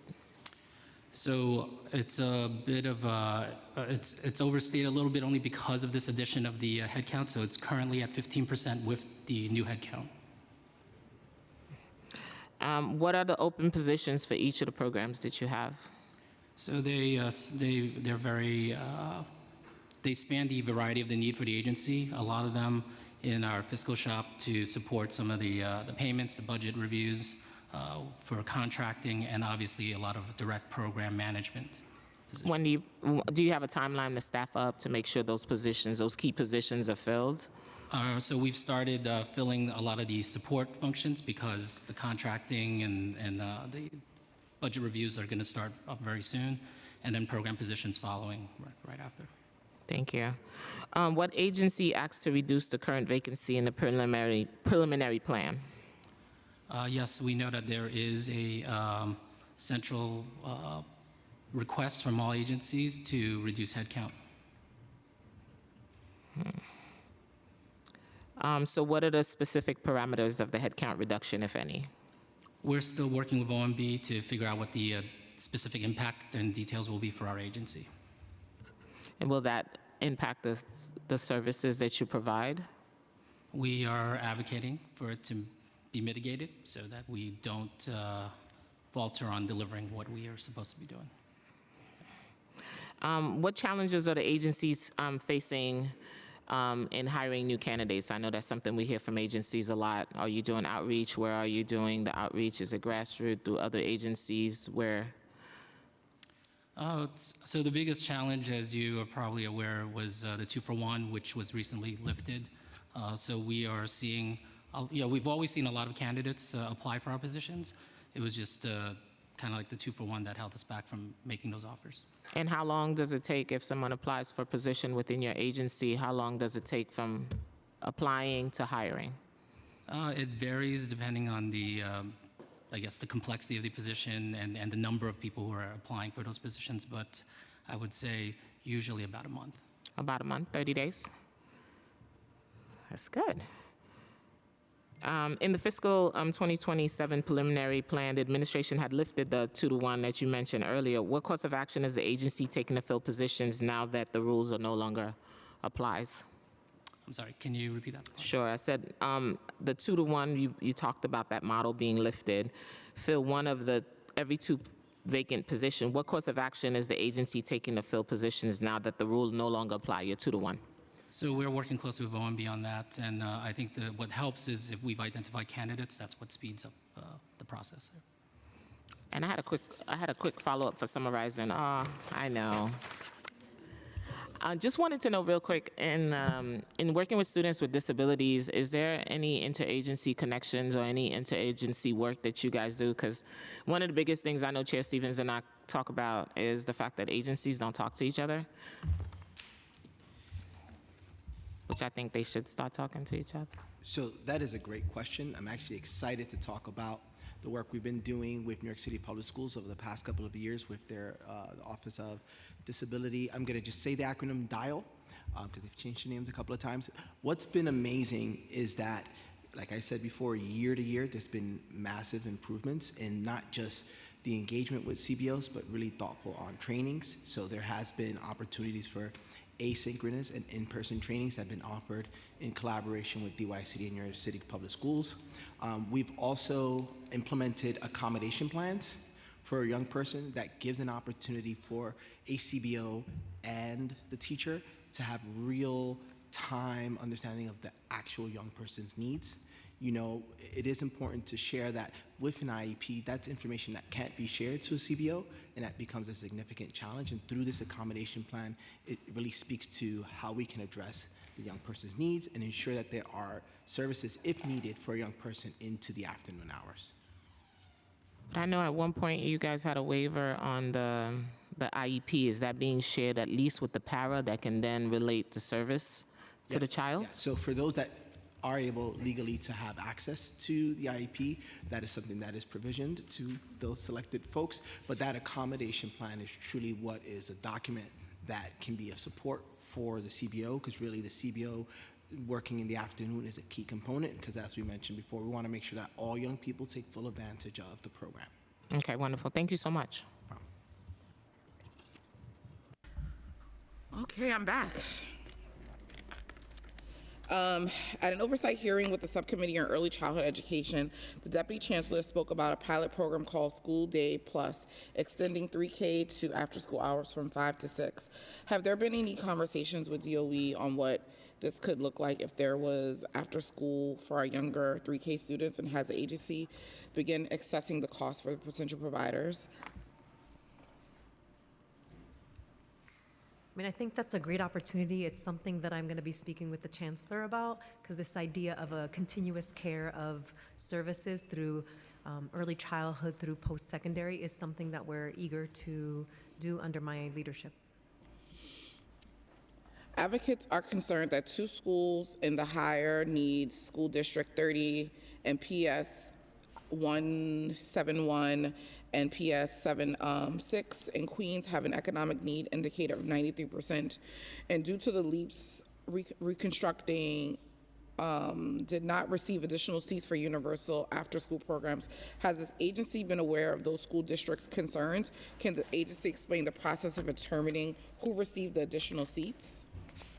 So thank you for the question. And as you know, since we're in the middle of the active procurement and award process, so there are limits what we can say about specific schools at this stage. But what we can share is that this procurement was designed to target investments within specific geographic areas to strengthen continuity of programming and expand services in communities with great needs. Okay.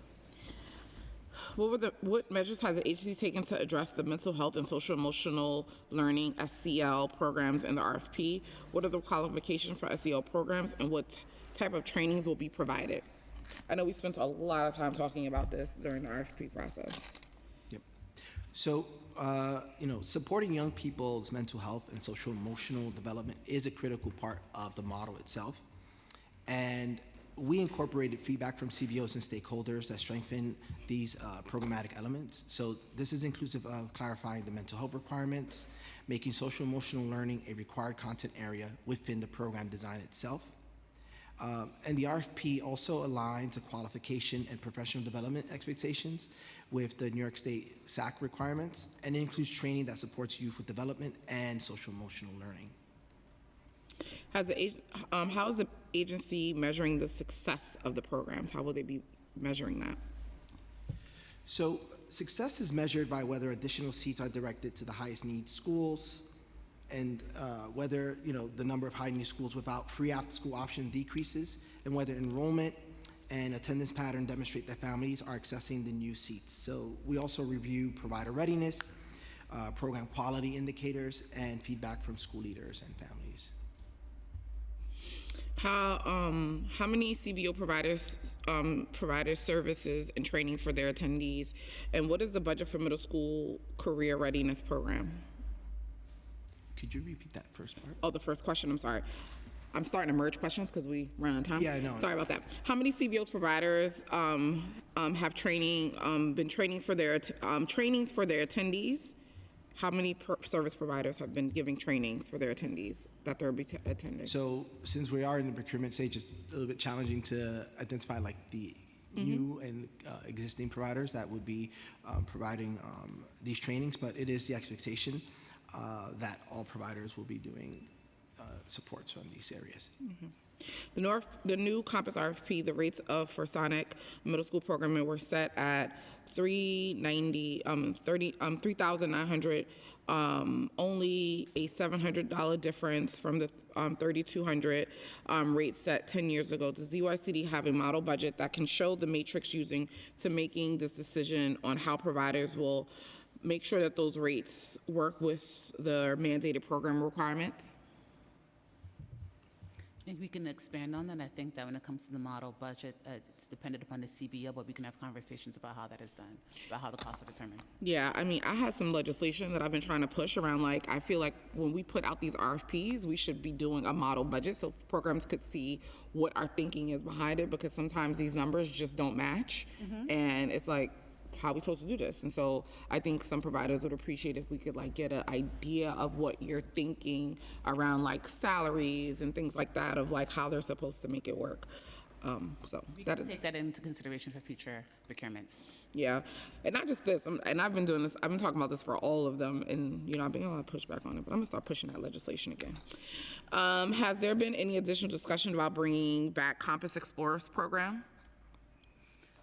Well, we have limited resources right now, Chair Stevens, and so Not for the babies. I think we're having expansions in fatherhood and literacy and Compass, and so the city is continuing to invest. I'm not sure if we will have the funding to restore the Compass Explorer program. Well, I will say this. If we invest in our kids on the front end, we don't have to invest in them on the back end. And Explorers is one of those programs that we making investments so we don't have to put young people in detention. And again, because those numbers are rising and it's very costly when kids are in detention. I think that it actually, if we're thinking about savings, we should be providing all the programs so that they're not ending up in detention. So I will continue to be on my one-woman crusade to make sure we have programming for these young people. I'm gonna move into Advance and Earn. Is that Val? Is she coming? She's over here. Don't worry, Susan, you coming up soon. RHY is coming up, don't worry. I don't know why I keep using these seats. There's 3 seats over here. They don't like you, Nivea. I don't know what's going on with you over there. You must be the mean one or something. What is the what is the total budget in fiscal 2027 for the Advance Learn program? Sure, so I'll take that for you, Valerie. Advance and Earn program, just give me 1 second, I can give you the budget.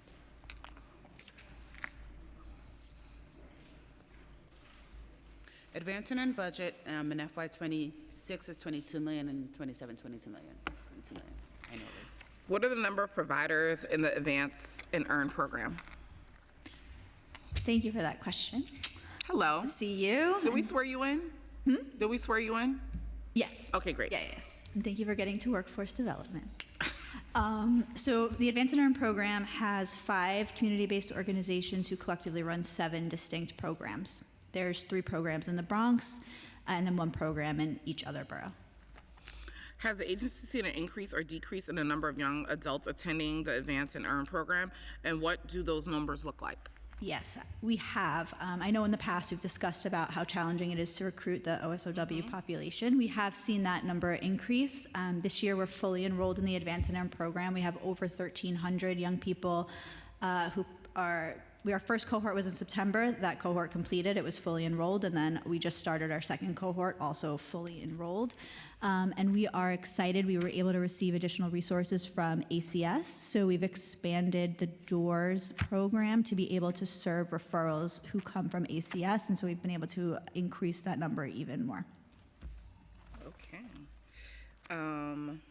Which boroughs and districts have the highest attendance rates for the Advance and Earn? All right, so I have it right here because my team was texting it to me in live time. The Bronx is 34% of our participants, Brooklyn 23%, Queens 20%, Manhattan 14%, and Staten Island 9%. Okay. All right, we're going to go on to Work, Learn, Grow. What is the current enrollment in Work, Learn, Grow program? Great. So Work, Learn, Grow currently has 6,500 young people enrolled with 55 SYEP providers, and then an additional 1,190 young people enrolled through our Learn and Earn providers. So we are well over our target goal of 7,000 young people a year. What is the current budget for the program, and is it significant? What is the current budget for the program, and what is the difference in? Baseline budget for Work, Learn, Grow was $30 million. Okay. What is the recruitment process for Work, Learn, Grow programs, and how many youth applied for the program in fiscal 2026? Sure. So Work, Learn, Grow is a direct recruitment program, meaning that our providers, both in the SYEP and Learn and Earn portfolio, are identifying young people who are participated in Summer Youth Employment Program. So we do this in a couple of ways. We do it through our Career Ready SYEP model, where the providers work directly with schools that they're partnered with to identify young people. We do it through our Special Initiatives Career Ready program, which, as you know, is our Emerging Leaders and our NYCHA contracts, where our providers are working with their partners in those spaces to identify young people. And then every young person who enrolls in Learn and Earn, which is our WIOA-funded in-school youth program, has an opportunity to participate. Hold on one second.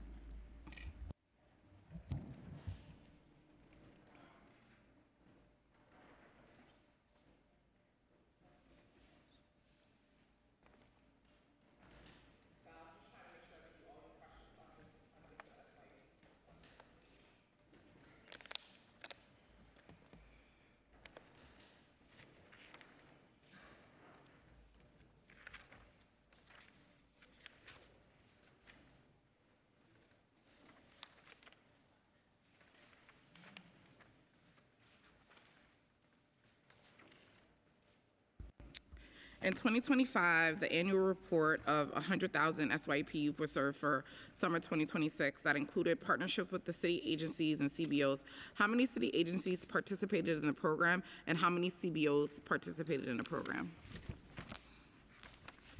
So the question was how many city agencies and how many CBOs. So we fund 65 community-based organizations in the SYEP program. Our goal is to have placements in every single city agency. I can get you the report of how many young people were placed at each agency.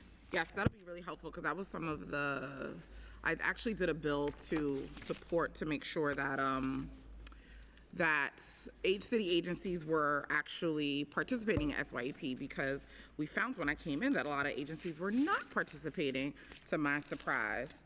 So the next question is, does the agency have plans to go the target for SYEP, and what does the number look like? I don't know why I'm having so much hard time hearing. Can you hear? Listen, no, I don't have on both mics. Is that better?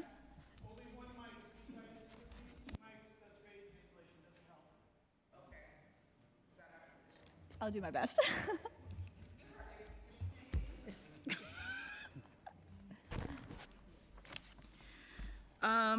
I said, does the agency have plans to grow the Target SYEP program, and what does the number look like if they do? So you're talking, does the agency have a plan to expand SYP at? Yeah. Yes, okay. So we're about to approach our 5th summer, reaching 100,000 young people. That is our goal for this summer. We're really proud of it. It's, as you know, the largest youth employment program in the country, and I think it's something New York City should be really proud of. We do have a really high number of applications. You know, last year's application number closed at 209,000, and so we know that there are young people who apply to the program and don't get in.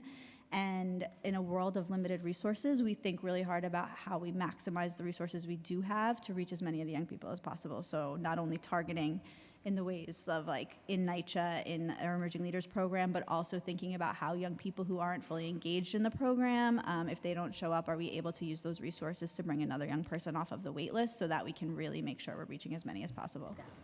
Don't use that one. No, I figured it out. Thank you. And with all that being said, my concern is right now when we're looking at youth unemployment rates, we're at 13.2%, and Black youth specifically are at 23.8%. And those numbers are really astonishing. And also we have to understand like why Black youth are not being employed throughout the city. And so thinking about how are we using those numbers to really target these populations and to ensure that they have employment. I mean, my suggestion is one, we need full year programming around employment. That's my goal. But how are we even using the programs that we have like Earn and Learn and SYEP and Work, Learn, Grow to kind of address these numbers that are showing that young people are having a hard time finding employment? And even how are we looking at this 23% of Black youth not having employment? Yeah, that's a great question, and it's something we think about all the time. You know that through all of our workforce programs, we have been moving to be as intentional about recruitment as possible. I do want to share that in SYEP, 37% of our participants are Black and 30% are Hispanic, so I think we do a really good job of doing outreach, and those are numbers we've seen grow year over year as we're increasing our investments in the special priority populations. And we would have similar numbers in any one of our workforce programs, and I think there's more we can keep doing there, so I agree with you. Yeah, I think we have to definitely be targeted and making sure that we're constantly looking at those numbers to monitor and think about it. Has the agency started conversations with CBOs and city agencies and other potential partners in starting a year-round employment program for youth? If so, what would that program look like if you've had those conversations? Listen, I'm always about dreaming big, and if we're not planning for it, then it ain't gonna happen. I think we share the same dream, and I think we have it. I think Work, Learn, Grow is a really impactful and successful model, and I think what we want to look at is how we can leverage the things that we've learned from Work, Learn, Grow, like the way that we have been able to leverage resources from public schools and CUNY to expand the offerings within that program in an efficient way, which has allowed us to continue to scale and add quality at the same time. And I think that's the place to look, because I think that pipeline of SYEP to Work, Learn, Grow has been really effective and is something we can continue to build off of.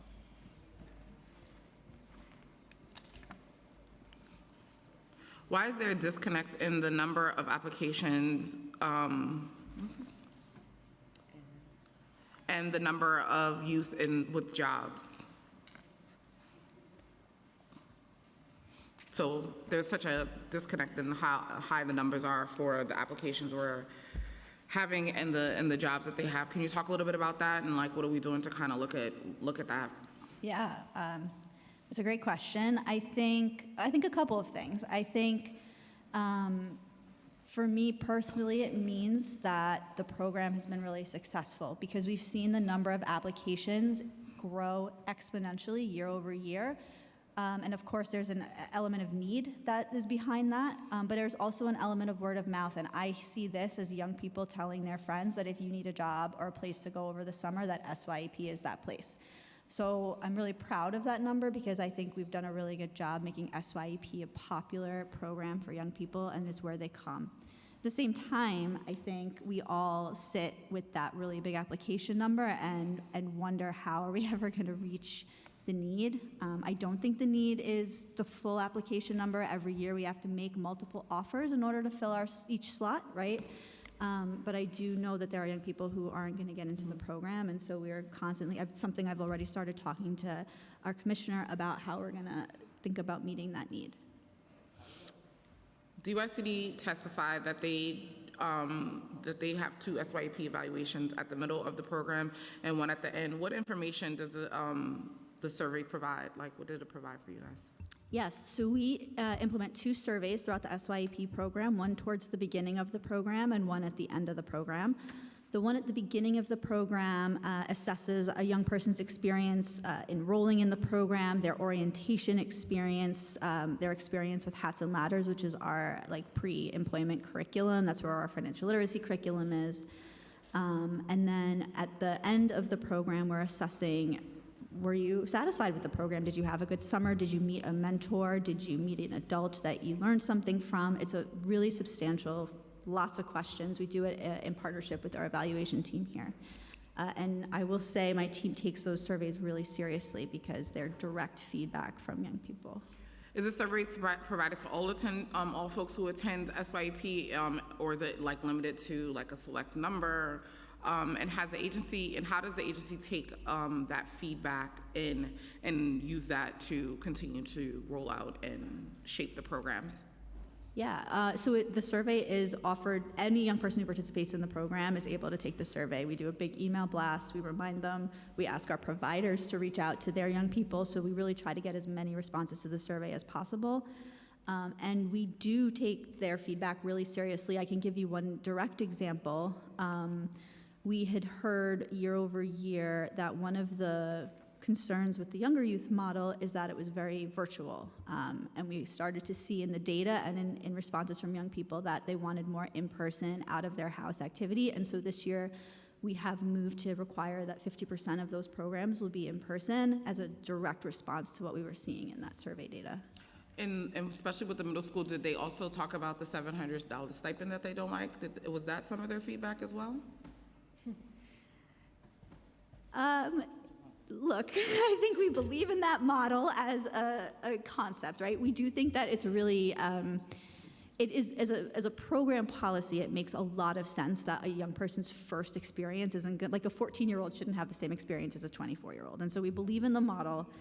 We, believe it or not, have really high satisfaction rates with that model. I think 95% of the participants who responded, who were younger youth participants, said that we were satisfied or very satisfied. With the $700? With the program overall. Oh, no, I was talking about the $700. Well, that's the thing that I'm trying to I hear you.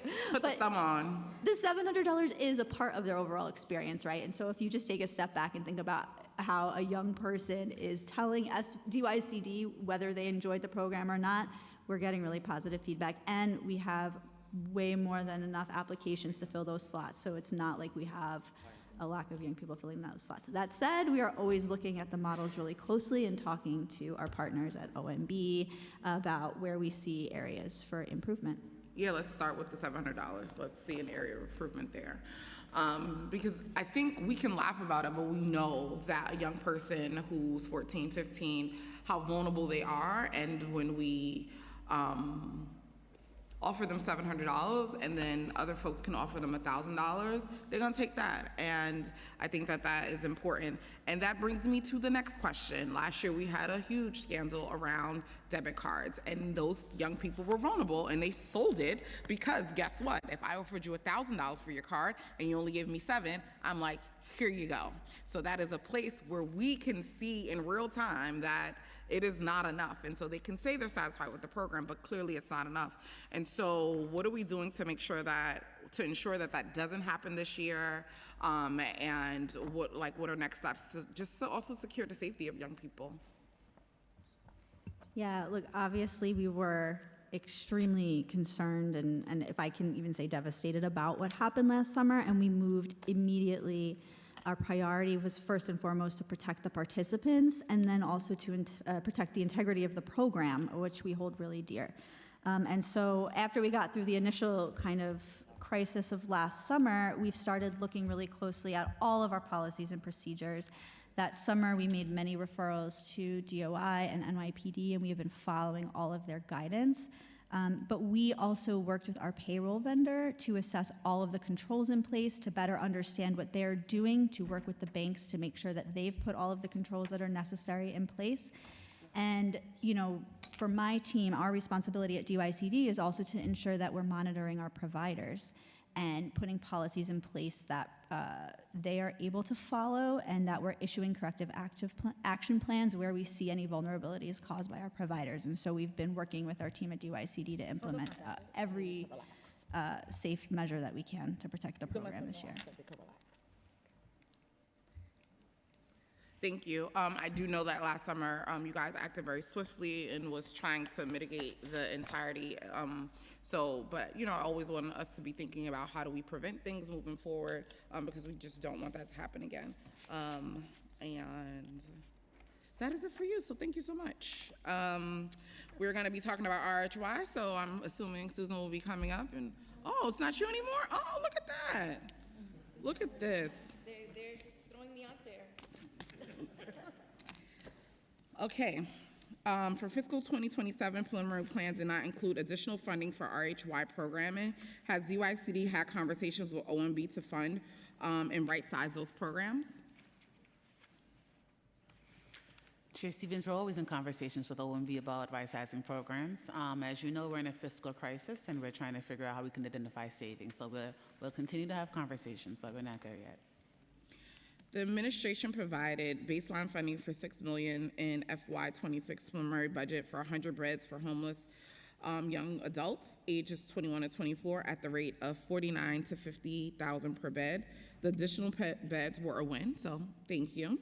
However, providers are advocating for the rate of $70K per bed to ensure that providers to offer the needed level of services for RHY requirements. Has the agency had a conversation with providers for additional funding to support the acts for $70K per bed? We're still working with OMB. I think that when it comes to procurement, we have to wait for the new RFP. That's why we use the rates that we did for those existing 100 beds, because they're against the existing contracts that those providers had. As we transition into the new procurement for RHY and we determine the costs, we will try to see how we can increase that rate. Yeah, I think that is really important. And listen, no one was loud about those beds than me, and so you know, I don't want to take away from the win, because I remember the last OMB director was like, "Althea, every time I give you something, you come back with a new axe." But I do. But you know, I think we have to make sure that we're working with providers so that they can provide quality service as well. What is the current RHY budget, and when was the last budget increase with the expansion of this $6 million per fiscal year? Well, all contracts receive additional funding for WAY, ICR, and COLA. So the city has been making small incremental changes to providers' baseline funding for a number of years. Regarding the RHY portfolio, we have not done any substantial increases to it because we haven't done any new procurements. But currently, the baseline budget for the RHY portfolio is about $63 million. Can the agency update us on the status of 100 beds distribution? Where were they distributed geographically, and how many, if any, have all been occupied? I'm going to defer to Associate Commissioner Wanda Asheville. Good afternoon. I have to look at the time. Okay, so yes, we allocated 100 beds across 7 sites. We actually issued a survey to gather provider interest, and we had about 5 providers that responded. But again, we were able to allocate 100 beds to 7 sites. 50 of them have already are operational. 50 of the beds are already operational at 4 locations. And then the other 50 are in varying stages of coming online, including OCFS certifications, having the space checked to make sure that it's safe, and then just working with the various landlords to make sure that it's something that's, you know, reasonable for the provider. And then you asked me about where. Mm-hmm. Most of the new beds were allocated to Manhattan, Staten Island, and Brooklyn, based on the provider feedback. But overall, there are a total of 264 beds in the Bronx, and 293 beds in Manhattan. Those are the two. But that's not for older youth, right? You're just talking about the beds in general. Yes. Mm-hmm. Could you break it down by older youth and younger youth? Yep, I can. I can share that. I think I can share it by crises. If maybe can I share it afterwards? Yeah. Okay. So I know advocates are advocating for $22.1 million from the state funding for RHY. If the state does not provide additional funding, would the agency evaluate of ways of providing additional supports for RHY, especially for like housing navigators, case management, and if we don't get this from the state, like what are we gonna do? So the city has been providing additional resources for the RHY portfolio annually with the housing navigators or the financial support for those providers. And so we'll continue to assess at the end of every fiscal year and try to put that funding for the program area. Each year, as we identify additional resources in the agency and our program team identifies the needs in that area, we give one-time increases to that portfolio to address some of the costs there. And we did that during the asylum crisis, and as the program team continues to inform us of issues that they're encountering, we try to identify funds in the agency, whether it may be due to increased funding from the state that comes in and we're able to utilize it for the portfolio. But when we identify funds and the program team identifies their issues, we try to find ways to increase the funding for those contracts to address it. What type of reporting does this agency receive from drop-in centers and human services organizations, shelters, and how often? Reporting, what type of reporting? And how often? We can get back to you on that. Yeah, okay. Yep. Say that again? DY City Connect is how we collect that information. How often? They enter the attendance regularly, and then we have. Is that the only form of reporting? Currently, yes. Is the attendance? Yes. What type of reports does, what is the percentage of young people that have moved to permanent housing from DY City out of the youth shelters? I don't. Commissioner Haskell, would you like to we have to get back to you on that one. What does the collaboration look like with other agencies for young adults who are transitioning into permanent housing? So the peer navigators are really good at kind of like helping a young person navigate housing, and so that's been working, and then we've been working closely with NYCHA as well as looking at vouchers in Section 8 to try and get young people placed. The peer navigators, that's not in the budget? The peer navigators it's not baselined. I know. That's why I just said it. I know. But currently, peer navigators. I'm just happy that you said that it's working and it's necessary and it's not in the budget. So let's continue to highlight that it is necessary and we want it. So, I'm gonna move on to Saturday Night Lights. Great. It's me again, by the way. That's you? Yeah. Oh, look at Darren. That's not you? Yeah. What does Darren do now? I have been more than happy to bring him up here. Like, all right, well, I've tortured them enough for 4 years, so I guess. This is another program that I do not like, and I'm very vocal about it. And I don't like it not because of theory, but because it doesn't make sense at this point. Does DYCD annual report list the expansion of the 40 new sites of Saturday Night Lights since 2022? How many sites have been added within the last fiscal year, and where are they located? We activated, currently we have 142 sites, of which 5 of the new sites for the fiscal year, they're in various stages. I can tell you right now where they're located. Thank you, Darryl, for this. We have in the Bronx, Common Point, 42nd Precinct. We have Brooklyn, the 67th Precinct, East Flatbush Village is the provider. We have the 46th Precinct, Roberto Clemente State Park, Bronx, Kevin Shaw Jr. Foundation. Well, you don't need to list all of them. Oh, okay. Ask them like how many and where are they located, so they're like the breakdown So from them. they are, Because we'll be here a long time, and you can send over the complete list. all right. We have 2 in the Bronx, 1 in Brooklyn, and 1 in Staten Island. So there's only been 5 additional programs that were added this year? Yes. Okay. Has the agency performed their due diligence to see why deciding like how are you evaluating this program and what does that look like? Yes, so in the summer of 2024, we implemented an exploratory evaluation. We contracted with a vendor, Policy Studies Associates, and they gathered feedback from stakeholders, including to talk about program design, talking about the benefits to youth and communities, relationships between young people and NYPD. And then we also did focus groups with SNL leaders. They did site visits and youth interviews. So what did you get back from this feedback? So some of the feedback was the young people feel safe. It's a community resource. That's what the kids said?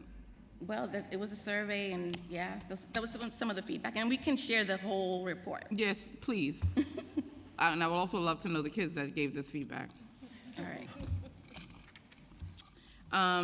Does the agency know how often, no. Has the agency looked into other influencers to be a part of the program and impose to have a positive environment? And does the agency know how much overtime was utilized for this program?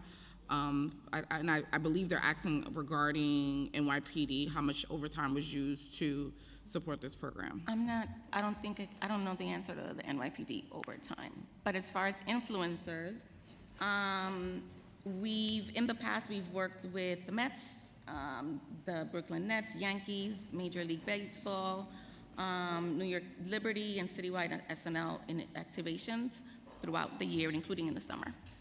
And they provide skills and drills, clinics, and tickets to the games. Has there been any updates to providing program activities available for those students with disabilities? So what I will say is that our programs are dedicated to working with youth who have various types of disabilities. The goal is to make reasonable accommodations that ensure every participant can fully engage in activities. We do know, Chair Stevens, the PS 274, the New American Academy at Roberto Clemente, is a wheelchair-bound basketball league program. So that's like the one that we've seen. I know it's my district. Okay.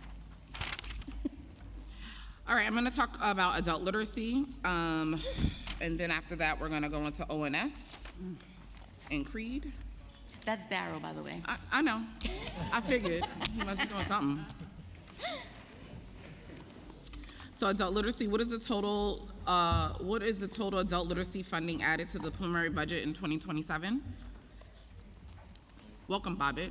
Very nice to see you. Good to see you. So I'll take the budget question, Okay. Mr. Stevens. So the budget for adult literacy in FY27 is $14.5 million. There is a reduction in funding, so in FY26 it is $28 million, and the reduction in funding is primarily associated with the council funding that we get during the adopt budget. Is the funding for DYCD RFP adult literacy contracts added to the budget through fiscal 2029? Yes, prior to the release of the RFP, we had to have the funding baselined in, and then post that, typically during the adopt plan, we would add additional slots depending upon how the funding is awarded. What is the total current fiscal 2026 funding for all adult literacy programs, DYCD and discretionary funding? Total funding in FY26 is $28 million. The New York City Coalition for Adult Literacy presented a proposal to DYCD leadership in last November calling on the Mamdani administration fiscal 2027 to invest $20 million in New York City's adult education funding stream, Education for Integrity and Equality. That would provide new seats and unfiltered across the of English language, basic education, and digital literacy, and high school equivalency, and civics education classes for immigrants and New Yorkers new New Yorkers, regardless of their immigration status. This investment will be in addition to the $12 million, including fiscal 2027 preliminary budget, to continue to fund DYCD RFP contracted literacy programs. Has DYCD advocated for this inclusion of the new funding stream in with the new administration or with the OMB? Thank you, Chair, for the question and for recognizing CD. DUSC welcomes additional funding to support adult literacy programs, and of course thanks the Council for your longstanding interest and support of it. And we're still reviewing the NYCAL proposal. We thank NYCAL and the LAC for taking the time to create the proposal. But did you advocate for it? Because I know you said thank you, but where we are? Well, as was pointed out earlier, the Commissioner's been here for 3 weeks, so among the things that she's assessing, we'll be looking at the NYCAL proposal. Okay, great. Those are our friends, so let's make sure we look very closely at that. What measures has DYCD taken to ensure all protections of individual levels, data of student access, accessing adult literacy are being taken? We take participant data and privacy concerns very seriously, and we follow all city regulations and policies for safeguarding that data. Okay, all right, we're gonna move on to ONS. Thank you. Again, I don't know why everybody just keeps sending this one. I just don't understand. It's 3 empty seats. It just makes me crazy. That seat must be hot. All right. Fiscal 2027 preliminary budget headcount is 49 positions for this program, ONS, a vacancy of 21 compared to the fiscal 2026 January actual of 28. Why is there a vacancy of 21 in this headcount for ONS? Sorry, let me just correct it. It's, I believe the 21 is not a vacancy, it's a variance from the 49. Okay. The 21 is, I believe, the direct program staff. 22 are direct program staff. And then the rest are housed in different parts of the agency, supporting the contracting, the budgets, and all the other stuff. Is the ONS program fully operational with a significant headcount? Chair Stevens, so on the programmatic side, yes, the headcount is meeting the need. As you know, we are covering program oversight, maintaining regular contact with providers, providing the supports and technical assistance. We're out in the streets and on the ground alongside providers helping to coordinate when needed. And a huge thank you to you, Chair Stevens, and to your entire team who activated a few weeks ago during the team takeovers that we activated in the Bronx and in Brooklyn. So I appreciate you and your team. Yeah, they definitely were trying to come to my district, but I guess the rain stopped them, so. Yeah. Luckily. What open positions do you have in ONS currently?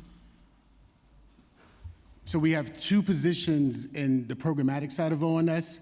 It's the assistant director for CMS, and then we have 1 initiative manager position, which is the equivalent of a program manager, if you will.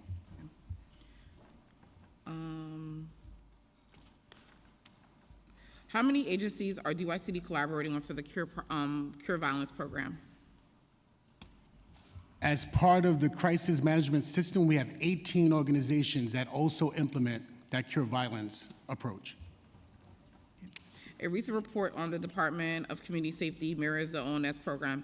Is this rebranding of ONS? If so, will there be changes to implementation, and would the program remain under DYCD?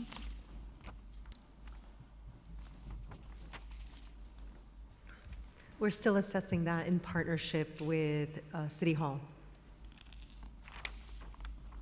Well, I want to go on for record for saying I think that we have moved this program around so much. They deserve a home, and I think that especially with new agencies coming online, it often comes with a lot of bumps, and they need to be there until things are worked out fully because they have had a lot of transition, and I think that that has been some of the issue with them. So I'm going to continue to advocate that as that is being flushed out and thought about, that they are safe with the DYCD family until it's time to pass off. But I really want us to make sure that we think about what that transitions look like, because they have had a lot of transition, and I honestly do not feel like it's fair to those organizations and those people who are doing the work to have to keep reimagining their work because they're under new leadership. it's not fair to them. So I just need to go on record for saying that. So I'm going to move on to the CRED program. CRED? All right, CRED. What percentage of the CRED program supports previously incarcerated individuals? Oh, you're back. Listen, there's been a lot of changes. I don't know who's doing what these days. You guys are trying to trick me. What is going on? I need an org chart after this. No, but this one is mine because this one sits really solidly in the DYCD workforce development team because, yeah, we've applied that kind of DYCD framework to this program. But I do need you to repeat the question because I didn't hear it. I know. Next time we have to get you a little thing because I can't hear either. That's why I have this. What percentage of CRED programs support previously incarcerated individuals? Yes, so we have had a few cohorts go through the CRED program right now. The latest data is that about 30% report having been arrested before. Does DYCD partner with city agencies such as DOC, DOP, MOCJ, or district attorneys? If so, what is the capacity do you work with them in those other agencies? Absolutely. This program was always intended to operate in close collaboration with all of those that you named. So we work with DOC, with MOCJ, with our CMS, ONS team and their CMS network, with the Department of Veteran Services. And this is everything from my team directly partnering with our colleagues at those city agencies to share information about the program and receive direct referrals. But it's also about training our providers in the CRED program, who many of them have their own longstanding relationships with DOC, with DOP, with all these agencies that you named, and are doing direct partnership too. And so we have been supporting all of those efforts, both taking direct recruitment ourselves and helping our providers make those connections on the ground. What metrics are being used to measure success for the CRED program? Yes, love this question. So of course we track enrollment, attendance, engagement, how many of the participants are doing an internship and how many hours they're doing. But in CRED, we're also looking really closely at how many of our participants are obtaining a credential through the program.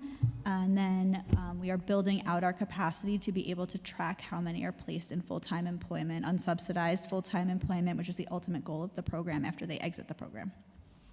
Well, this is one of those programs that I know was like talked about a lot and had a lot of hype around it from our former commissioner who was really excited about this. And so I will make sure that we continue to monitor this and see how we can continue to collaborate. And with that, how was it? Did I behave? You were great. All right. I told her she was very nervous and I told her it was gonna be very nice for her first hearing. Yes. And I think I did that, right? I didn't go too. Look, even Susan is clapping and she never claps. So I know I was nice. All right, so with that, I have no more questions for you guys unless you want to share something. Yeah. Okay, amazing. Thank you guys for being here with us today. Thank you. I will now be moving into public testimony.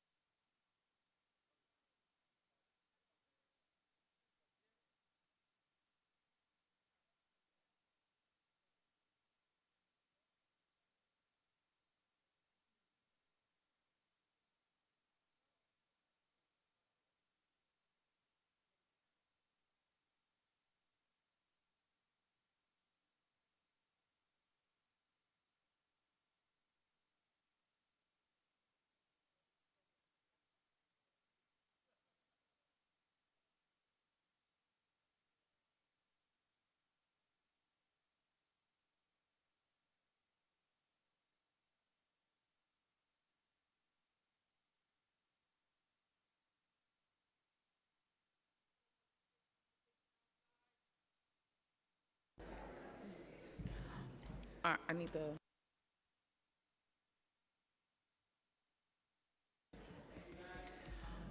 All right. I will now open the floor for public testimony. Before we begin, I remind members of the public that this is a formal government proceeding and that the quorum shall be observed at all times. As such, members of the public should remain silent at all times. The witness table is reserved for people who wish to testify. No video recordings of photography is allowed from the witness table. Further, members of the public may not present audio or video recordings as testimony, but may submit transcripts of such recordings to the Sergeant of Arms for conclusion of the hearing. If you wish to speak today at today's hearing, please fill out the appearance card with the Sergeant of Arms and wait for your name to be called. Once your name is recognized, you have 2 minutes to speak on today's hearing topic, which is the preliminary budget for 2027 fiscal year. If you have written testimony or additional testimony you may wish to submit for the recording, for the record, please provide a copy of the testimony to the Sergeant at Arms. If you also email written testimony to testimony@council.nyc.gov within 72 hours of this hearing, audio and video recordings will not be accepted. When you hear your name, please come to the witness panel for the first panel. I'm not reading those names. I just want to remind everybody, we have a lot of people here to testify, and so I will be very strict with time, but however, you know my rule, young people, if they're in the room, I will be allowing them to speak first. They will not be timed, so do not feel a type of way if a young person goes over, because what is this? The Committee on Children and Youth, and we will be supporting the young people, but everybody else, you get 2 minutes, and I will be serious and holding time really seriously today. So thank you, because we have an event, and so want to get through and hear everyone. So Elizabeth will call the first panel. Thank you. Hi, for the first panel, we're gonna call Kate Connolly, Hazam Wahib. Oh, we have 2 slips. Sasha Kaputskova, Chanel Staggers. Let's see, we could do more. We could fit more.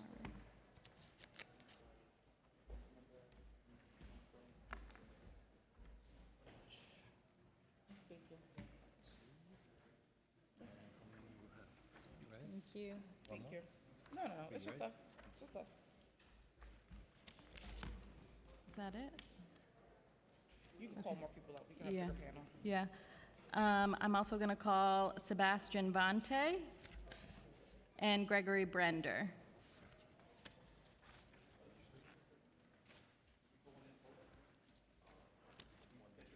Oh, Gregory's coming. Gregory's, Greg, come on. he's You guys can begin. No rush. You have time. Whoever can begin.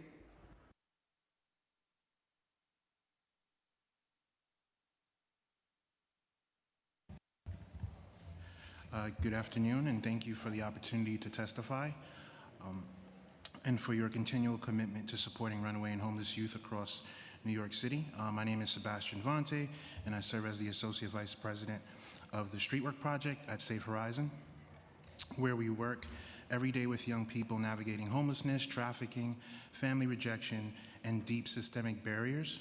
Safe Horizon envisions a world where safety is a universal human right, and we all share a collective responsibility to protect and uphold it.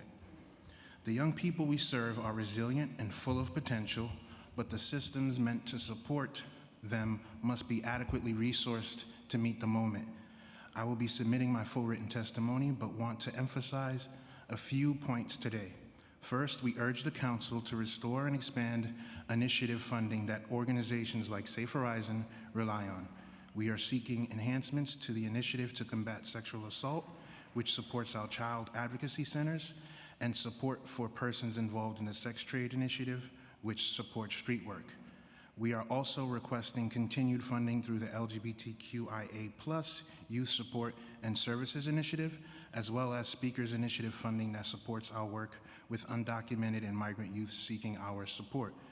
We were disheartened to see cuts to RHY budget in the mayor's preliminary budget, but we are now hearing that those cuts won't be happening. That is good news, but I will take this time to say the final budget must include the following. First, we urge the admin to increase RHY bed rates so they accurately reflect the true cost of operating these programs in New York City. Second, we urge the city to release the RHY RFP. Providers and young people alike need stability. Delays in procurement create uncertainty for programs. Third, we ask the admin to baseline $1.6 million for peer navigators and $1.6 million for housing navigators. 10 seconds. These roles have proven essential to young people finding stability. Fourth, we must increase the number of beds available for both young adults age Time. 21 to 25. Told you, got a lot to get through. Sorry. Mr. Bastian, you know me, we'll talk later. Good morning, Chair Stevens and the Committee on Children and Youth. Thank you for the opportunity to testify today. My name is Chanel Staggers. I'm a 25-year-old senior at City College and also a Harlem native. I became connected to Anthos Home program as a participant 2.5 years ago and have been a member of the Anthos Home Speakers Bureau for the past 6 months. Today, I'd like to speak on how we can support young adults aging out of foster care to live and thrive independently. As I was aging out of foster care, I began college in January 2020 at 20 years old, right before COVID, to study political science. I moved into the dorm so I could access stable housing and to move out of my group home. I was only 22 years old when I moved onto my campus dorm. And when I moved out of my campus dorm and moved into an off-campus apartment that my scholarship was offering, unfortunately, I experienced a dysfunctional and hostile housing environment, and the severity of the situation meant I could not reside there no more. My initial goal was to finish college before I got my own apartment, but my academics was interrupted due to my age, and since I exhausted all of my other options, I didn't have any other choice but to transition and live independently. I reached out to my resources at ACS, who helped me obtain my housing voucher. Even before I got my voucher, I looked for months on my own, emailing brokers, calling landlords, searching StreetEasy, and was not able to find anything. As soon as I mentioned my voucher, I was ghosted, and I was connected with Anthos Home through ACS. Luckily, Anthos Home came in a very transitional moment and gave me actionable steps for what to do, and it felt more reliable than trying to do it myself. Once Anthos Home was the home finder, the barriers were removed. I filled out the paperwork and got my apartment quickly, and got approved for my second apartment and moved in quickly. With Anthos Home, I found my apartment and moved in 2 months compared to the months I was searching before. I broke out of the repetitive process. It was all quicker with more support. The housing navigation services were essential. So unfortunately, my story is not unique. In the city of New York, hundreds of young adults age out of foster care every year without long-term stability. Funding for specialized support like housing navigators through Anthos Home enhances stability for young adults in transition. Since September 2023, Anthos Home has over 150 youth who aged out of foster care, including myself, into stable homes. There's also opportunities for low-cost process changes that would ease the burden on young adults navigating independently for the first time. Thank you for the opportunity to speak. Thank you. You were reading really fast, huh? You were just on some speed reading. Appreciate that. You said 2 minutes. Good afternoon, Chair Stevens and the Committee on Children and Youth. Thank you for the opportunity to testify today. My name is Sash Kupsova, and I'm an aftercare specialist at Anthos Home. We help New Yorkers with housing vouchers move out of shelter and into permanent housing as quickly as possible. We are a member of the Family Homelessness Coalition, Homeless Service United, and the Homes Can't Wait Coalition. Today, I'd like to speak about how we can address the student and youth homelessness crisis. Last year, more than 150,000 students experienced homelessness, and 67% of students in shelter were chronically absent. While housing vouchers are a proven solution to homelessness, they are dramatically underutilized. The state comptroller estimated that only 21% of households with shopping letters get their vouchers approved. Challenges compound for young adults without support systems and parents managing their children's needs while living in shelter. At Anthos Home, we not only see the devastating impact of housing instability, but also how targeted housing assistance can make an enormous difference. Our program shows how filling in the gaps in voucher processes eliminates the roadblocks youth and families face. Since September 2023, we've moved more than 1,000 New Yorkers into homes, including over 430 children and 155 youth aging out of foster care, and maintained 100% stability. We request funding for a school-based housing pilot that would bring our model to a group of high-need public schools and move all voucher-eligible students and their families out of shelter and into homes. By pairing NYCPS's communication pathways with Anthos Home's housing navigation expertise, the pilot will address a root cause of chronic absenteeism and student well-being, housing instability. while reducing associated costs like busing. There are also opportunities for low-cost process changes that would ease the burden on youth and families, including streamlining the CityFEP's voucher package and guaranteeing initial shelter placements near a child's school. Thank you for the opportunity to speak. Good afternoon, Chair Stevens. My name is Kate Connolly, and I'm a Senior Policy Analyst for United Neighborhood Houses, which represents settlement houses across the state. I want to highlight a few issues today. First, we ask that the city both baseline Promise NYC and increase funding to $50 million. The success of the program has driven significant demand, and wait lists for programs across the city have grown. And although we're excited by new investments in childcare across the state, we want to also emphasize the importance of this particular model and the care and attention it gives to the exact families that are most likely to fall through the cracks of traditional programs. An additional investment would allow the program to serve more families and expand to additional providers. Second, we ask that the City Council continue its investment in adult literacy programming. Discretionary funding currently sustains more than 60 programs, and for some of these programs, it's the sole funding source for sustaining them. We really urge that City Council renew this funding to make sure these programs can continue after June. Third, I want to bring up something that I know you brought up today earlier, which is the Cornerstone model. As mentioned during your questioning, Cornerstone programs face significant challenges due to failing NYCHA infrastructure, including the levying of fines from DOH and FDNY. We're not anti-inspections. We appreciate that they're based on regulations that keep participants and staff safe, but there is insufficient communication between the inspecting agencies and DYCD and NYCHA. We really encourage, and we think the city must commit to covering the costs of DOH and FDNY violation fines for Cornerstone community centers, especially when this issue has already been communicated to DYCD or NYCHA, so it doesn't come out of program budgets. And finally, after school, with the awards for the recent Compass RFP coming soon, we urge DYCD and MOX to properly prepare for this massive undertaking. We urge the city to review the number of fiscal staff at DYCD and secure funding for additional staff to prevent a contracting bottleneck. We heard about some of this today, and it sounds great, but we want to make sure there's plenty of oversight. And then I also just want to say I was very excited, as I think you were, to hear that the new commissioner says she'll be looking at alternative models for Summer Rising. We have a report on this and are happy to share more with the rest of the committee. Thank you. Thank you. Good afternoon, Chair Stevens and members of the Committee on Children and Youth. My name is Hizam Wahib, and I'm the Assistant Executive Director at the Arab American Family Support Center, also known as AAFSC.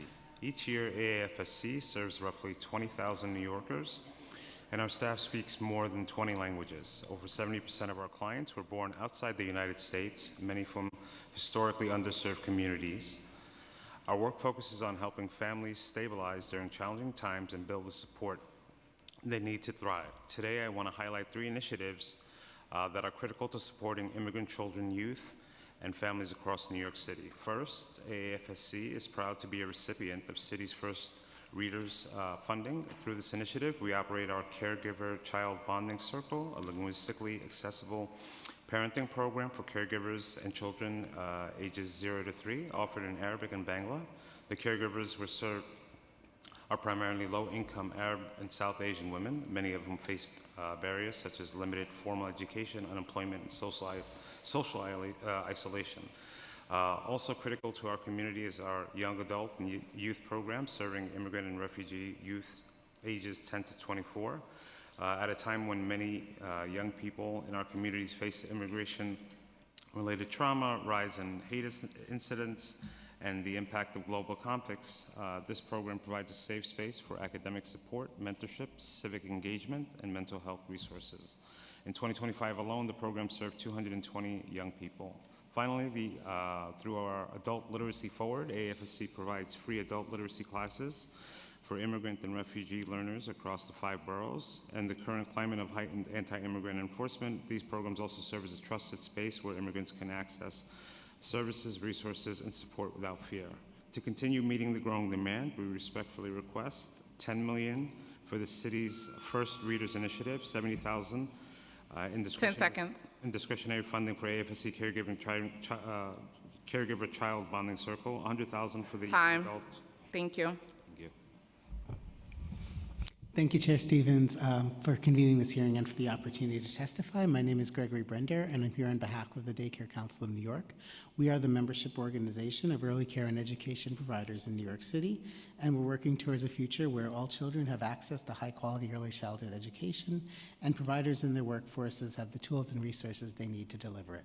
I want to just touch on a few points about early childhood education in the prelim budget. First, around the Child Care Assistance Program, over 10,000 families remain on wait lists for child care vouchers through the Administration for Children's Services. This leaves many families who are working families but struggling to afford child care unable to access vouchers. Thanks to this council's push last year, there was an increased investment. And we're thrilled that there's also an increased investment from Governor Hochul in her executive budget. However, from what we've been told at previous hearings, this will only be enough to maintain care for those families who are currently receiving vouchers. It will not clear the wait list. Therefore, we urge the city to both provide additional funding to support moving families off of the voucher waiting list and into care, and to immediately connect some families who are on the wait list with opportunities to access extended day, extended year programs in DOE contracted community-based organizations. I also wanted to echo what Kate was talking about with Promise NYC. This remains a crucial program. And something that provides a service that really is not available, even with some of the expansions, to many families who would not be able to access child care assistance under current conditions. We urge the increased investment to $50 million to renew and enhance Promise NYC to both serve more families and increase the number of providers who are offering access. Finally, in my 10 seconds, I'll just go to say that in the rest of our testimony, we have some recommendations on how to better support the early childhood workforce in every setting, whether it is in home-based or community-based settings. 10 seconds. The workforce is underpaid and underappreciated, and the city must take action to ensure that this staff, whether it's teachers, staff directors, or home-based providers, get the pay they deserve. Thank you. I don't have any questions for this panel. Thank you for your time. Thank you.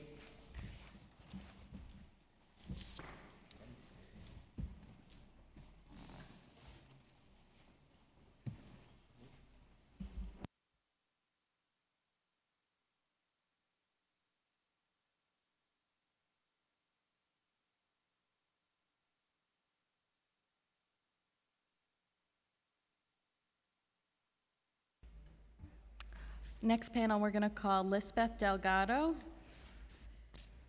Josiah Martinez, Susan Graves, and Ilana Amaro, Sarah Cooperberg, and Michare Amarazar.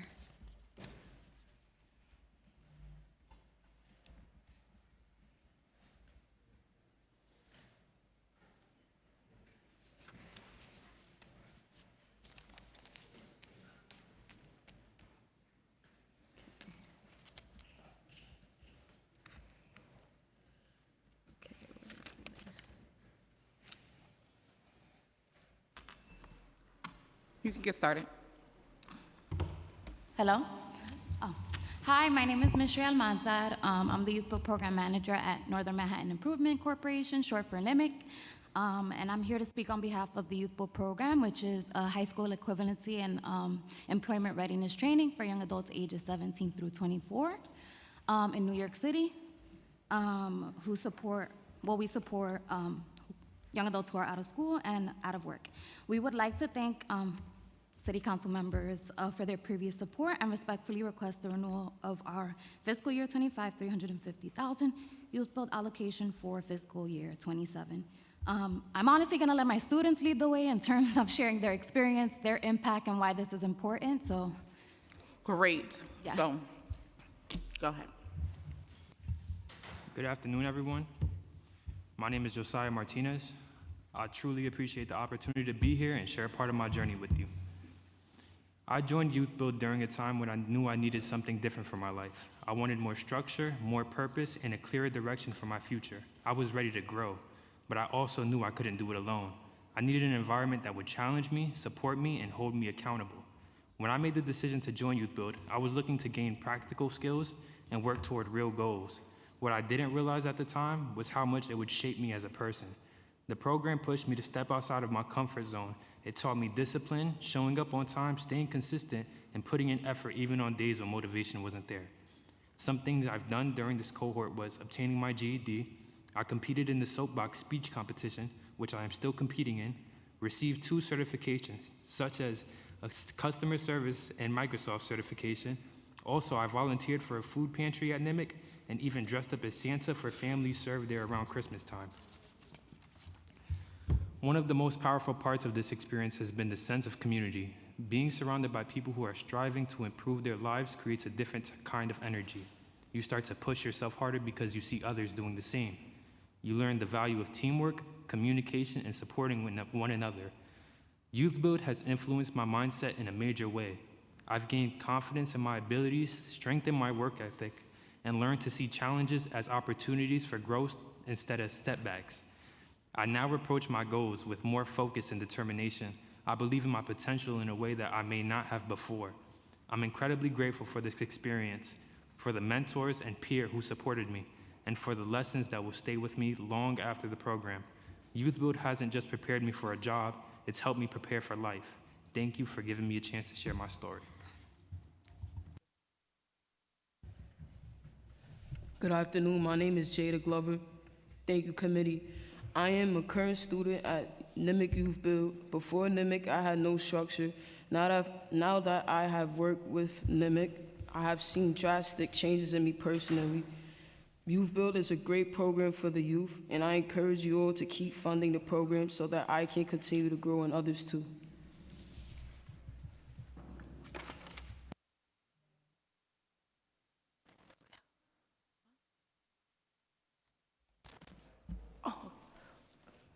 Good afternoon, committee. My name is Lisbeth Delgado. I am a current student at Youth Build. My goals are getting my diploma and going to college, and Youth Build has helped me with a lot of my daily struggles. One is having social anxiety, and the main goal that, Miss A has tried with me was getting me out of my comfort zone, and it has helped me throughout my whole struggle with that.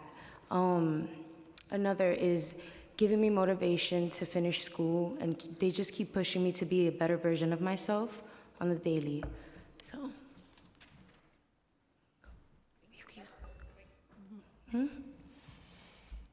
Hi, good afternoon. My name is Eliana Morrow, and I am a current student at Youth Build. And I just want to share my experience, and it's been an amazing program so far. I've been able to understand certain life goals that I've been wanting to achieve, and they've been helping me out with that. So I really hope that you guys are able to keep funding the program because it's really good for the youth. Hello. I'll close out briefly. My name is Sarah. I'm a master's of social work intern with Youth Build NIMIC.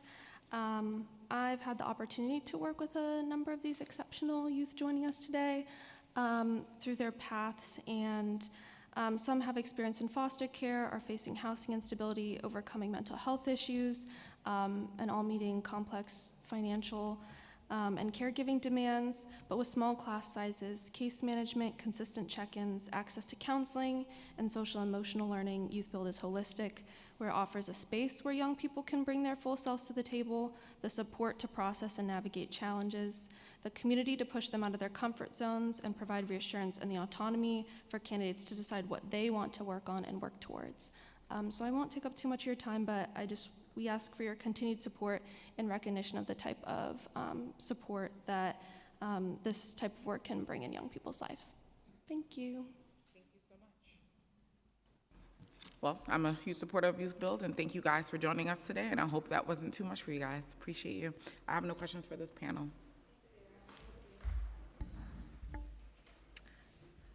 For the next panel, we're going to call Isabella Perez, Leanna Ellison, Kiana Braveboy, Bennett Cobb, Milena Ben-Merji, and Jonay Billy, and Jasmine Reed Cordero.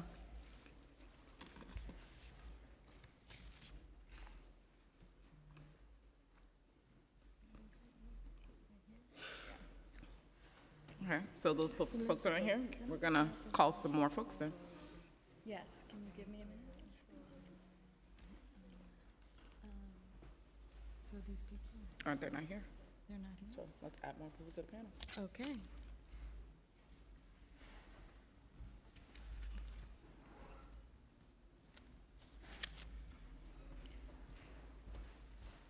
Kava Safehui, Sophia Shi, Ira Yankowitz, Teresa Balik.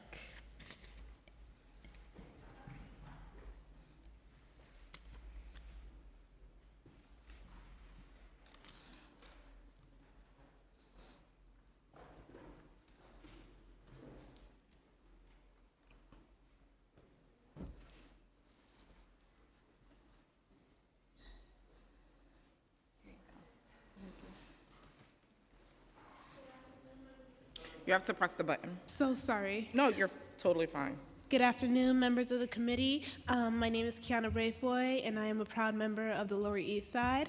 Thank you for allowing me to speak about my opportunities while I was there. When I first started out at Girls Club, I was very timid, introverted, nervous, and I didn't go out much. I kept to myself most of the time, and I was in my senior year of 8th grade, so I've come a long way since then. During the summer of Girls Club is when I began to open up more. More of the staff members began noticing me, which is something that never really happened. I got more opportunities and chances to speak out. They were interested in what I actually had to say, and that made me really happy because when growing up, not many people listened to little girls like me because at the end of the day, they saw us as little girls. Girls Club really changed that for me. With funding cuts, they have to limit their programs, and they are not able to support us as females as much as they want to support us, which hurts because if there's no support for Girls Club, I fear that there won't be as many girls and growing women like me to speak up and have fun and enjoy themselves. The less and less I'm able to go to Girls Club, I think the more and more I feel myself going back into that shell. I want everybody to have a chance, more girls to have a chance to have that safe space to allow themselves to open up and be free and just unleash themselves in the best and most positive way possible. We are requesting a $50,000 funding enhancement per STARS partner organization to strengthen staffing systems, and as well as operational infrastructure needed in Girls Club, which would also increase from $100,000 to $150,000 for the STARS, in addition to $125,000 for New Girls City. There are several stories that are not just me, but every girl around the world, and I really hope that you consider this. Thank you very much. Thank you so much for being on this panel. That was really powerful. Thank you. You did great. Good afternoon, Chair Stevens. My name is Ira Yankwit, and I'm the Executive Director of the Literacy Assistance Center. I'm also a proud member of the New York City Coalition for Adult Literacy. Currently, there is approximately $103.5 million in federal, state, and city funding for adult literacy education in New York City. Over $24 million of this funding comes from the Federal Workforce Innovation and Opportunity Act, Title II. The Trump administration had called for the complete elimination of this funding in the FY26 federal budget and may do so again in FY27. In the meantime, the Trump administration is seeking to exclude students from federally funded adult literacy classes based solely on their immigration status. Approximately 1.7 million of the 2.2 million adults in need of adult literacy services in New York City are immigrants, as are over 75% of current adult literacy students. Such restrictions could have a devastating effect on our immigrant communities.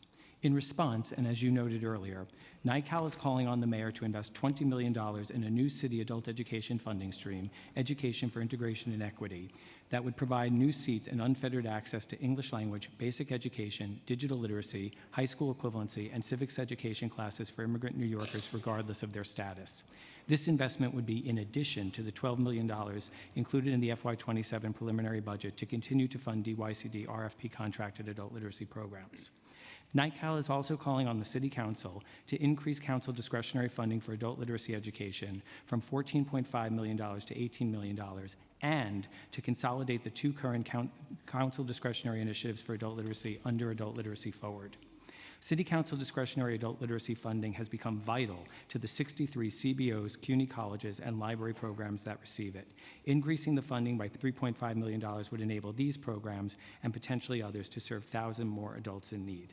Thank you very much for the opportunity to testify. Thank you for being under 2 minutes. Good afternoon, Chair Stevens and members of the committee. My name is Kaveh Sarfajoy. I'm the Executive Director of the Liz Smith Center for Adult and Family Learning and Literacy Partners, and I'm a proud member of the New York Coalition for Adult Literacy. As the Council continues to focus on literacy reform, I want to emphasize that New York City's literacy crisis is a two-generational one. The focus on children is critically important and necessary, but if we want to truly address literacy gaps across the city, we also have to invest in the parents and caregivers raising those children. Right now, more than 2.2 million adults in New York City have limited English proficiency or don't have a high school diploma, and only 2 to 3% of those families are being served right now. That's why we are joining NICAL and calling for the administration to invest $20 million in a new city adult education funding stream, Education for Integration and Equity, that Ivor spoke about and you had mentioned previously. And I just want to share a quick story that one of our students in our class is asked to share. When adults build their literacy, English language, and advocacy skills, the benefits don't stop with them. Those skills strengthen their families, improve child outcomes, and help build healthier, more connected communities. I want to highlight two-generational impact with the story of one of our students, Yesenia, who asked us to share experience in spaces where decisions are made that affect families like hers. Yesenia was detained in a routine immigration status appointment and separated from her husband and child, who has autism spectrum disorder, for 5 days. She told us, in the detention center, everything was in English and everyone spoke English. I became the translator for the friends I made from other countries who were also detained, helping them communicate their basic needs because they didn't know how to speak for things in English, even something as simple as water. With the little English I learned in these classes, I was able to help them get the necessities they needed. That experience gave me the confidence to speak without fear, not only to advocate for myself, but also for others who had no way to communicate. That confidence and those skills were built in part in the free parent-focused ESL classes, and she felt English was one of the determining factors that allowed for her release. Yesenia's story is a reminder that when we invest in adult literacy, we're also investing in children and family stability 10 and strength of our seconds. communities. Thanks for your attention. Thank you. Thank you.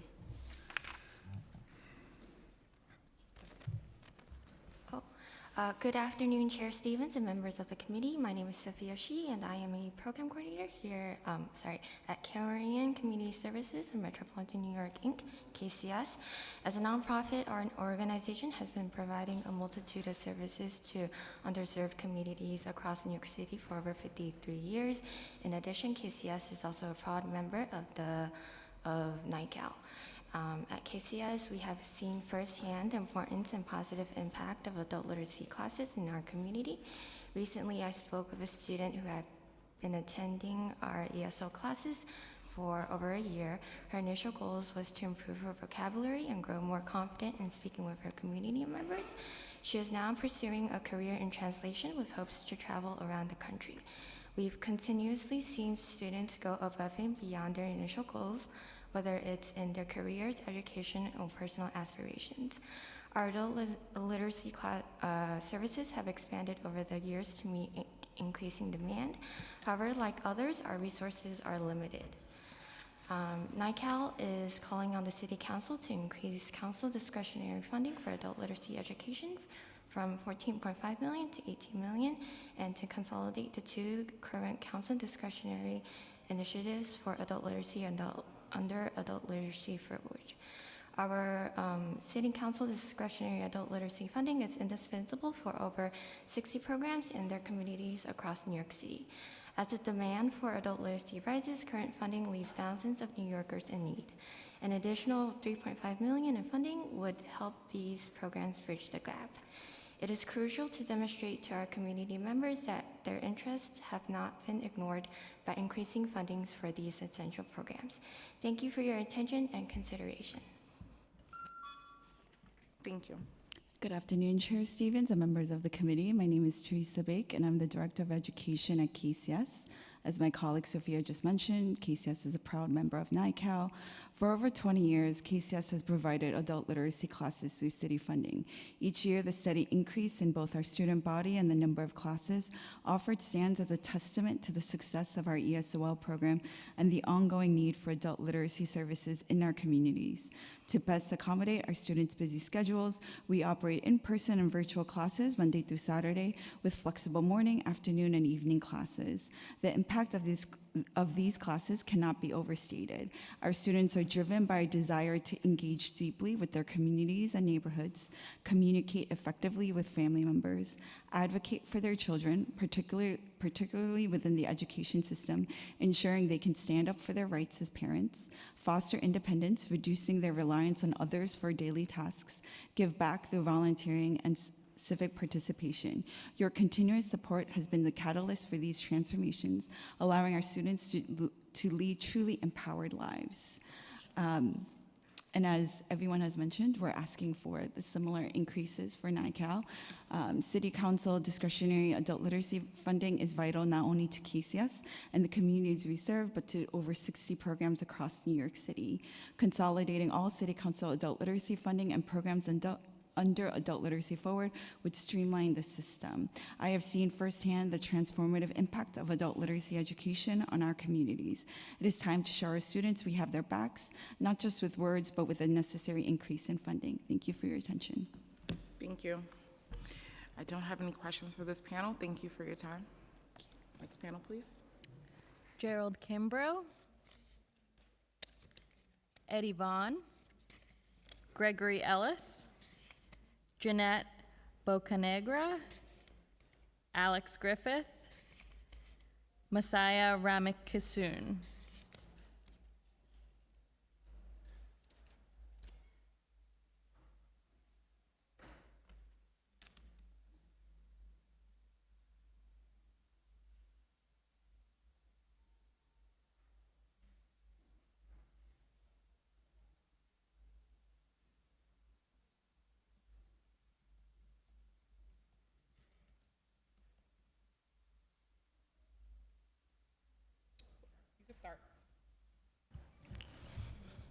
Good afternoon, Chair Stevens. My name is Messiah Ramkissoon, and I serve as the Deputy Executive Director of Youth Justice Network, formerly known as Friends of Island Academy. Our citywide youth advocacy model serves as the bridge between young people returning home to marginalized communities within the 5 boroughs of New York City and their respective needs to support healthier lives and sustainable pathways. The thesis of my message focuses on the importance of accessibility as it relates to intervention and resources and the needed investment to support such infrastructure within the neighborhoods our young people call home. Our work at Youth Justice Network prioritizes proximity and tangibility as 2 critical components to eradicate cycles of recidivism, but most importantly, providing doorways to opportunities that can empower healthier outcomes. In 2016, we created a system of aftercare called the Youth Reentry Network, which was catalyzed by our youth advocacy model. This network ensured that every young person entering the doors of new admissions within Rikers was attached to a youth advocate from the first day of incarceration to the day of release, inclusive of but not limited to outcomes around housing and employment, education and mental health. The youth plans created with young people and their advocates during detention were actualized immediately upon discharge. We learned that young people are more responsive to a model built on trust rather than one built on mandate. In partnership with the Mayor's Office of Criminal Justice and the Department of Corrections, we implemented this initiative within 4 facilities on Rikers, where teens and young adults of all genders were housed. Our services also followed our adolescents who were transferred to ACS custody post-raise the age.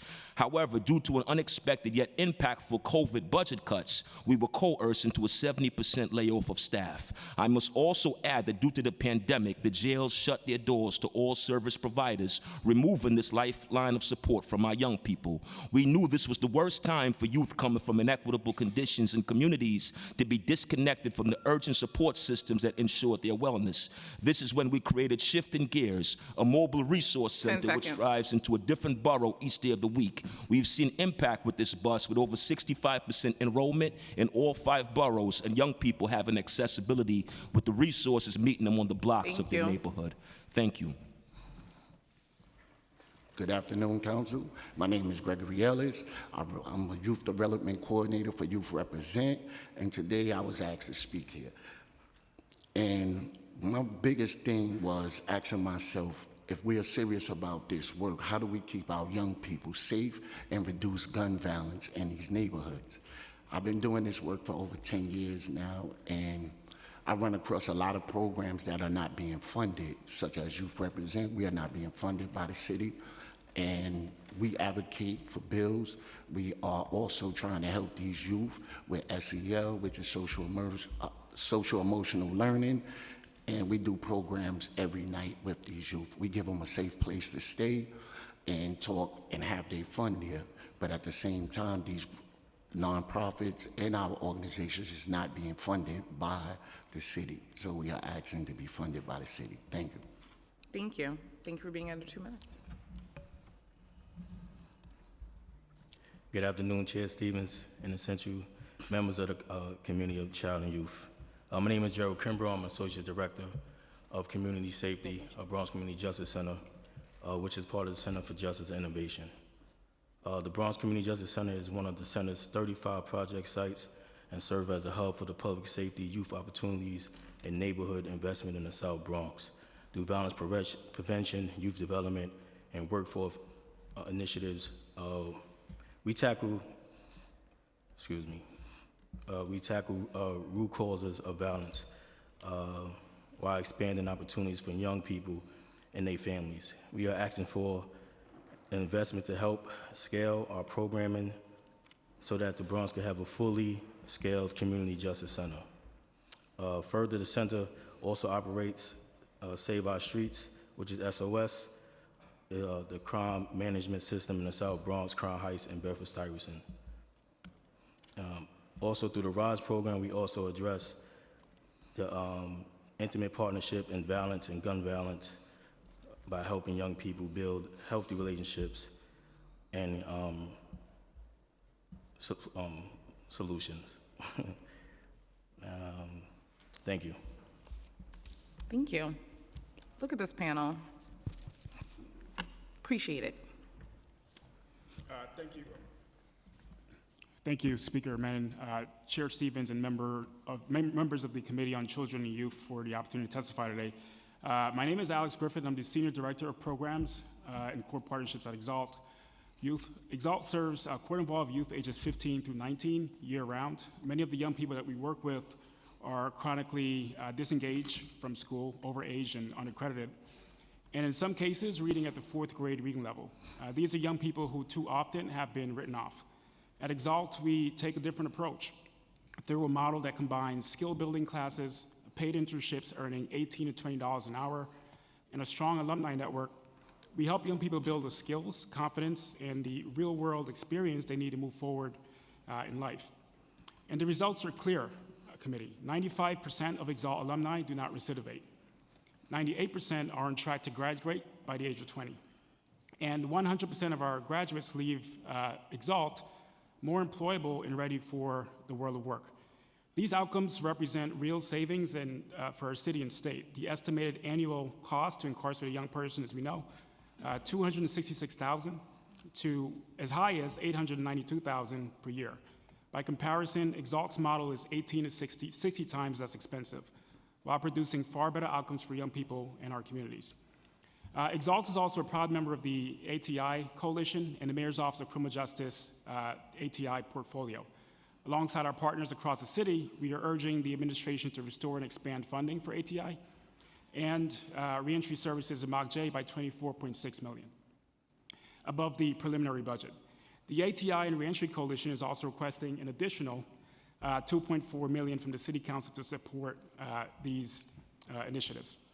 Finally, Exalt is happy to serve as a resource to the Council and city agencies as we work together to expand opportunity for young people across New York City. Thank you for your leadership and your commitment to young people in New York City. Thank you.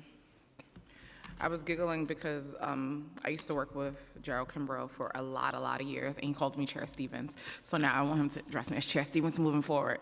I want to say that for the record. But thank you guys for being here today, and I appreciate all the work that you're doing. Thank you. Thank you. For the next panel, we're going to call Amanda McCarthy. Yasina Sarah, Derek Carter, Lakiraj John Gadeen, and Rebecca Cheeler.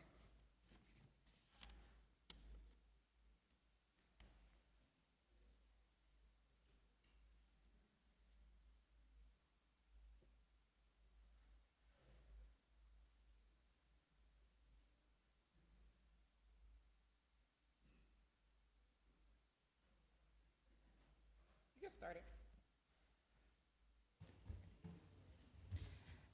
Good afternoon. My name is Yesenia Sarah, and I'm the Adult Literacy Intake and Data Coordinator at Make the Road New York. Make the Road is the largest grassroots immigrant organization in the state, serving 30,000 immigrant and working class New Yorkers a year, the majority of them in New York City. Based at our centers in Queens, Brooklyn, and Staten Island, we support New Yorkers to resolve immigration legal issues, fight landlord harassment, win back stolen wages, access health care, improve their English, express themselves through youth arts programs, and more.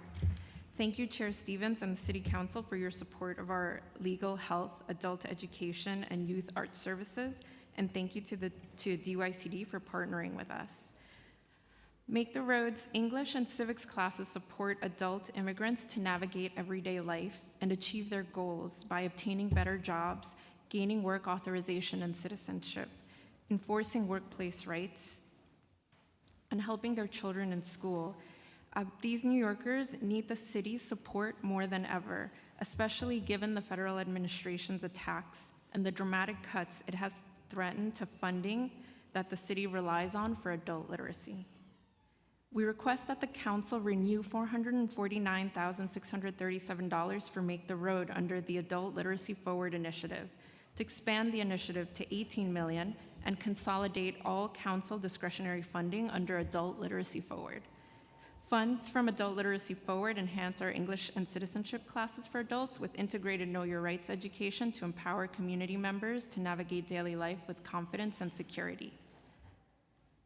This is in addition to NYCAL's call for a new $20 million adult ed funding stream, Education for Integration and Equity, to expand access. Thank you for your time.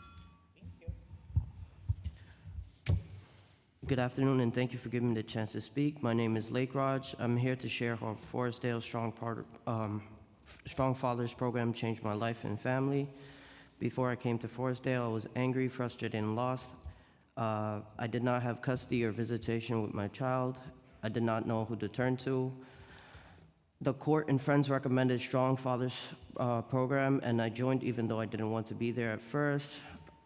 I thought nothing could help my situation. As I engaged with the program, my class facilitator helped me shift how I looked at everything, teaching me to focus on positive and seeing things from my daughter and her mother's point of view. My father and specialist pushed me to challenge my old ways of thinking and put my child's need first, not my anger or frustration. One of the biggest changes for me was learning how to co-parent with the other parent that didn't want to engage. Before I would argue and push, it only made things worse. Once I started listening and responding to my partner's concerns instead of reacting out of anger, everything calmed down. My daughter was more at peace, my partner was more at peace, and communication finally improved. My relationship with my daughter is completely different now. At one point, she was calling me uncle instead of dad. It was hurtful, but through the program, I learned to understand instead of getting angry. Over time, our bond grew, and today she calls me dad. That alone tells me how powerful this program is. This is why the program like Strong Fathers and Strong Mothers need continued funding. They help parents who are struggling with real issues, mental health communications, and staying connected to their child. I even referred friends to the program because of how much it helped me. There were moments where I wanted to give up, but the program stood by my side, supported me, and helped me become the best version of myself. Thank you for listening to me. Thank you. Good afternoon, Chair Stevens and members of the Committee on Children and Youth. My name is Hi, my name is Amanda McCarthy. I am the Senior Director and a Youth Policy Lead at CASES. At CASES, we believe that too many futures are cut short by unnecessary incarceration. Last year, we served over 12,000 New Yorkers, including 741 young people. Our programs prevent young people from experiencing the trauma of incarceration and support their personal goals for education, employment, health, housing, and promote mental well-being through clinical and case management services. Access to community-based programs is critical to divert young people from entering or furthering their involvement in the criminal legal system. The fiscal year 27 budget must support the planned expansion of our ACES program, with ACS investing $10.1 million for persistent, compassionate outreach and engagement for those most at risk of court involvement or violence. ACES works to divert young men, especially those that are disconnected from school, community, and employment opportunities, from the criminal legal system. Through persistent outreach, intensive mentorship, and meeting participants' material immediate needs, our credible messenger staff build trust and meaningful relationships with participants. With this strong foundation, participants share goals and actively engage in their own development. They participate in paid employment services, pursue high school equivalency courses, and engage in work readiness. 86% of all participants successfully avoid rearrest. Expanding ACES to serve more young people in the Bronx, Central Harlem, and Brooklyn comes at a critical time. Funding does not meet demand, and more young people are becoming caught up in the criminal justice system and detained in juvenile justice facilities. ACES programs have proven that today's young people need targeted, persistent, and compassionate support, not detention or isolation from family or the community. We encourage the council to invest further into community-based programs that involve youth by doubling the funding for the council's court-involved youth mental health initiative. This initiative supports mental health services for 3,000 young people. 10 seconds. And we appreciate the city's commitment to helping New Yorkers avoid incarceration. Thank you. Thank you, Chair and members of the Children, Youth, and Youth Committee, for the opportunity to speak today on behalf of Forestdale Incorporated. For more than 172 years, Forestdale has stood with Queens families during their most challenging moments, ensuring that children grow up safe, supported, and surrounded by the people who love them. Today, the message I bring is simple and urgent. Prevention works, and wraparound support keeps families together. Across Queens, parents are navigating enormous pressures: economic instability, housing insecurity, trauma, and limited access to mental health care. These stresses don't just strain households, they increase the risk of child welfare involvement. But when families receive the right support early, crises can be prevented long before they reach the point of separation. Forestdale Strong Mothers and Strong Fathers programs are two of the most effective prevention tools in our borough. Together, they reach nearly 600 parents and up to 1,000 children each year. These programs rebuild attachment, strengthen parenting skills, and stabilize families experiencing conflict, domestic violence, or emotional distress. The results are powerful. In fiscal year 24 and 25, fathers in our program saw a dramatic increase in engagement and financial support for their children. And mothers reported improved emotional stability, safer home environments, and stronger bonds with their infant and toddlers. These are everyday victories that keep children safe at home. Our broader family strengthening services show the same pattern. 95–97% of children in our prevention programs remain safely with their parents. 94–95% of children in foster care achieve strong well-being outcomes. These numbers tell a clear story. When we invest in prevention and wraparound supports, families stay intact and children thrive. Parents consistently tell us they want to succeed. They simply need community-grounded, culturally responsive, practical support delivered in their neighborhood, schools, shelters, and online. Forestdale is committed to meeting them where they are. 10 seconds. To continue this work, we respectfully request the Council continue the investment in our parenting program, including $200,000 for discretionary funding that sustains and expands these services. Thank you. Thank you. Good afternoon. I'm Rebecca Chevalier, staff attorney at the Legal Aid Society. Thank you for the opportunity to speak on behalf of the Community Justice Unit, an essential piece of the crisis management system that has worked tirelessly to address the systemic issues of gun violence, gang-related harm, and public safety in the most underserved communities throughout New York City. The need for sustained and restored funding for CJU is not a financial matter. It is an investment in the future and safety of the city, a commitment to upholding justice, effective gun violence prevention, and an essential step in maintaining the trust and care of the communities we serve. CJU is more than a legal service provider. It's a vital force in the fight for restorative justice within the crisis management system. CJU supports and uplifts marginalized communities by providing crucial legal services to high-risk youth, families, and community members. CJU's legal services is foundational to the success of violence interruption and preventative strategies. It provides community members with access to legal resources they need, addressing the long-standing barriers to justice that have disproportionately impacted them. As the CMS expands to over 40 sites across 31 neighborhoods, the demands for CJU's legal services grow. The ongoing $1.5 million cut in funding to CJU equal to 56% reduction of services to the most vulnerable populations of New York City. It's devastatingly impacted the legal services providing and is having a direct adverse impact on our ability to sustain prior service levels. It disrupts essential services, not limited, but including our legal clinics, Know Your Right, and community events, and send a message that our most vulnerable communities are not a priority. It undermines the very framework of the crisis management system.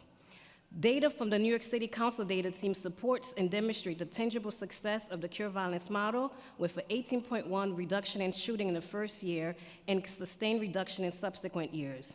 Community-based organizations within the CMS consistently emphasize CJU's legal services as indispensable in their work to prevent violence and promote public safety. In closing, restoring the funding to the Community Justice Unit is not just about maintaining a service, it's about reaffirming our commitment to access legal services to the most high-risk committee. Thank you. Thank you to this panel. For the next panel, I'm going to call Jihad Hale, Expanded Schools, Caitlin Passaretti,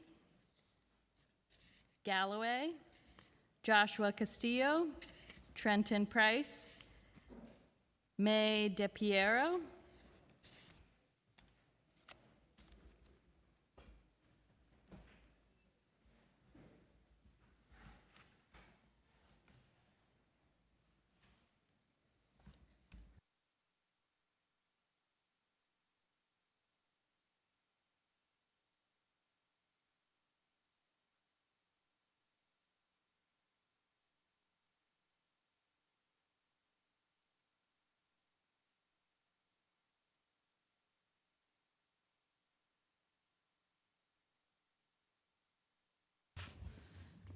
Good afternoon, Chair Stevens and members of the Children and Youth Committee. Thank you for the opportunity to testify today. My name is Galloway, and I'm here to represent the Ali Forney Center, which is the largest provider of housing and services for LGBTQ runaway and homeless youth in this country. Every day, our staff and partner providers across the city meet young people who have nowhere safe to sleep. Many have been rejected by their families, pushing out foster care placements, or forced to leave unsafe homes. The runaway and homeless youth system is often the last safety net, providing services that keep youth from entering in the adult shelter system and out of street homelessness. Yet the system remains severely underfunded. First, we want to urge the council to increase the RHY bed rate to accurately reflect the true cost of operating beds. Thank you, Chair Stevens, for mentioning that earlier. So providers can be asked to do more with what they have instead of less of what they have, so we can provide adequate staffing, food, security, and supportive services. Second, we strongly want to support baselining $1.6 million for peer navigators and $1.6 million for housing navigators within the DYCD RHY continuum. Peer navigators provide mentorship and guidance from lived experience, helping young people build the trust to navigate the system and connect to critical services, while housing navigators are essential in helping youth secure, maintain stable housing in an increasingly competitive market. Without these roles, youth face greater barriers to moving out of shelter and into permanent homes. Finally, I want to name the growing housing crisis youth are facing. Due to federal cuts, young people under 25 have lost access to housing vouchers, and many RHY youth cannot access vouchers like HIVP or City FEPS through the current system. Without vouchers, youth remain stuck in shelters longer or being pushed towards the adult shelter system. We truly move youth out of homelessness. We need a system that works. That means funding beds at the true cost, ensuring that we have peer and housing navigators, and making sure that youth have access to vouchers. Thank you so much for my time today, and I truly appreciate all the ways that you show up, Chair Stevens, and the committee as a whole. Thank you, Chair Stevens and the Committee on Children and Youth, for the opportunity to testify here today. My name is Jihad Hoy. I'm Director of External Affairs at Expand Ed Schools. Expand Ed Schools is dedicated to ensuring that all young people in New York City have access to enriching programs that affirm their identities, teach them valuable skills, and spark new possibilities in and out of the school day. We are a youth-serving intermediary that supports direct service community-based organizations across the 5 boroughs, cultivating partnerships between schools and communities to deliver high-quality programs. For more than 20 years, we have invested City Council funds into CBOs to provide essential after-school services, professional development, and support for site directors across the 5 boroughs. In FY25 alone, we funded programs in 39 council districts, supporting approximately 5,800 students, 731 educators, and 96 CBOs. Since our inception, we have served more than 1.6 million public school students, the vast majority of them young people of color living in low-income communities. I would like to thank the council, this committee, Chair Stevens, and DYCD for the $4 million investment in after-school enrichment last year. We are proud of what we were able to do with this partnership with the council through $4 million after-school enrichment citywide initiative award in FY26. Our sub-grants help programs strengthen staffing, serve more students, and boost program quality. But to meet this pivotal moment, we need to scale, and we request additional funding. Our FY27 request is for $6 million. These additional funds will allow Expand Ed to expand after-school slots for K-12 students, improve program quality, and reach communities with continued gaps. We welcome the chance to partner with each council member to identify schools in your districts most in need of support. Thank you again for all you do for children and families across the city. I look forward to continuing this partnership. Hello, thank you Chair Stevens and the Children and Youth Committee for hosting this hearing. My name is Caitlin Passaretti. I'm the Senior Policy Associate with Citizens Committee for Children of New York. My testimony will address the needs of runaway and homeless youth, alternatives to incarceration, after-school, and child care vouchers. The runaway and homeless youth system needs more support. We're seeing bed vacancy rates are consistently less than 1% across the city every night. We need the city to increase the rates for providers, which have not been updated since at least 2017, to $70,000 per bed. This investment will provide safe, temporary housing for youth who otherwise would be without a stable option. We also urge you to restore and baseline the $1.6 million for the peer navigators and $1.6 million for the housing specialists. Having a trusted support person to offer advice, resources, and answers for young people experiencing homelessness is invaluable. Thank you for your questions to DYCD on that today. In partnership with the New York City Youth Justice Coalition, we are also calling on the city to restore and invest in programs with proven results to support young people with justice involvement or at an increased chance of justice involvement. We urge specifically the city to restore the $5 million for the Next Steps program, which supports youth with mentorship and support. Please see my written testimony for all the programs we would like to see restored. CCC urges the city to also release the new Compass Awards from the 2025 RFP process. These awards will allow providers to adequately plan programming and service provision. Additionally, we urge city leaders to remain committed to the expansion of after-school by ensuring that the workforce has the necessary supports they need to meet the needs of young people, including enhanced rates and cost escalators. Finally, I want to uplift the urgent need to invest in the city's child care assistance program. Although Governor Hochul's executive budget includes increased investments for CCAP, including $475 million in a one-time funding for New York City, this funding will be insufficient to eliminate the wait list currently facing approximately 16,000 children and families. We need to address this as fast as we can to ensure that this wait list does not continue. Thank you so much for the opportunity to provide testimony. All right, good afternoon, members of the council and Chair Stevens. My name is Joshua Castillo, and I'm the Youth Services Coordinator with Vision Services for the Blind and Visually Impaired, a nonprofit that has served New Yorkers who are blind or have low vision for nearly 100 years. Visions provides rehabilitation services, youth development programs, assistive technology training, and independence building services for thousands of children, adults, and older New Yorkers across the 5 boroughs and Long Island. I'm here to urge you to increase funding for after-school and out-of-school youth services in New York City, specifically for youth who are blind, visually impaired, and often living with additional disabilities. As a former employee of the New York City Department of Education, I have seen firsthand what happens inside the classroom.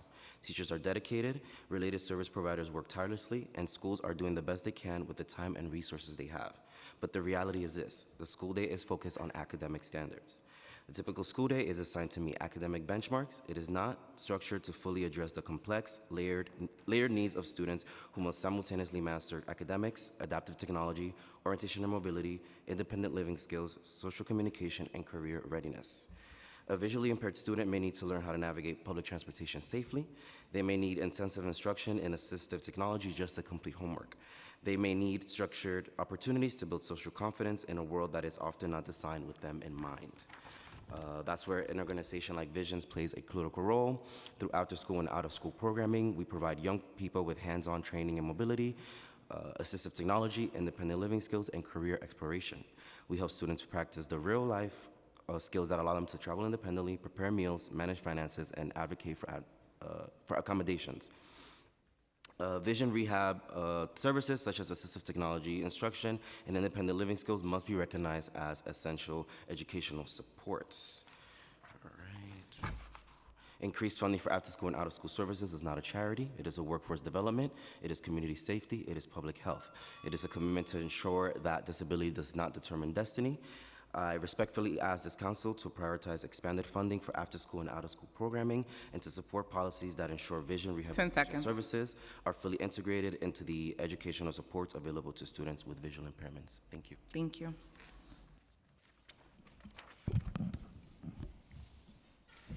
Thank you, Chair Stevens and members of the Committee on Children and Youth. I am Trenton Price, Executive Director of the Salvadori Center. At Salvadori, we provide STEAM education services, that's STEM plus the A for arts and architecture in our case, to schools, after-school sites, and NYCHA community centers across the 5 boroughs, focusing on the built environment. We are a partner of ExpandEd, our collaborator across the table.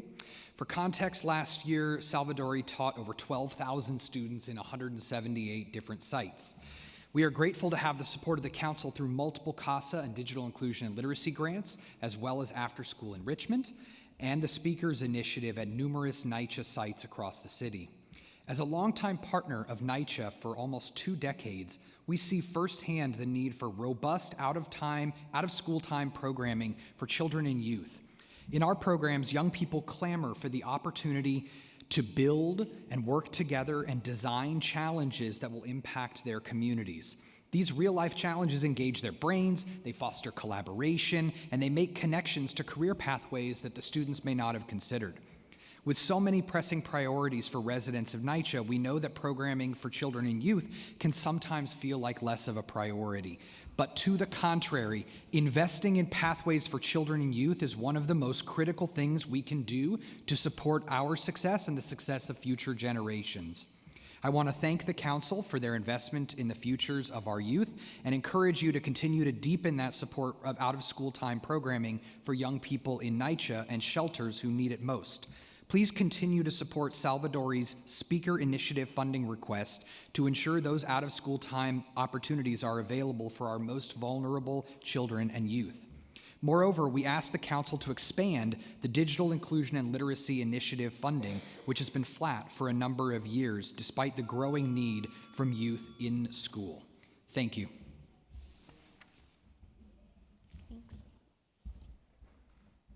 Thank you for the opportunity to speak with you today. My name is May DePiero, and I'm Policy Associate at Advocates for Children of New York.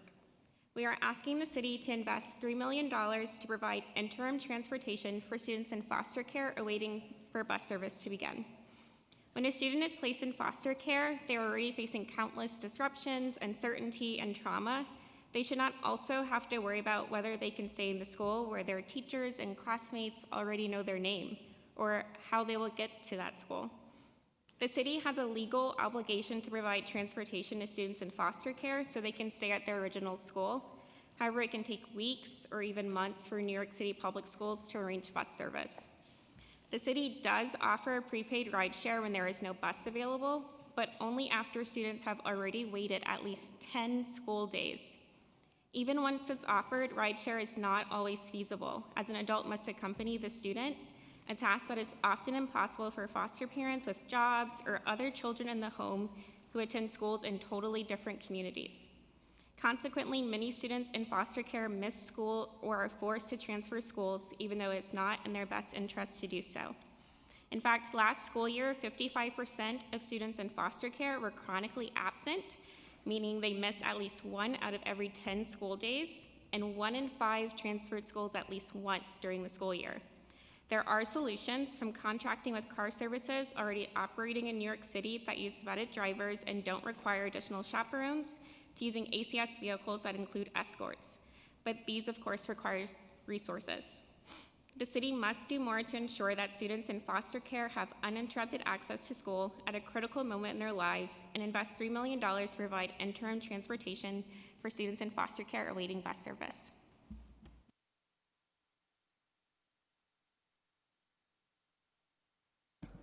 Thank you. I don't have any questions for this panel. Thank you for your time. Thank you.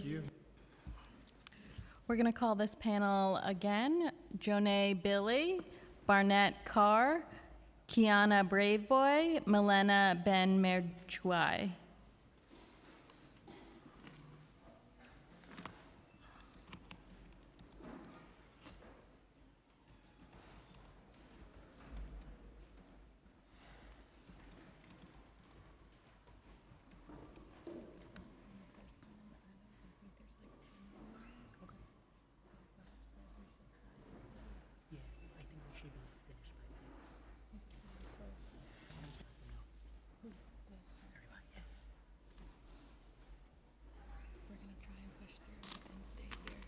Okay.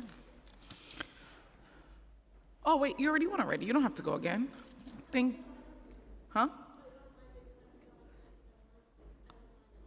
No, we're just so pressed for time, so since you already went, I'm sorry already, but we loved your testimony. So sorry. We are really pressed for time. We're trying to get out of here. There's an event in here afterwards, so that is why it's like a marathon, so that is what's happening. Start. Good afternoon, buenas tardes, and boa tarde, Chair Stevens and the members of the New York City Council. Thank you for the opportunity to speak today about programs that change the lives of young people like me. My name is Milena Ben-Mergi. I'm a first-generation American, and I've been a part of figure skating in Harlem for 3 years, and I serve as the chair of the 2026 Student Executive Board. One of the most important things I have learned in this program is how to be confident. If you had asked me 3 years ago whether I thought I would be standing here in front of all of you today, I wouldn't have believed you. But that's the power of figure skating in Harlem, and the power you have to invest in young people like me. Figure skating in Harlem has positively impacted the lives of more than 1,500 alumni for nearly 30 years. Let me tell you what impact looks like in my own life. I have been accepted to Sarah Lawrence College, known for its strong liberal arts education, and to the University of Manchester to study law, which is one of the top universities in the world. FSH provided a teacher at our academic center who helped me rewrite my college essay when my school did not have the resources to support me. If it weren't for FSH, I probably wouldn't have gotten into these schools because I lacked the support and guidance I needed. Programs like this matter because they give young girls the opportunity and to be a part of something special and to belong to a strong sisterhood. They provide experiences and resources where our schools and cities fall short. Because of support like this, I've decided to step into the world of politics, and I really hope to be a Supreme Court justice or a senator. I'm standing here today because this program invested in me. Today, as a part of Figure Skating in Harlem and STAR CGI, I respectfully ask the New York City Council to restore STAR CGI funding to $1.4 million, and if possible, to increase it to $2 million, so organizations like Figure Skating in Harlem can continue to support young people across New York City. Thank you for your time. Thank you.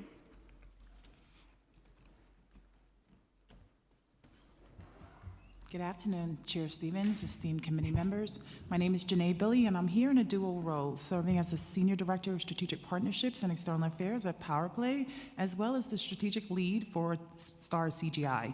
Thank you for your leadership and ongoing support of youth-serving organizations across the city.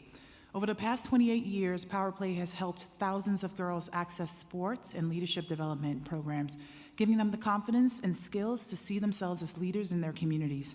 STAR CGI over the past 12 years has built a network of women-led, girls-serving organizations that share best practices, strengthen systems, and work together to deliver measurable impact for girls across the city.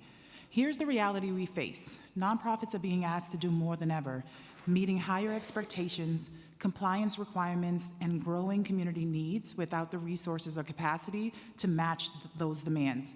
Supporting core infrastructure is no longer optional.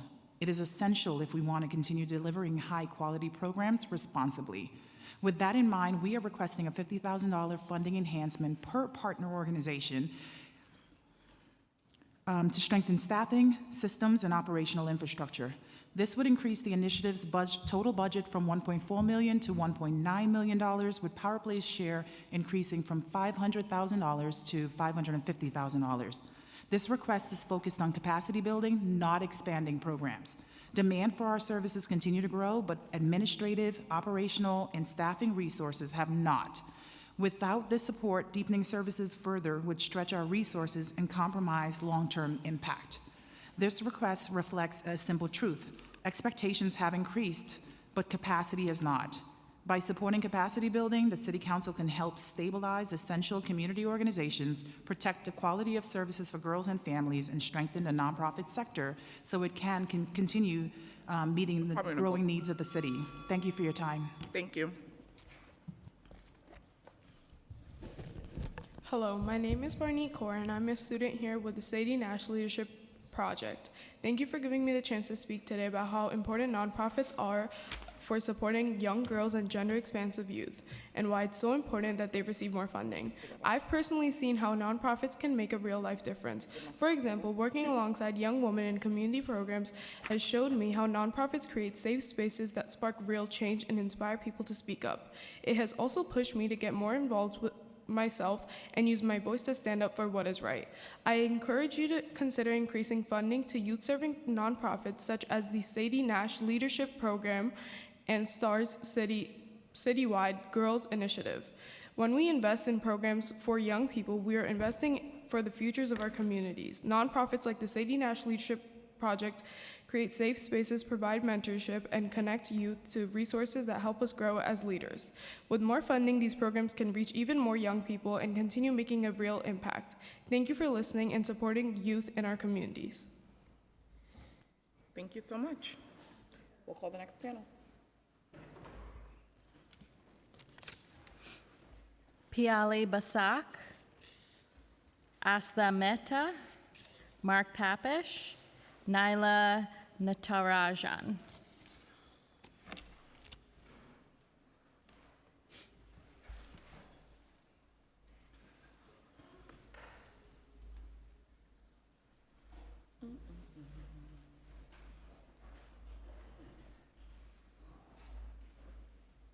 Is there someone else? Two more panels? Two more, yeah.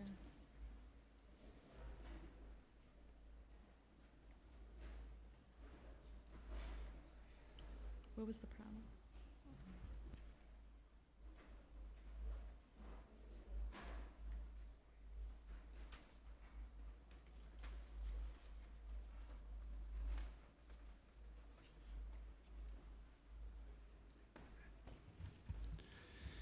Good afternoon, Chair Stevens and members of the committee. My name is Mark Papish, and I'm the Supervisor of Government and Community Affairs at the Center for Family Representation. Today, I will be testifying alongside the other family defense providers in support of our Right to Family Advocacy initiative that helps fund our increasingly critical early defense and state central register advocacy. I say increasingly critical for good reason. ACS has filed fewer Article 10 cases in the past year with more investigations going down the CARES track. CARES has been advertised as a less harmful approach to family policing investigations due to the ability for families to avoid court by voluntarily engaging in the investigation process and complying with ACS directives. Yet, we can tell you that our clients' experience with CARES has been anything but caring, and due to the threat of a formal investigation, it's certainly not voluntary. The reality of the situation is that once a family is the subject of an FPS investigation, their entire future as a family is subject to the whims of the ACS caseworker that seemingly prioritizes compliance over helping families. Clients are assigned counsel when an Article 10 case is filed, but not before. Before a formal filing, there is a fact-finding phase. While city law requires that parents are now made aware of the availability of legal services, LS providers are not put into direct contact with families facing investigation. Furthermore, we've been told directly that families don't trust the information provided to them by ACS, because they believe that any information shared with ACS-associated providers could be used against them in court filings, in future court filings, or investigations. This is an issue that we can only solve with more robust education on families' rights when facing ACS involvement. Each of our offices run robust early defense practices dedicated to helping families navigate these surveillance processes. Our teams work with families to identify what they need to avoid separation while also helping to educate them about their rights in the hope that our current clients will not also be our future clients. When clients have access to our early defense services, we see success rates ranging from 85 to 90% in avoiding court, When clients using our ED services do proceed to court, we see a success rate of 79 to 91% across providers in avoiding the foster care system. When faced with the fact that over 99% of ACS investigations proceed without a warrant, it could not be more important that ED advocacy be available to every family that needs it. We thank the Council for funding this critical work, and we look forward to partnering with all members interested in building a new future where this work is not nearly as necessary as it is now. Thank you. Good afternoon, Chair Stevens and members of the committee. My name is Keith Bauman, and I am the legal director of the Family Defense Practice at the Bronx Defenders. The funding we seek today for the Family Advocacy Initiative provides much needed and otherwise unfunded legal representation for parents in OCFS hearings. Legal representation for parents in these hearings corrects one of the most unfair and harmful consequences of an ACS investigation. At the conclusion of each investigation, ACS, and only ACS, decides whether the report against a parent will be indicated. If ACS indicates a report, the parent's name is placed on the state central register as a person who has maltreated a child, and the consequences are enormous. A parent's name can remain on the registry for years, and during that time, parents can be barred from entire categories of employment. It can also bar parents from getting custody of their children, and it can bar relatives from becoming caregivers, forcing children who could stay with family into the foster system to live with strangers. Clearing your name often requires an evidentiary hearing. Now, ACS is always represented by counsel, while parents often must face the agency alone. This is also a matter of racial justice. In New York City, Black and Latinx children account for 83% of all SCR reports, and a shocking 86% of indicated cases involve families of color. This is exactly why representation matters. With the funding through this initiative, our offices have successfully amended and sealed records in 93 to 97% of hearings that we handle. For many parents, this representation is the difference between being shut out of employment and being able to clear their name and support their families. Thank you.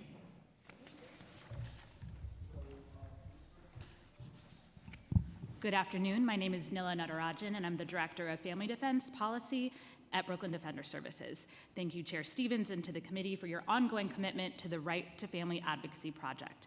As you have heard from both of my colleagues, our work plays an indispensable role in supporting families under investigation by ACS.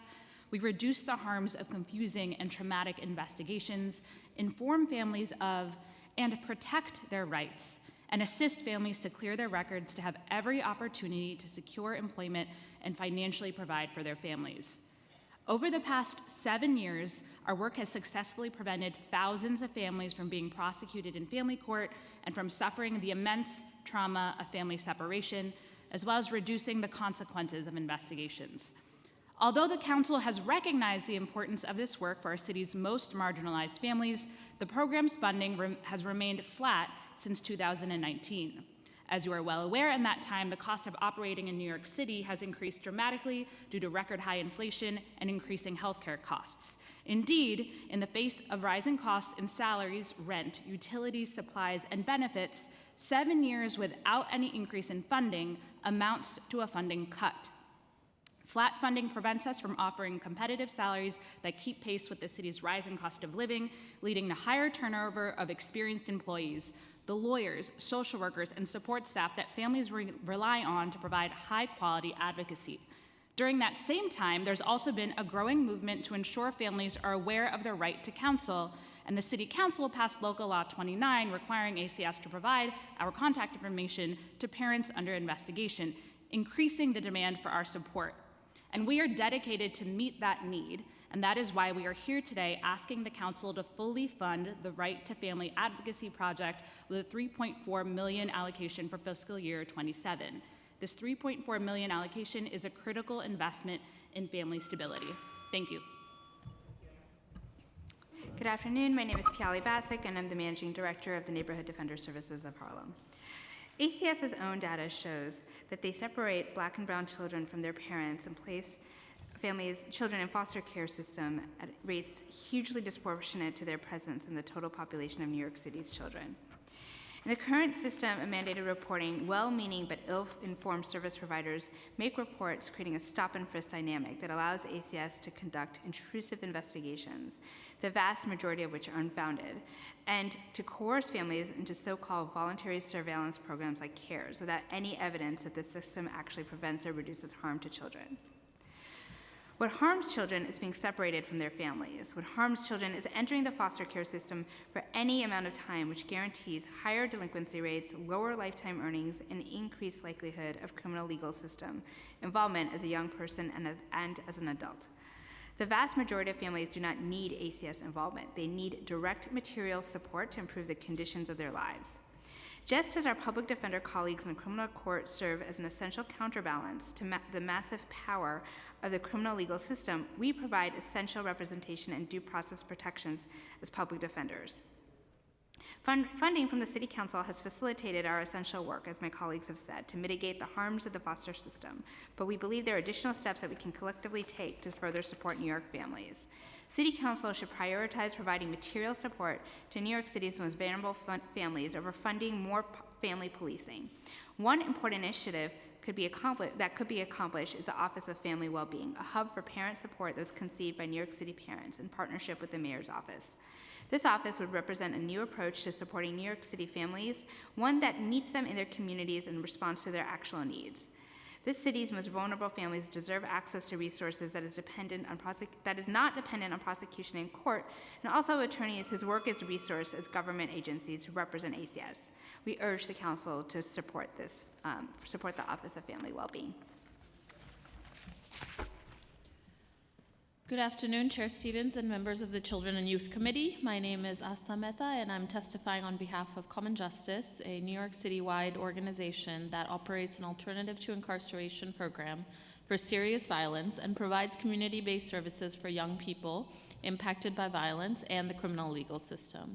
We work in Brooklyn, the Bronx, and Manhattan with young people facing significant prison sentences for violent crimes, as well as the survivor of those crimes. With the consent of the person harmed, these cases are diverted into a restorative justice process that centers survivor needs while requiring the responsible party to take meaningful accountability. Participants complete an intensive 12 to 15-month program that includes violence intervention, restorative justice dialogue, education, and employment support, and ongoing supervision. Our outcomes remain strong. Only 8% of responsible parties engaged in the program have been terminated for new crimes. A 2022 study by DCJS found that since solidifying our model in 2012, only one graduate had been convicted of a new violent felony. Most of our work focuses on young people, particularly young men of color, from neighborhoods most impacted by violence and disinvestment. We work with young people ages 16 to 28 who have been involved in serious harm, as well as young survivors of violence who too often go under-recognized and underserved by traditional victim service systems. Young men of color are among those most likely to experience violent victimization, yet they are significantly underrepresented among those who receive victim services and support. We believe that young people most impacted by violence should have a meaningful role in shaping the policies and solutions that affect their lives. Through initiatives such as our civic engagement cohort, Common Justice engages young people, including survivors and graduates, in opportunities to learn about policy advocacy, sharing their experience, and participate in conversations about public safety and justice reform. Investing in young people means creating real opportunities for them to thrive in the communities they call home, ensuring access to housing stability, education support, mentorship, healing resources, and pathways to economic mobility. Thank you. Thank you. Thank you to this panel. Appreciate your services. We'll be calling our next panel. For the next panel, I'm going to call Joe Titus. Oh, Trenton Price, I believe you already testified. Adelo Ramirez, Aaron Sanders, Stephanie Scaff.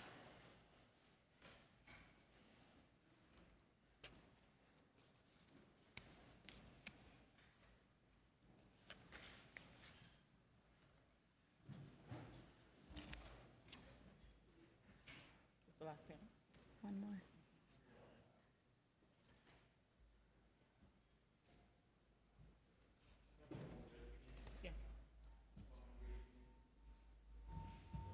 Good afternoon, Chair Stevens and members of the Committee on Children and Youth. Thank you for the opportunity to testify today. My name is Joe Titus, and I'm the CEO of Hive Class, a whole child wellness platform that works with schools and youth programs to support students' physical health, mental well-being, and social development. New York City's young people are facing real challenges today. Educators and families continue to report rising concerns around youth mental health, social isolation, and students' ability to build healthy relationships with peers. These issues directly affect students' engagement in school and their long-term academic success. Research consistently shows that students who feel connected to their school community have better academic outcomes, stronger attendance, and better mental health. Programs that build communication skills, teamwork, and emotional resilience serve as an important form of preventive mental health support for young people. At the same time, many students are still not receiving the physical activity they need during the school day. According to the Department of Education's most recent Local Law 102 Physical Education Report, between 13 and 20% of students, depending on the borough, are still not receiving the required amount of PE instruction. In Manhattan alone, more than 1 in 5 students are missing a required PE. As schools continue to face challenges with space, staffing, and scheduling, it has become increasingly difficult to deliver consistent physical education during the school day. That is why the city's investment in the Department of Youth and Community Development and the OST Compass program is so important. After-school programs provide something students cannot always get during the school day: time and space to build relationships, collaborate with peers, and develop confidence in themselves. As the city continues expanding its investment in OST Compass, we encourage the council to ensure that after-school providers have access to high-quality 10 seconds. programming that supports physical activity, wellness, and social development. Thank you again for your leadership and your commitment to the New York City's youth. Thank you. Thank you, Chair and members of the committee. My name is Adelo Ramirez. I've handed each of you my proposal for integrating financial literacy into middle and high school math class. New York City needs money, that's clear, but I agree with Councilmember Wong. Raising property taxes is not the solution. Cutting unnecessary spending is. The real solution is prevention, and prevention starts with financial literacy, because there is no salary big enough if we don't know how to manage money. When we teach financial skills throughout middle and high schools, we build habits early. By the time students reach adulthood, they're prepared for the real world. Right now, they're financially illiterate, and they have no idea why their parents are stressed when we say we don't have enough money. Taxing billionaires is not the solution either. We should be working with them, learning from them. They should be role models for our youth, and so they don't grow up dependent on government support. I want to personally thank former Mayor Michael Bloomberg, not because he gave me money, but because in 2011, his administration's SBA program reached out to me, and I told them I needed to learn financials because I had a business with no financial structure. Within a week, they sent me to Lehman College in the Bronx. Mrs. Lourdes Martinez taught me financials and Excel, and that changed my life. That moment is the reason I became a financial author, creating a workbook for real-life spending habits. Once I implemented financial systems in my business, I found my why. Why did God send me to this world for? I realized how important this knowledge is, and I asked myself why schools never taught me 10 this seconds. instead of learning formulas I've never used.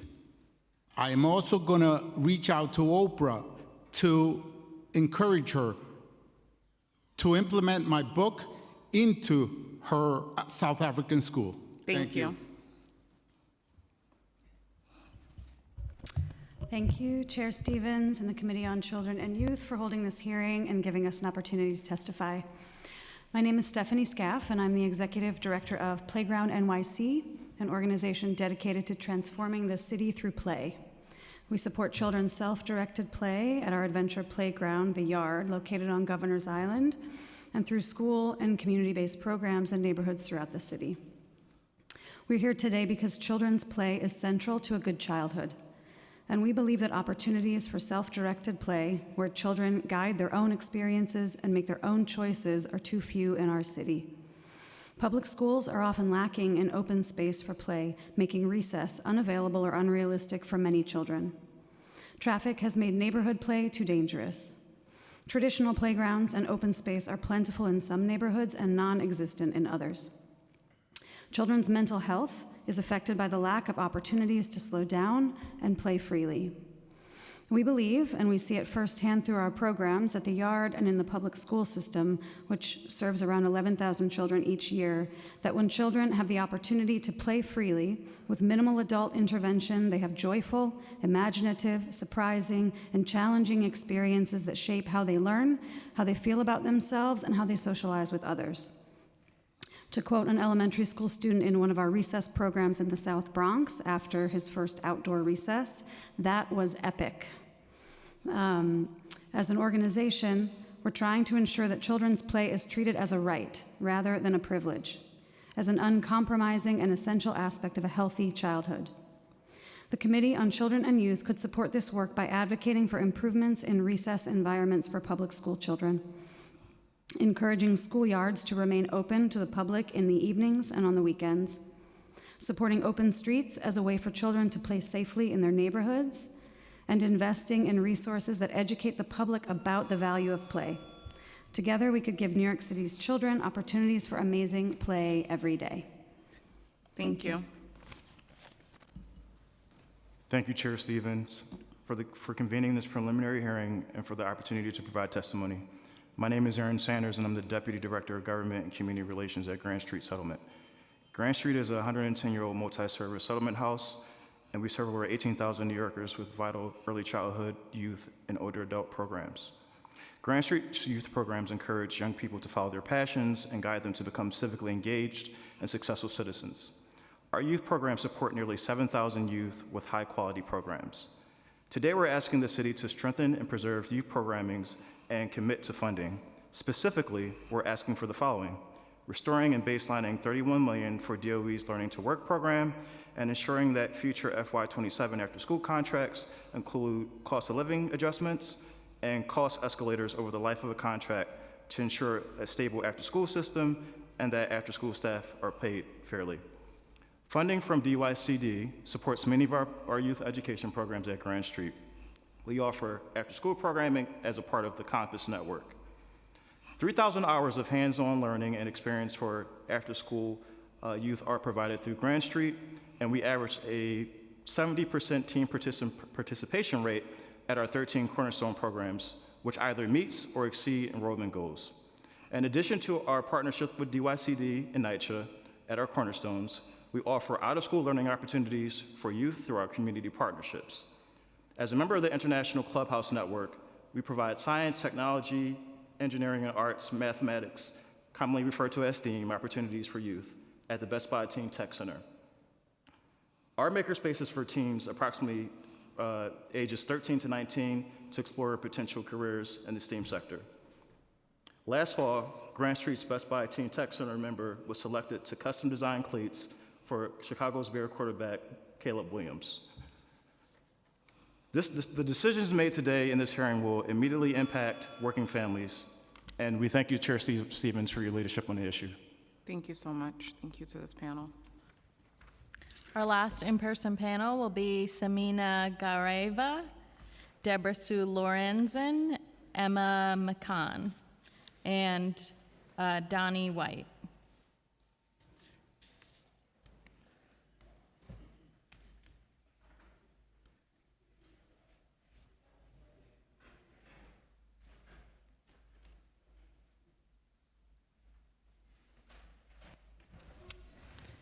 Thank you, Chair Stevens.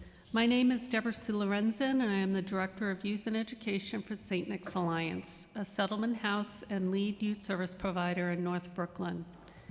At St. Nick's Alliance and our affiliate School Settlement Association, nearly 8,000 children, youth, and adults benefit from DYCD funding. We are grateful that the FY27 preliminary budget has restored funding for summer programming.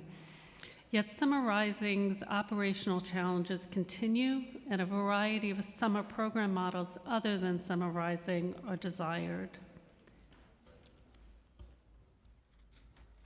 Further, the Sonic RFP's proposed price per participant rate is inadequate to properly fund 12-month contracts or their requirements. The Sonic price per participant should be $7,682 per participant with summer.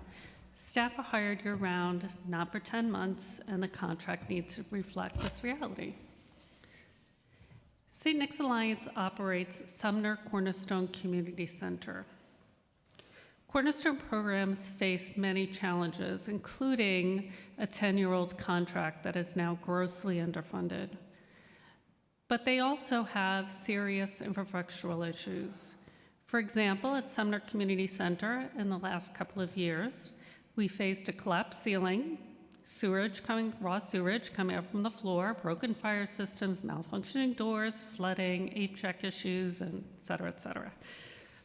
We need NYCHA and DYCD to work together better to resolve these issues and to not fine us for the issues that they have failed to resolve. And lastly, we also want to request that City Council invest $18 million for adult literacy services as sustained programs not eligible for funding under DYCD's Adult Literacy RFP.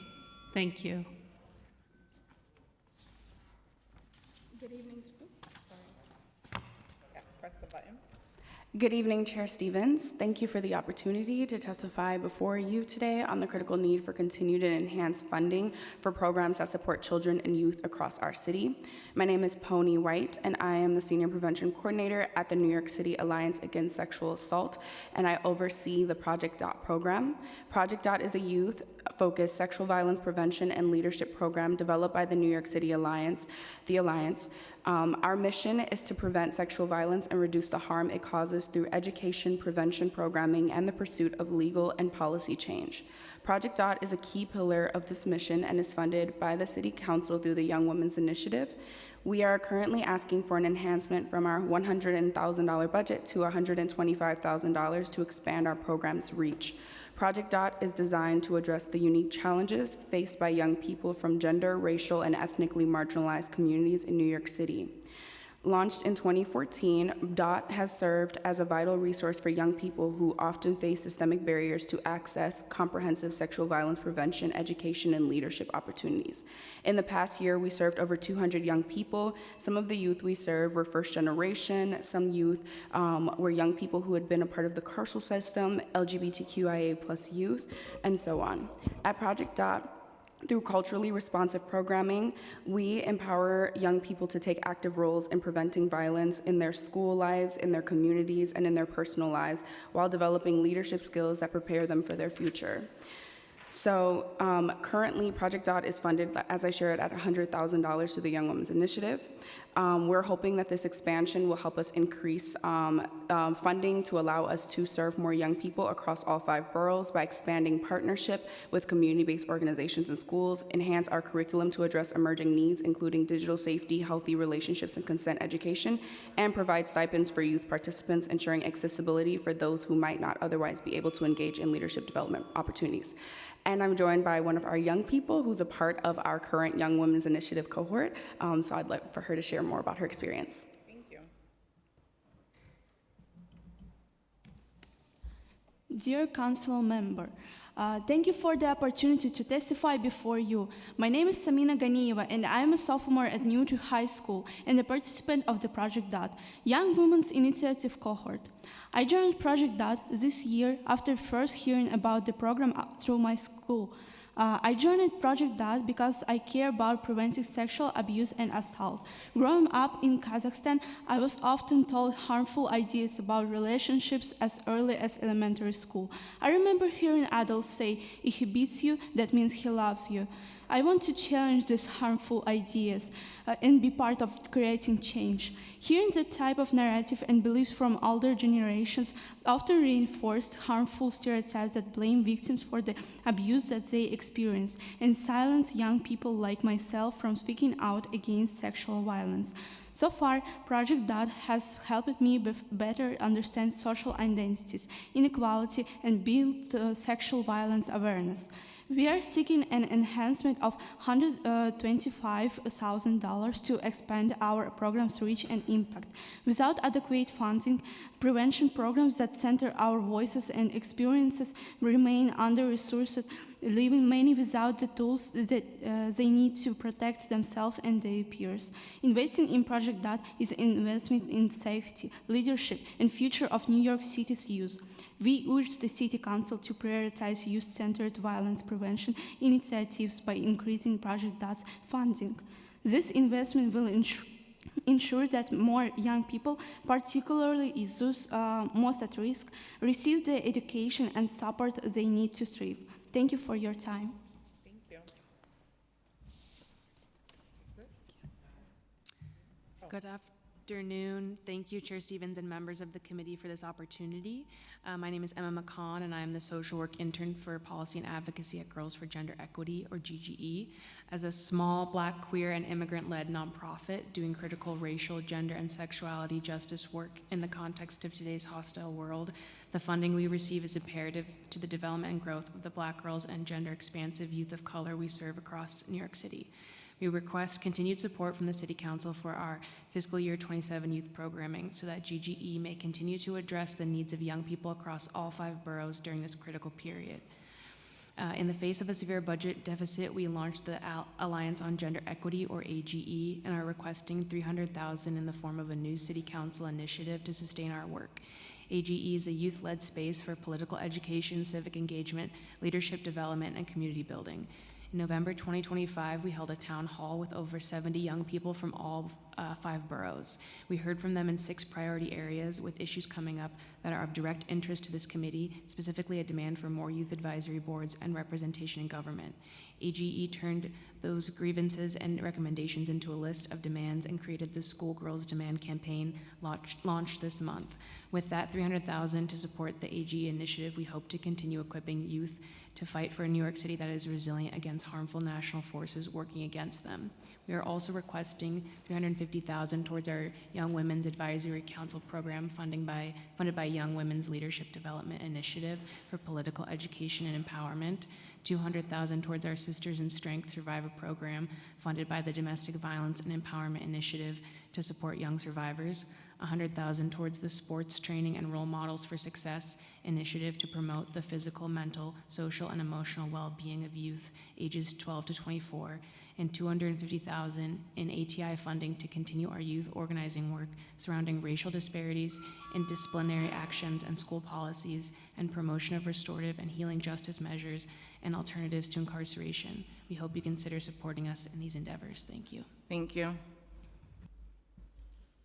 Thank you to this panel. Now we're going to transition over to Zoom testimony. Gotta read the thing. Thank you to everyone who came to share your thoughts and experience today. If there's anyone left in the chambers who wish to speak but not had yet been called and had the opportunity, please raise your hand and fill out an appearance card with the Sergeant of Arms in the back, and we'll get you one. Seeing no one, we will shift to Zoom testimony. When your name is called, please wait until the member of our team unmute you, and the Sergeant of Arms will indicate to you when to start. We will start with the first person. Chloe Harris, you may begin when the sergeant starts your clock. Hello everyone, my name is Aaron Cover. I'm an 11th grade student at City High School. I'm speaking to share my experience with a member of New York City, New York Edge After School family, to tell you why New York Edge is an irreplaceable partner to my school. I have participated at New York Edge Beacon program where I've learned to improve my communication skills and why integrity is important today within the community. New York Edge has helped me learn accountability, strength, and time management, honesty, and curiosity. The staff at New York Edge told me that my voice matters and that I am welcome everywhere, no matter who I am and what my background is. After school programs don't just keep students busy. Programs such as New York Edge help us find passions, build confidence, and make memories that stay with us forever. They also help parents who work late that they know that their kids are safe in a positive place instead of home alone or out late at night or out on streets late at night. Investing in New York Edge helps students like me continue to grow and pass on our knowledge on to the next generation. Please increase funding for the New York Edge in in the upcoming city budget. Thank you.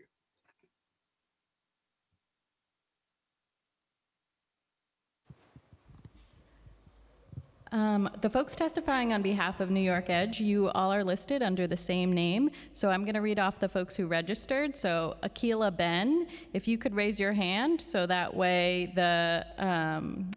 someone from our staff could know who to unmute. If you could raise your hand on Zoom, that would be great.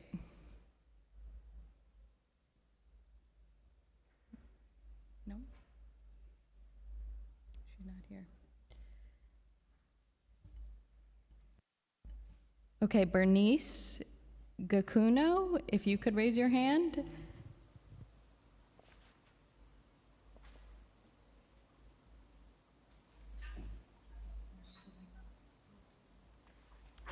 Nobody.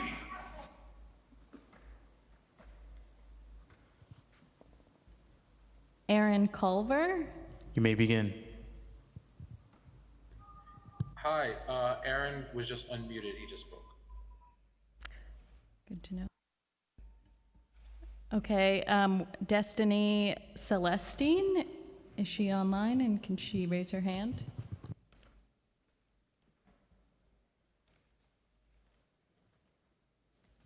Okay, she's raising her. Okay, I'm here. You may begin when the sergeant starts your clock. Starting time. Okay. My name is Destiny, and I am a 7th grade student at G Music Intermediate School. I am writing to share my experience with New York Edge and explain why this program is an indispensable partner to my school and a lifeline for our community. New York Edge provides much more than extracurricular sports and arts. It offers enriching programming that allows students to feel safe, stay motivated, and discover their potential. The program touches every aspect of our school life through core components such as STEM, education, social emotional learning, visual performing arts, sports and wellness, and college and career readiness. Through my participation in the Beacon and summer programs, I have learned that I matter, am seen, heard, and have found various outlets to express myself. Since joining, I have met new people, created music with the MPA program at Republic Records, performed at NYU before James Theater with Step Africa, and auditioned for the Garden of Dreams showcase. This has helped me to gain confidence in public speaking, practice building, and leadership skills.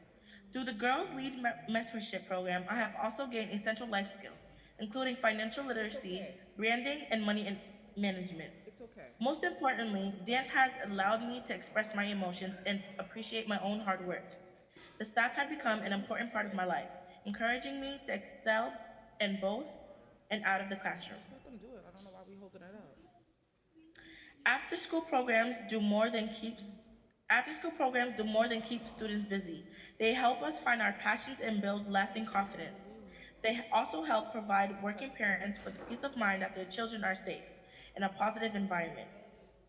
Investing in New York Edge is an investment in students like me. As the future of this city, the support we receive now shapes who we become.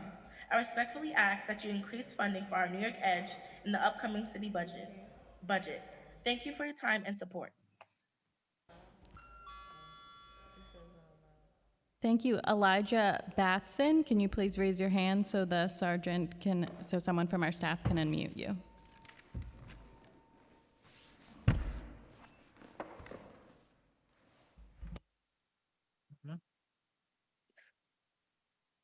My name is Elijah. Do I read? Okay. Can you start? Yeah, you may begin. Okay. My name is Elijah Batson, and I am a 5th grade student at PS 96Q. I'm writing to share my experience as a member of the New York Edge After School family and to explain why New York Edge is an indispensable partner to my school. New York Edge After School programming is not just sports and arts activities, it's enriching and encouraging programming that gives students like me a place to feel safe, stay motivated, and discover what we're capable of. It is also more than just a school partner. It is a lifeline for our community. Its programming and staff provide us with support that touches every part of our school lives. Core components of New York Edge programming include STEM, social emotional learning and leadership, visual and performing arts, sports, health and wellness, homework help, and summer rising. I have participated in New York Edge's after school and summer rising programs for a few years, where I learned to keep trying even when something feels hard. It also helped me make new friends and feel more confident speaking up in class. I used to be shy, but now I raise my hand more because my after school teachers always encourage me and tell me I can do it. The staff at New York Edge have become an important part of my life, always pushing me to excel in school and beyond. After school programs just don't keep kids busy. Programs like New York Edge help us find our passions, build confidence, and make memories that stay with us forever. They also help parents. Thank you for your who- testimony. Time has expired. Oh. Thank you. I'm sorry.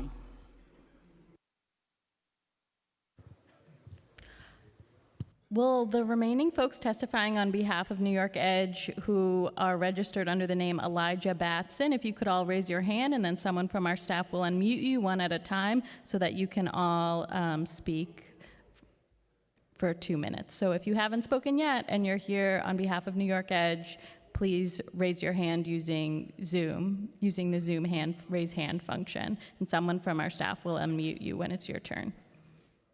Hello. Thank you. Can I start? You may begin. Okay. Thank you. I am here today to ask that you prioritize New York Edge's fiscal year 27 citywide funding requests. New York Edge is the city's oldest and largest provider of after-school and summer programming, serving almost 33,000 students in 134 schools across the city, including 4 beacon centers and 21 community schools. We run programs in 37 of the 51 council districts.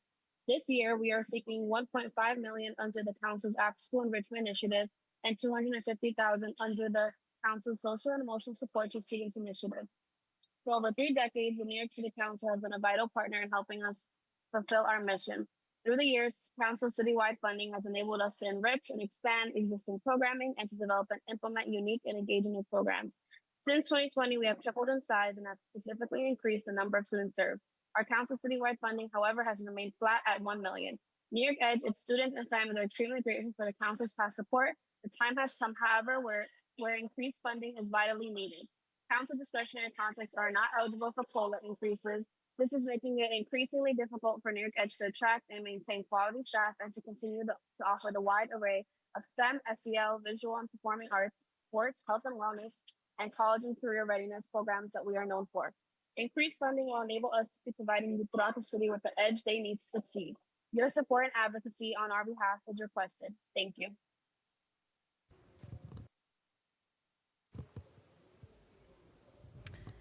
The next person testifying on behalf of New York Edge, if you could raise.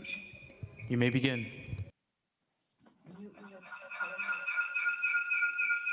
My name is Marcella, and I am a 7th grade student at Gene Intermediate School, IS-109. I am ready to advocate for New York Edge and explain why this program is an important partner to our school and community. New York Edge provides enriching programming and ensures students have a safe environment to stay motivated and discover their potential. The program offers comprehensive support through core components such as STEM, education, social emotional learning, visual and performing arts, sports and wellness, and college and career readiness. Through my participation in New York Edge Beacon and Summer Rising program, I had the opportunity to explore art and athletics. I became captain of the volleyball team, co-captain of cheer team, and a member of the dance assemble.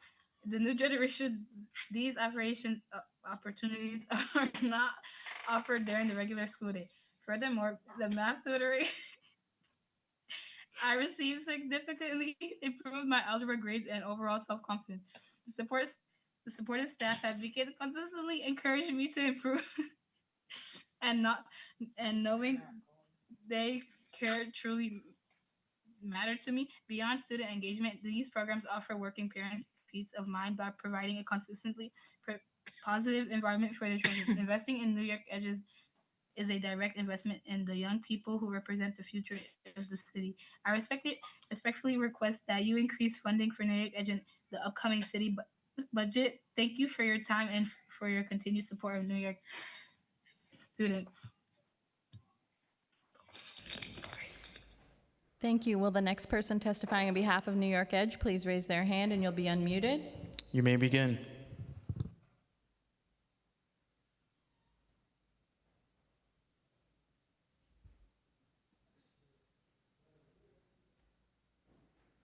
Good evening. My name is Caden Morgan, and I attend the Brooklyn Green School. I've been a New York Edge for 1 year, but it's starting to grow on me, and I love it New York Edge more every single day because the activities are interesting and more investing. The experience is immersive, and the staff are respectful. I believe you should fund this program to provide new opportunities and experiences for kids like me. The staff at New York Edge have helped me to control my emotions and improve my social interactions, skills that will stay with me into adulthood. The staff at New York Edge have become an important part of my life, encouraging me to excel in school and beyond. After-school programs don't just keep kids busy. Programs such as New York Edge help us to find our passions, build confidence, and make memories that stay with us forever. They also find parents who work late that their kids are in a safe place, positive places instead of home alone or just out on the streets. I know funding isn't always easy, but investing in New York Edge means investing in students like me. We are the future of the city, and the support we get now will shape the kind of people we become. Please increase funding in New York Edge in an upcoming city budget. Thank you. Thank you so much for your testimony. Will the next person testifying on behalf of New York Edge please raise their hand using the Zoom raise hand function? And you may begin.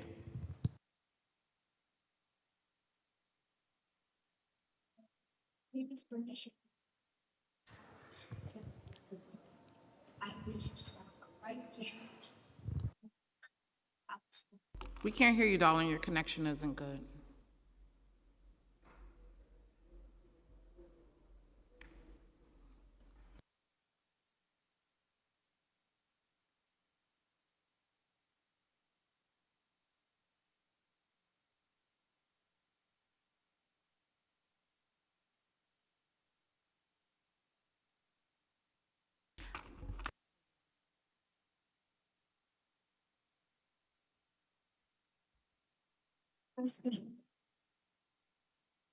May begin.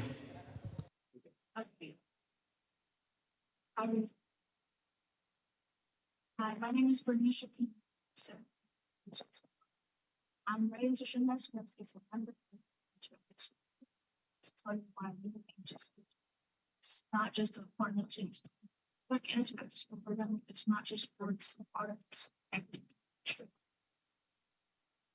but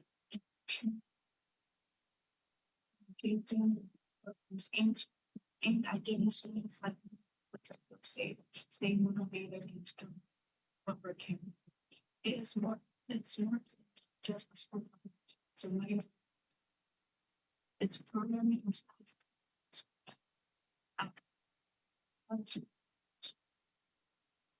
Just advocacy. So for staff, social,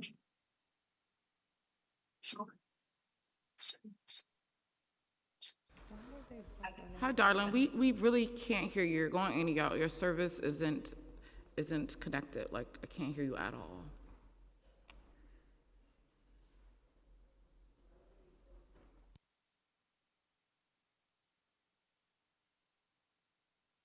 We're gonna go to someone else and we'll come back to you so you can work on your sound, okay? Thank you. Will the remaining person testifying on behalf of New York Edge raise their hand using the Zoom raise hand function, and someone from our staff will unmute you. You may begin.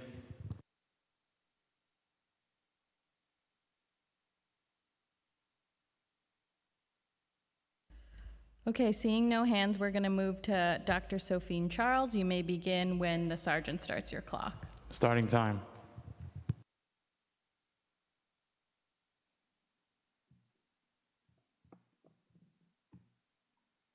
Good afternoon, Chair Stevens and committee. Thank you for the opportunity to testify at this budget hearing.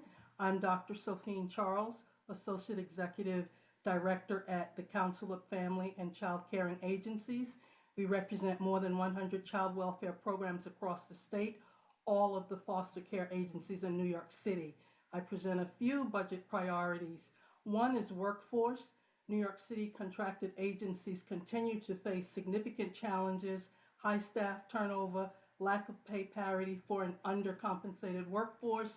Nonprofits cannot operate programs without adequate staffing. We ask the council to continue funding the 3% COLA in the FY27 budget.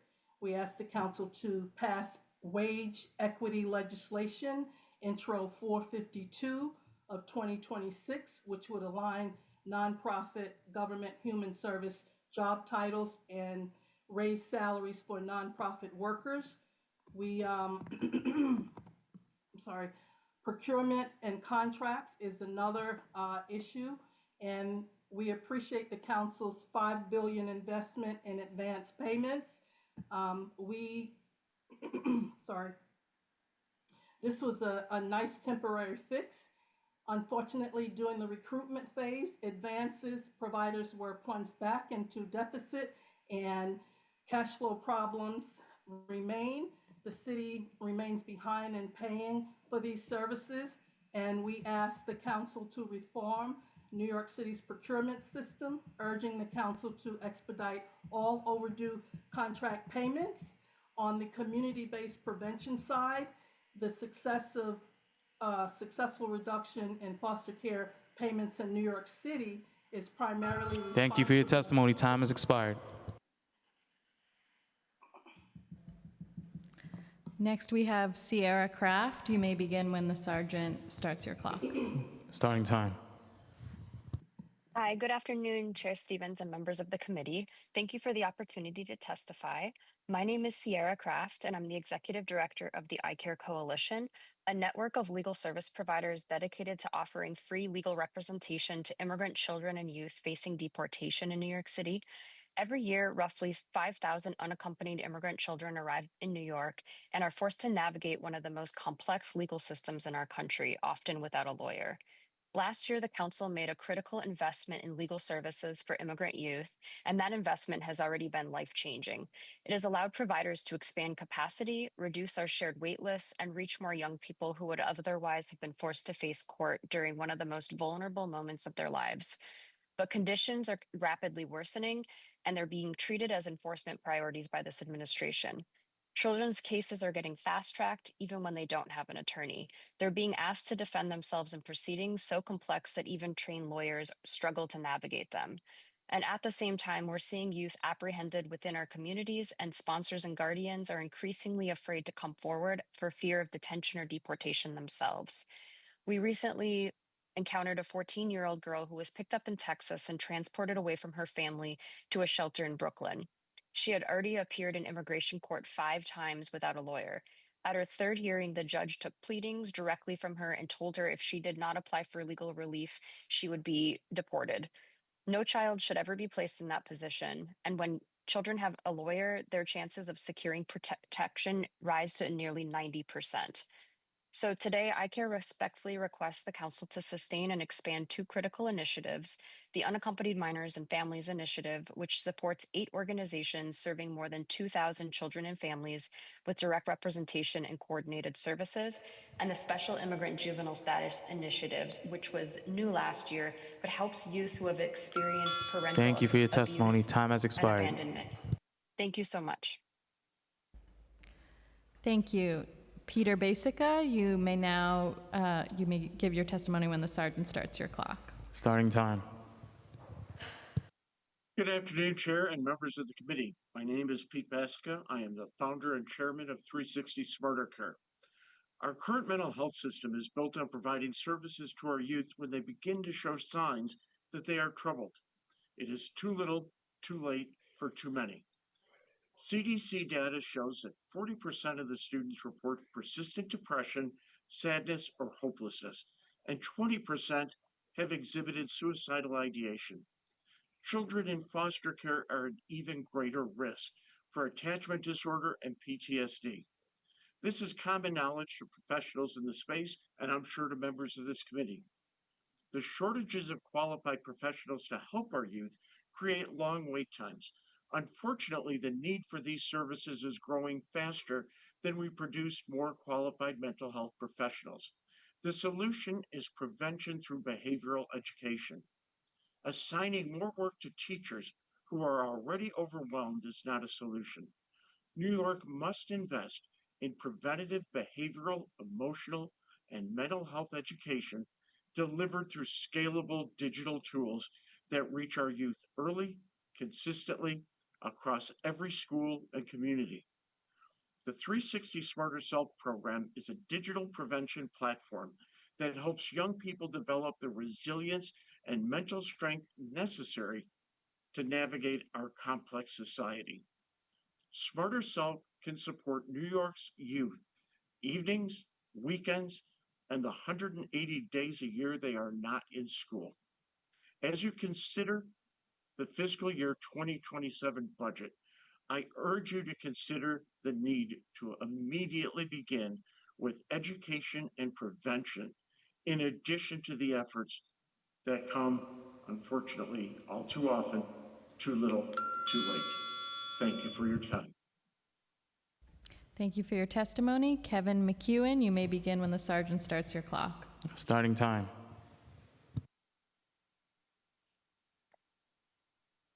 Good afternoon, Chair, members of the Committee on Children and Youth. My name is Kevin McEwen, and I am the Executive Director of the Kufago Institute. Thank you for the opportunity to testify today, support of our 2027 funding requests, and the children and youth that we serve in New York City. Kufago Institute uses arts and culture as tools for youth development, education, identity building, and opportunity. Our work is especially important to young people in communities that are under-resourced and too often overlooked. One of our most important initiatives, Kufago Taraji, is our summer youth employment program. And through the program, young people receive paid opportunities to build workforce skills, leadership, confidence, and cultural knowledge through the arts. Kufago Taraji is more than a summer job. It is an investment into the future of our youth. We also support K-12 programming across New York City and host the Taranga Conference and the Cultural Rise and Dance Conference, which creates meaningful opportunities for youth, families, educators, and communities to engage in learning, mentorship, performance, and cultural exchange. We have submitted requests for support because the need is urgent and the demand continues to grow. Our children and youth deserve programs that affirm who they are and expand what they believe is possible. We respectfully ask the committee to support the Kufago Institute's 2027 requests. Thank you for your time and consideration. Thank you for your testimony. Next, we'll turn to Allison Hollahan. You may begin when the sergeant starts your clock. Starting time. Hi, my name is Allison Hollahan, and I am the director of the New York Initiative for Children of Incarcerated Parents at the Osborne Association. I want to give a big shout out to all of the young people who just testified today. I'm here to talk about the needs of the 1 in 14 children who've experienced parental incarceration. First, New York City must safeguard children when a parent is arrested. We are grateful to receive council funding in the past to implement the 2019 Safeguarding Children of Arrested Parents Law, and we've trained 9,000 of the 34,000 uniformed officers and request funding from the council to continue this work and to also train DOC personnel to minimize stress for children visiting Rikers and safeguarding them when their caregiver is arrested when they're visiting their parent. We urge the council to introduce a bill requiring NYPD to collect data on the number of children present during an arrest to ensure targeted community resources are available for these children and to safeguard children when planning for and executing warrants. The city must prevent the criminalization of children speaking with their incarcerated parents. DOC contracts with Securus, who collects data during phone calls and sells it to law enforcement customers nationwide. Passing the ECHOS Act, Intro 96, will protect children from being surveilled and criminalized for simply talking on the phone with their parent who is incarcerated on Rikers. We urge city agencies, especially ACS, to collect data on how many children experience the arrest or incarceration of a parent to inform service delivery, resource allocation, and cross-systems collaboration. We ask for children of incarcerated parents to be considered as a priority population for summer youth employment program for the 1 in 5 high school students experiencing parental incarceration. The Interagency Coordinating Council on Youth should create a working group focused on youth with incarcerated parents to improve the effectiveness of youth-serving agencies to meet their unique needs. Finally, it is critical for the council to monitor the implementation of Local Law 40 passed last year requiring DOC to have child-friendly visiting spaces, reduce visit wait times for children, and train DOC personnel on how to minimize stress for child visitors. Thank you for your DOC has testimony. much Time more has to do in expired. these areas. Thank you. Thank you for your testimony. Now we'll turn to Nicole Carta. You may begin when the sergeant starts your clock. Starting time. Good afternoon. My name is Nicole Carter with Healing New York. Thank you, Chair Stevens and the committee for the opportunity to testify today. Founded in 1875 as the New York Society for the Prevention of Cruelty to Children, Healing New York is the nation's first child protection agency. Today, our work focuses on 2 core areas: clinical services and prevention. Our clinical services include trauma recovery for children who have experienced child abuse and neglect. Using evidence-based therapy, our bilingual clinicians help children address anxiety, depression, fear, and post-traumatic stress disorder. We are a referral partner of ACS, the city's foster care agencies, and other child-serving organizations. Children can receive in-person and virtual therapeutic care at no cost for as long as they need to recover. We also provide therapeutic supervised visitation for families referred by the court system. These visits include coaching and therapy groups for both visiting and custodial parents to help families heal. We are one of only 2 providers of therapeutic supervised visitation in the city and the only one that offers it free of charge to families. This year, we opened our Family Healing Center with an emergency cash assistance program for urgent needs like utility bills and groceries. We're also working with a coalition of partners to help connect our families to broader social services when needed. Our approach ensures we are addressing the whole picture of need to help families stabilize. Last year, we served clients in 39 council districts, almost all of whom are low income and come predominantly from Black and Latinx communities. Our second program, the Training Institute, focuses on prevention. We educate children, caregivers, and professionals about sexual abuse and online sexual exploitation. Our school-based programs fulfill the annual requirement under New York State's Aaron's Law. We also train parents and caregivers on how to talk with children about these difficult topics and support professionals in identifying, reporting, and preventing abuse, and recognizing and managing their own secondary trauma. Last year, we had school trainings in 21 council districts.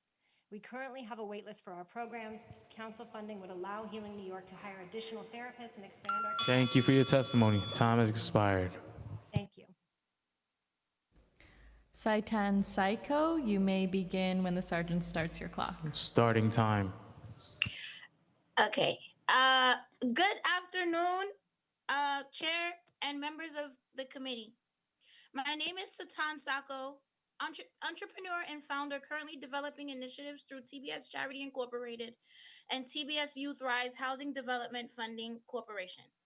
Through these initiatives, I'm working to build programs focused on youth mentorship, academic support, workforce training, entrepreneurship, and family support services.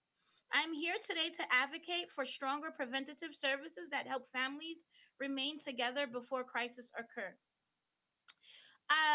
in many cases, families enter the child welfare system not because they lack love for their children, but because they lack access to support systems that help families remain stable.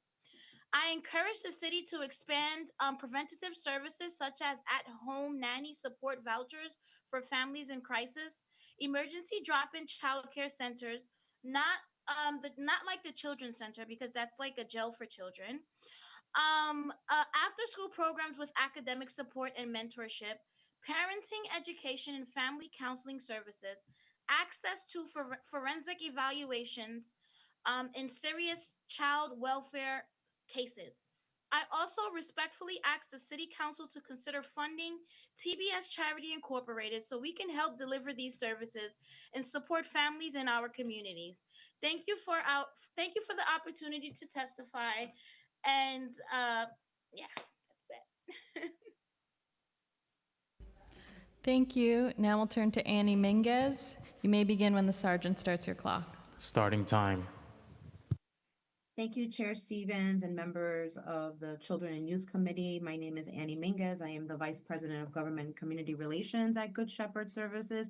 And we've heard so much today. I just wanted to highlight a few things on the crisis management system. I want to elevate that we need to restore $1.5 million PEG and an additional $1.5 million for legal Aid Society to be able to support the community justice unit and the growing community violence intervention programs that exist in our city. On the runaway homeless youth, I was actually really glad that DYCD recognized the importance of both peer navigators and housing navigators to ensure that young people who are in the runaway homeless youth network are able to get out and into permanent housing. We look forward to hearing more about the increased bed rates as we wait for an RFP that reflects the true cost of running beds. And we also want to elevate that we need to support older youth. So we want to see an increase from the 100 beds for older youth ages 21 to 24. I will submit a written testimony with much more information. Thank you for the time. Thank you for your testimony. Benjamin Talker, you may begin when the sergeant starts your clock. Starting time. Good afternoon. Thank you, Chair Stevens and the Committee on Children and Youth for the opportunity to testify today. My name is Benjamin Tucker, and I'm here on behalf of my colleagues at Graham Windham. Graham has been providing support and services to children and families for 220 years, and we're deeply committed to supporting our families and the needs of their school-aged children. So I'm here today to talk about how important it is for students to have reliable school transportation starting as soon as they're placed in foster care or as soon as they switch placements. For students in care, being able to stay at their home school can be one of the only sources of stability during a very difficult and traumatic time for them. State and federal law recognizes the importance of this stability, and they require New York City public school districts to provide transportation. However, this transportation can often take weeks or months to be arranged. There are a few examples demonstrating why the city must provide interim transportation for these students who are in foster care and awaiting bus services.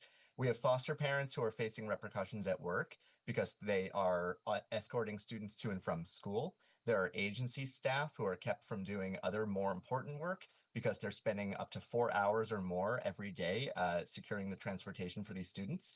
And students, although they have rideshare provided for them, they're only able to use it when there's a chaperone. And so if they do not have a chaperone, they're unable to access the rideshare. So some of the solutions that we're advocating for are that the city could contract with transportation providers who are already using vetted drivers and who do not require chaperones, such as KidCar, which is operating in New York City currently, using ACS or other city-owned vehicles that include escorts, which is done for students at the Children's Center, creating dedicated interim transportation services for these students, hiring chaperone aides to accompany the students, or at the very least, reimbursing the parents or the staff or the chaperones who are currently stepping up to fill the gap. And we respectfully ask that the city does more to support these students in foster care by investing $3 million to provide interim transportation services. Thank you for your testimony. Time has expired. Thank you very much. Thank you for your testimony. Alex Stein, you may begin when the sergeant starts your clock. Starting time.